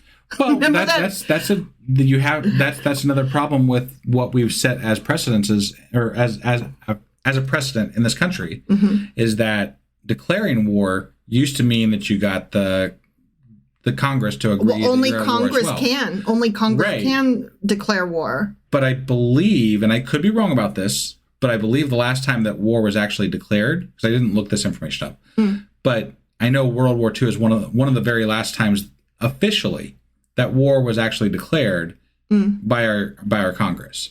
Okay. So it's not something that actually happens a lot. So we can go to war without declaring official war. Well, the president has the right to enact security measures to defend our country. Like, say, for example, Vietnam. Because we can't always wait on fucking Congress to say, yeah, we're at war. Right. Right? So that is an actual thing. It's supposed to be a check and balance. Right. But the Congress is supposed to check that power. Right. And in practice, that doesn't happen. Right. So presidents can just kind of say, we are at war. Now, he's abusing that to the nth degree. Sure. But it is something that has been done in the past. So it's not something that he's necessarily abusing insofar as the power to do that. He's just abusing the way it's being utilized. Right. He's abusing the standard abuse. Right. Yeah. So, he has declared then that we're at war. So I guess we're at war. Well, and that brings me to my final point. Oh, so, that's great. Yeah. So these are things I can't even hardly keep track of everything that Trump is doing and his administration is doing. Flood the zone. Right. And like this thing with Mahmoud Khalil, right? This is something that did hit my radar, that I did know about, but I know there's so much more that I missed along the way, right? This one rose to the top. Well, and you kind of asked me, like, I'm sorry, who? I had to be reminded of what it was. Like, wait, why are we talking about him? Right. And I was like, he's the guy who, and then I reminded you. And you remember once I told you. Sure. Because obviously I do care very much about free speech issues. Yeah. And that is something that I've always cared very deeply about. But the only way to really make sure that these things get covered correctly, and the final thing that we can do, is to always, always, always support independent journalism. Yes. Make sure that we are not taking all of our information from people who are getting paid to be entertainers. Yes. Not that independent journalists sometimes aren't doing some form of entertainment, but they're doing it out of a passion for the projects that they're working on. Right. So definitely support them. Make sure we're getting the pushback from the right people out into the world, and just don't roll over on this government. Like we have to stand up and say, no, this is wrong. Something else I might suggest too is Our legacy news sources, like our quote unquote mainstream media, they're all doing what you said, which is rolling over for the entire Trump administration. And they are whitewashing and completely just denying coverage of certain news pieces or using language that downplays or whatever. They are not delivering the full stories. So in addition to independent news sources, I might recommend also picking up some non-American news sources. I, within the last month, have begun listening to news channels from Ireland and New Zealand, the UK, and I think Australia. Okay. Is the other one? I can't remember. There's 4 different countries, English speaking, that I've begun listening to. And I don't listen to every episode because sometimes they speak about something in their country that, quite frankly, as an ignorant, spoiled American, I'm just not interested in. Because it has to do with, like, local celebrity that I've never heard of in their country. Or something to that effect, right? But when they are discussing American politics or Trump or how the war in Ukraine is in Ukraine, or the what's that fucking taxes on not taxes, but you know, he's like, fuck, tariffs. Thank you. I couldn't remember the word. Like the tariffs. That kind of thing. I listen to those, and it's been fascinating to listen to other countries talk about it from an outside perspective. And it reminds me that we are a global community. As much as America wants to isolate itself, as much as Trump and his cronies and the Republicans want to say America first and fuck the rest. We are a global community, and everything that we do impacts the rest of the world. And everything the rest of the world does impacts us.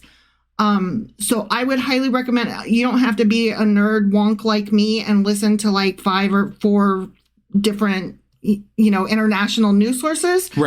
Just pick one. No, it's good to get a different perspective, for sure. It really is. And, if you're only going to pick one, I would say right now, listen to what the Canadians are saying. Because that was one. I don't think you said the Canadians. Did I not? List. No. Oh, okay. That's one. The Canadians are both freaked the fuck out, and they are very hurt. Like, hurt feelings. Well, yeah. I mean, they've been our best, buds for years. But I mean, like, they would kind of make fun of us, like, we're the nice guys. Them, right? We're the nice guys, and you guys are the gun-toting, worried fat fucks, right? It's always been a fun, banter sort of. Well, they are, I mean, just, you guys, if you're only going to listen to one, listen to what the Canadians are saying, because it's such a unique perspective, and they also are like, fuck America, but at the same time they're also like, but we love you. We know no, what they're saying is, but we know that it's Trump and it's not all the people, and we're so sorry this is happening to you, and we're so sorry for what's gonna happen to you coming when we turn off the fucking electricity because of your fuckface president. Like, it's such an interesting perspective. Most recently, I'm sorry, I know this is off topic, but it's not. It's all part of a whole.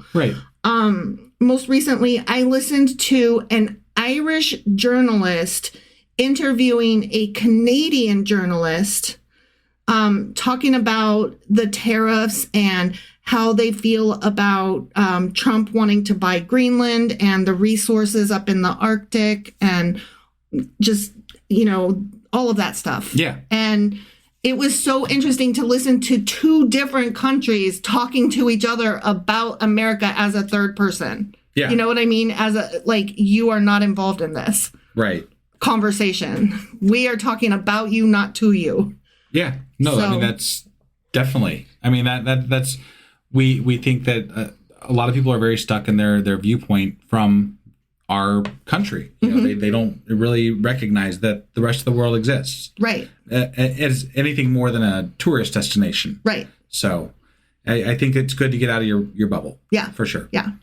That's all I really had tonight. I just, we have to keep calling out these injustices and these things that are going wrong right now, because if nobody does it, then nobody does it. Right. And to us, it's very important.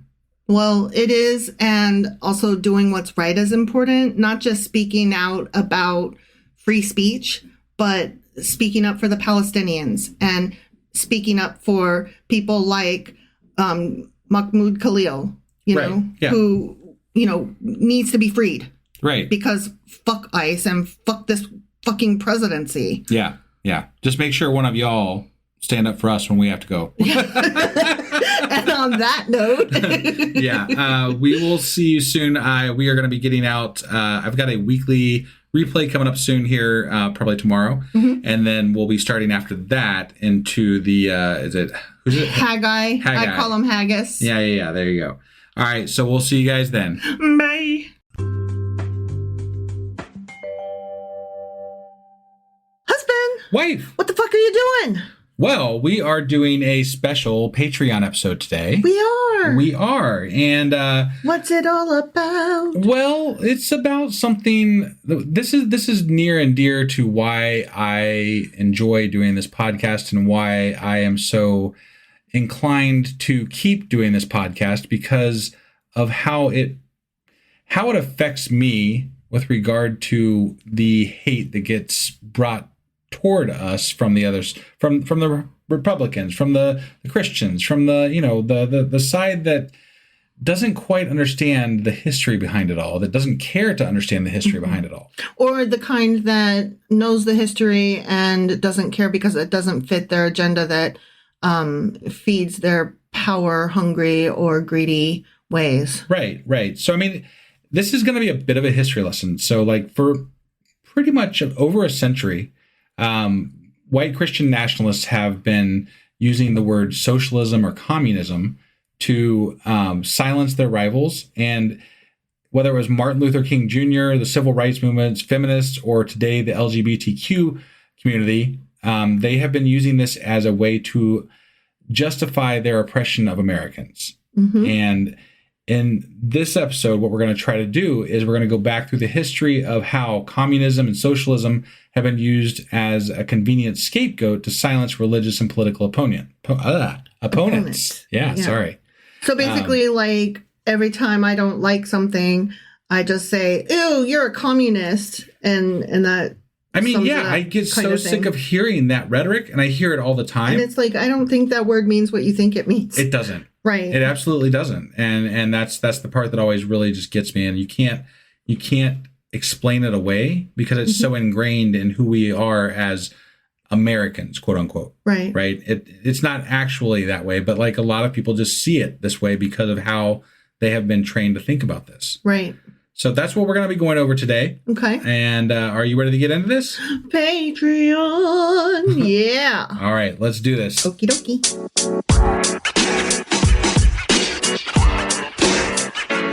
All right, so we're going to start off this episode way back in the early 1900s. Okay. That's long ago. It really is. That's when the dinosaurs were walking the earth, right? Something like that, yeah. Yeah, so we're going to go back to kind of the origins of the anti-communist Christian nationalism, which was back during the 1910s to 1930s. And a lot of this started with the Bolshevik Revolution in Russia, which happened in 1917. What's a Bolshevik? What is that? Well, so it was the first openly atheist government in modern history. Huh. And the reason that American Protestants associate socialism with atheism is that they are fearing that ideology could undermine the Christian dominance. And it also was started by people who were predominantly Jewish. So a lot of the Jewish hate that happens in our society happens because of this. So it's not just because they killed Jesus. Right. Okay. Well, I mean, well, yeah, but I mean, there's some aspect of that, right? Obviously. But you may have noticed in the time that we've done this podcast that a lot of the things that we get yelled at about are kind of tied in with the same things that Jewish folks get yelled at about. Yeah. And it's not real clear where that line is and why that line is, right? Like the heathens and the Jews is the way they would say it. Yeah. Not the Jewish people, the Jews. Right. So insulting. Yeah. So, I mean, that was the beginning of, like, because they tied the first atheist government to a threat against Christianity. This was kind of the beginning of that hatred of specific of communism. Okay. And communism, we'll get into a little bit later, but communism ties into socialism in a way.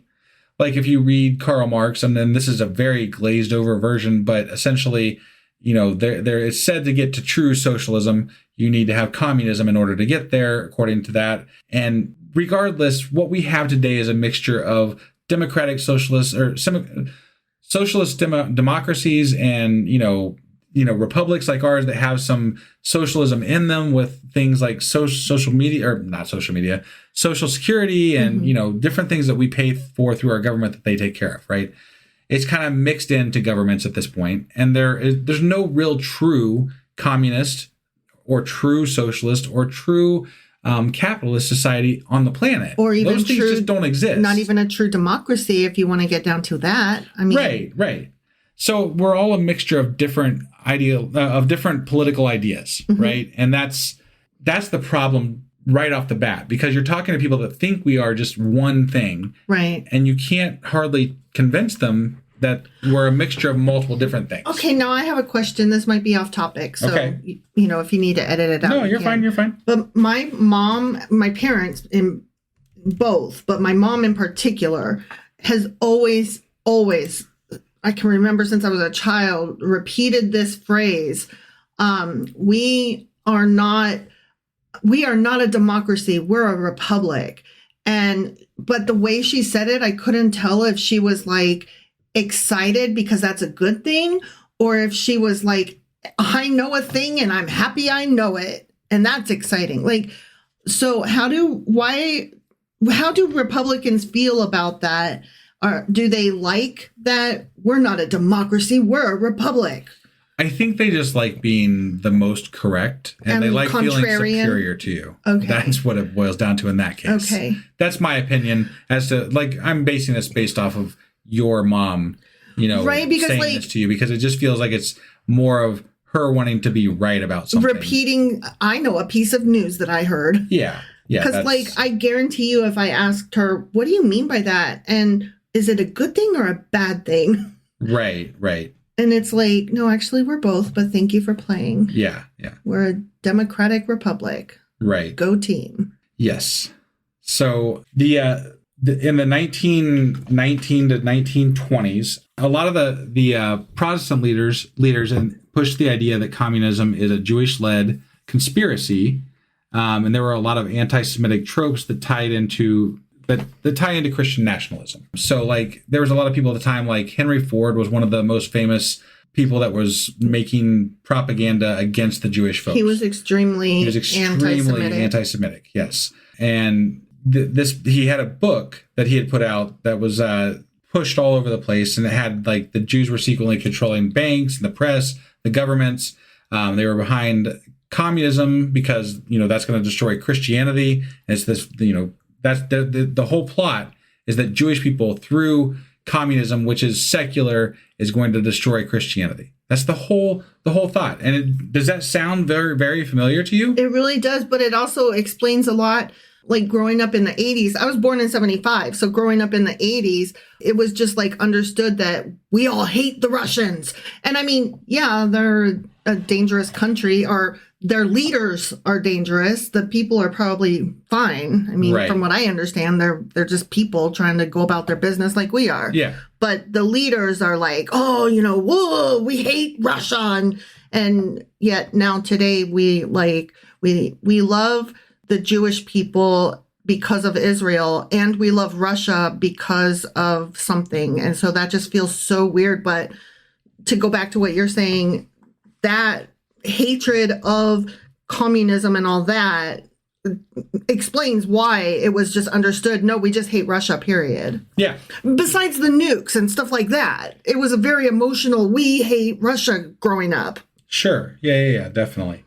And that's part of what, this all came from these ideas, like eventually, like if you just take this back, we could have gone back even further to like 1865 when the Ku Klux Klan started. Right. There was this doesn't tie into the socialism and communism aspect of it, but there was a lot of Christianity as being threatened by these ideas of liberalism and they were angry at Jewish folks and they were angry at Catholics, and so all of this kind of starts tying in as a country in the early 1900s, and they start bringing these ideologies together, and that's where this hatred kind of mingles and mixes and turns into what we're going to go through here, but what it is today eventually. I appreciate that, because I always wondered why, to me, up until Charlottesville, I always just associated the KKK with white superiority and people that hate Black people, right? And that's all it was in my head.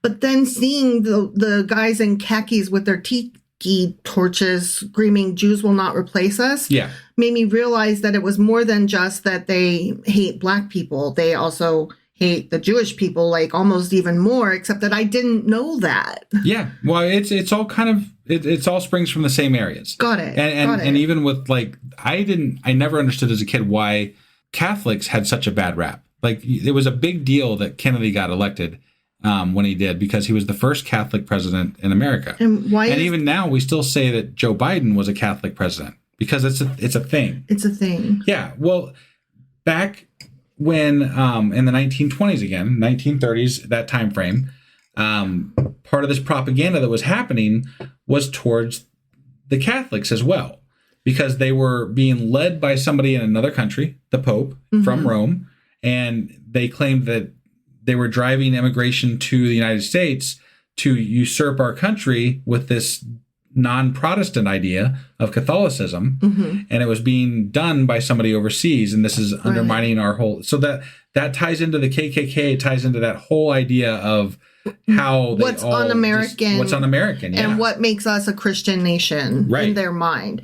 That is fascinating, because a decade ago, I was part of a scrapbooking group, and the majority of the women there were Catholic, which I had never been around Catholic people that I knew of. They spoke about going to church on Sunday and going to mass and stuff. Yeah, so I'm sure I've been around Catholic people. This was the first time I was in a relaxed setting where they were speaking about it regularly. And they were very, very nasty about Jewish people. Right, and but they used to be just as hated as a group. That's what I'm saying. That is fascinating to me that there's room for that when they were both hated equally. Sure, but I think that has happened before, where a group not suddenly, but over time becomes accepted as a mainstreamed group, right? And they pull up the ladder behind them. Yes. Yeah. I mean, if you can get on board with, making light of somebody else's plight and not your own, that makes you part of that group and not the other. Right. The quote unquote lesser group. Right. Right. So that it makes sense why they would choose to just go that route. Right. I'm going to go ahead and move on. Yeah, no, that's so fine. we got. Sorry, I keep interrupting. I'm no.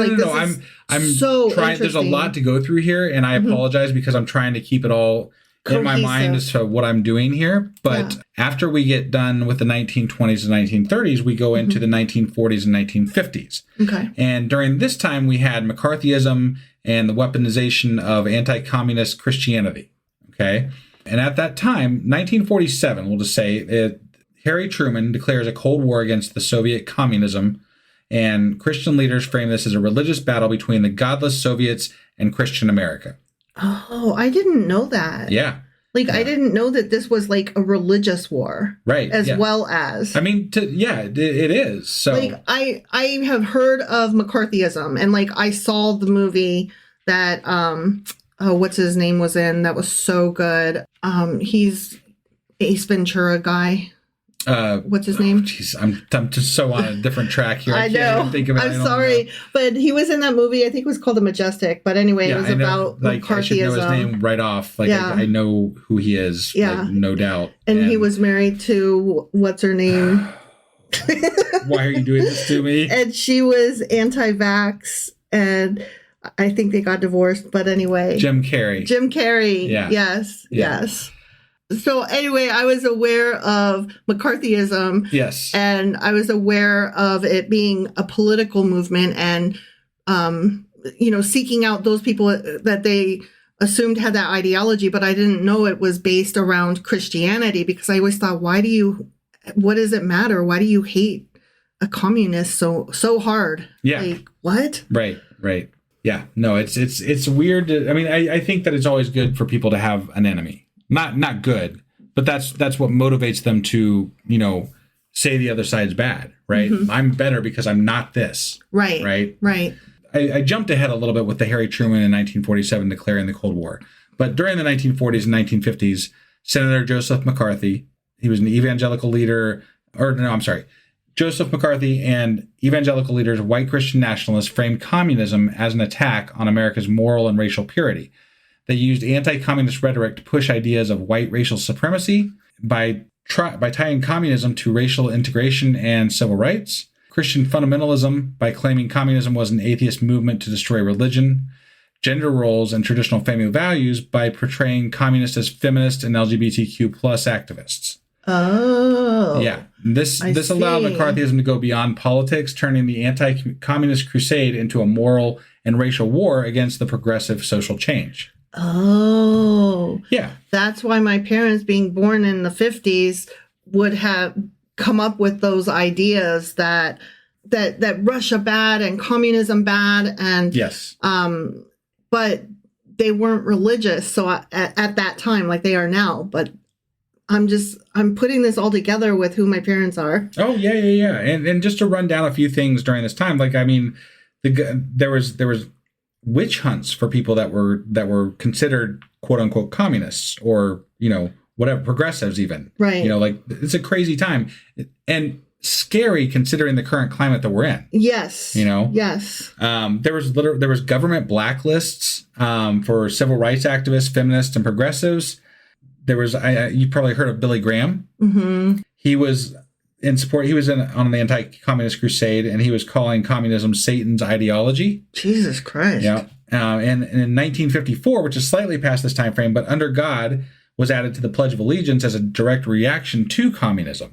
That's so funny because most Christians today just seem to think that we've always had the Pledge of Allegiance and it's always been said the way it is. Right. It's never they not definitely been there. believe that. Yeah. And even the In God We Trust and Our Money was a new phenomenon too. Yeah. That was in that same time frame actually. That makes sense. So. But if you were to ask them, no, that's always been there. It's always been that way. Right. No, they don't know. They don't know any better. So going a little further past the 50s, we get into the 60s, and white Christian conservatives were beginning to call Martin Luther King Jr. a communist.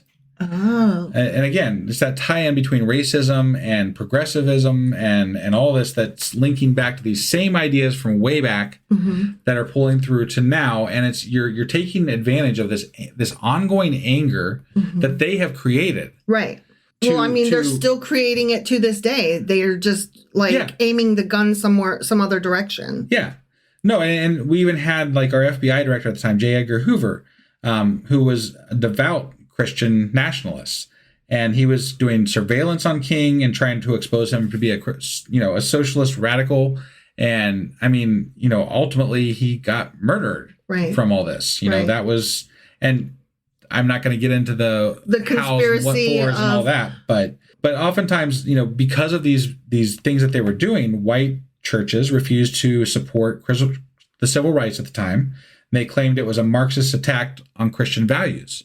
So we're still going back into that socialist idea. They're still pulling that out. This is still just coming through all through these decades from early on. They were when black churches began supporting integration, they started burning. Supporting what? When black churches were supporting integration. Oh, integration. I'm sorry. The Christian extremist groups like the KKK and other people were actually burning down churches, and there was lynchings. There was all kinds of things happening. This was a callback to stuff that was happening in the late 1800s. Okay, I mean, they were going all out with the violence and everything during this time frame. So it was. I knew it was a reaction to the civil rights movement, but I didn't realize that it was just a rehash of the old religious war. I mean, it's a rehash of the old religious war. It's a reaction to the civil rights. It's a reaction to the fact that they've been told that these people are socialists / communists. You know, there's so much propaganda being levied at these groups of people that if you are on the white Christian nationalist side, you're seeing these people as a direct threat to your country, to your way of living. That's how they're being portrayed to you. Mm-hmm. You know, like you don't have any choice but to fight back against these people, right? Right. These people. Right. And they're separate. They're not equal. Right. You know, and that's the scary part is that, you know, we've been pitched our entire life that the United States is a melting pot, but it's not. We definitely discriminate against certain groups of people that we do not agree with if you are a white Christian. Yeah. Generally. I'm speaking in very large generalities here. No. I always liked the idea that we're a melting pot. Yeah. I love that we're a country composed of so many different nationalities that all decided to get together as one. Like, there's just something so beautiful about that. And I hate that idea is not true and that it has been taken out from under, like an arrow through my heart, you know? Yeah. No, I absolutely agree with that 100%. I kind of wish that they wouldn't teach kids that that's what it is. It's so disappointing when you become an adult and you learn how the world really is. And it's like, oh, we're not lovey-dovey.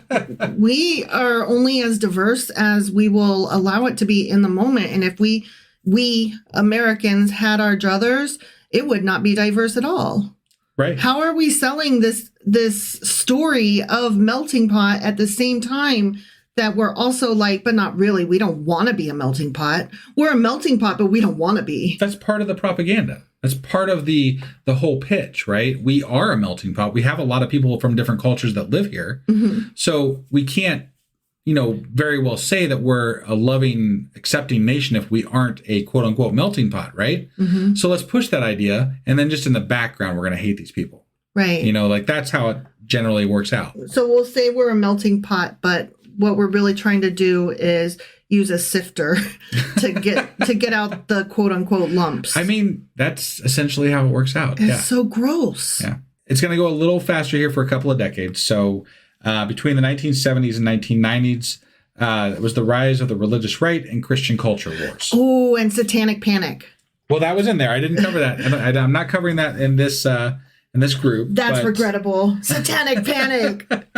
Razor blades in the apples. But the new Red Scare, you know, as the McCarthyism, whatever you want to call it in any generation, it's the same idea with socialism, Marxism, communism, kind of pulling through that thread and tying into atheism, secularism, Judaism, all this stuff, you know, black versus white, all this stuff ties into the same thing. It's all the same. That's so weird.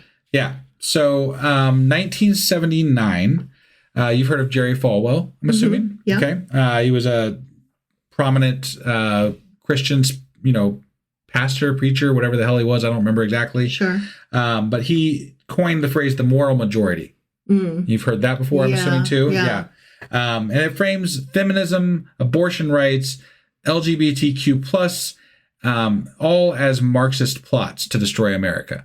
So he's taking this Christian slant and saying that all these things that we've already been discussing, all these things are here to destroy this Christian nation of ours, right? And that's the message that gets pushed. And we're in the midst of big time television, church, you know, type evangelical stuff. television. Evangelical television. Yeah. So it's getting pushed out to the masses, and everybody knows Jerry Falwell's name because he's on fucking TV. Right. And everybody knows his name because he's on fucking TV. Wait, wasn't he mentioned, like, wasn't he a character? I mean, not him, but didn't an actor portray him in that Tammy Faye movie that we watched? I believe he was in that movie as one of the, I'm pretty sure he was. I don't remember exactly. It's been a while since we watched that movie, but I can't even remember the name of the movie. But no, me neither. It was just Tammy Faye, and it went up for an Oscar a few years ago. It did, and it was really good. It was, and it was really good. During this time frame, though, we're going to move into like 1980s here. Okay. So the Reagan administration takes over. So Reagan takes over. Well, no. So here's the thing, right? Reagan took over with he had a mandate. If there was ever a mandate, Reagan had the mandate. Here's the thing. I have emotional baggage where the name Reagan is concerned. Yeah. Because growing up, my dad had a picture of him on the wall and still does to this day, a framed image of Ronald Reagan. Right. So my feeling, the second I hear Reagan, I'm just like, bleh, barf. No, and as do I. But we have to acknowledge that he was a force to be reckoned with in politics. Sure. He was very charismatic. He was able to give really good speeches that worked up, crowds and got them, very enthusiastic about his ideas. Right. So, he did all the right things with regard to all that. But what he really did is he was able to merge evangelical Christianity with Republican politics. And he also promoted the idea that socialism equals atheism equals evil. And we eat the babies. Right. Well, that was part of it, right? Like you have to have a bad guy. Right. The bad guy is always the atheist. The bad guy is always the socialist or the communist. Or the Jewish people. Or the Jewish people. Or the Catholics. The bad guy. It evolves what that means. The flavor of the day, but it's always the same. The newest bad guy right now is the LGBTQIA plus community. Like the trans people are who we hate right now. I'm including that. I'm lumping them all in, but yes, that is the new. The queer community was so 2010s. Now it's the trans. Because they've narrowed down. They realized that you can't be mad at the gay community. Right. Because they're already here. We've already accepted them. Yeah. Right. But trans is on the verge, is on the fence enough for some people that they were able to grab that one still and make that something that they could hold on to. And it requires... It shouldn't be. No, totally. It requires a lot more... I don't want to say acceptance. What is it? It requires a lot more action on the part of the people around them, I think. What do you mean by that? Like, somebody who is gay, like that doesn't really change them on the outside, right? Okay. It doesn't change. But a person who is trans, if you knew them, quote unquote, before versus after their transition, that requires so much more from an observer. Sure. So much more activity, action, work. I gotcha. And there's more required. And that's why it's more on the fence for a lot of people, because they haven't decided that they're okay with this type of stuff. Right. But then... that was a bad way to put it. Not this type of stuff. It is perfectly acceptable for someone to be trans and not feel comfortable in the gender that they are. Yeah. That is... Obviously. I don't want to dismiss the idea those people who are trans, because it is very important that we acknowledge that they are human beings who deserve to have the rights that they have.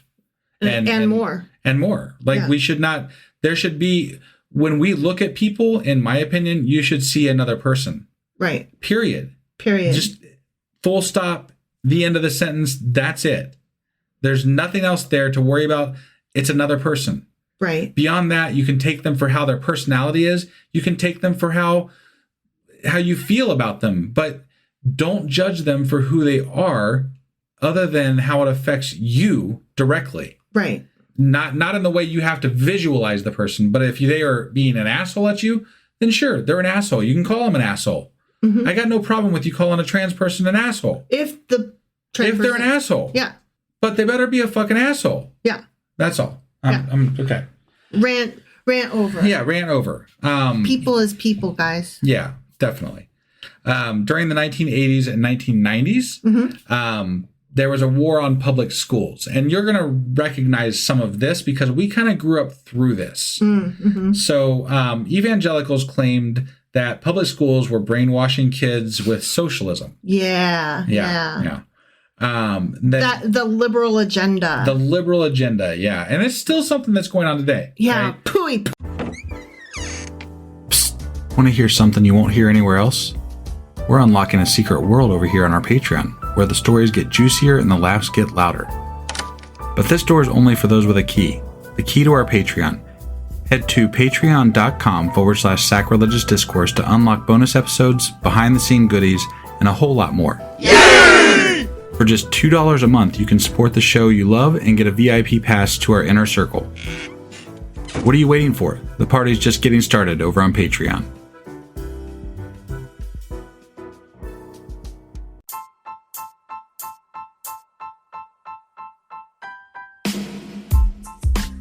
Hey wife, I guess that's the end? But husband, that's just sad. It doesn't have to be. We are on lots of social media platforms like Twitter.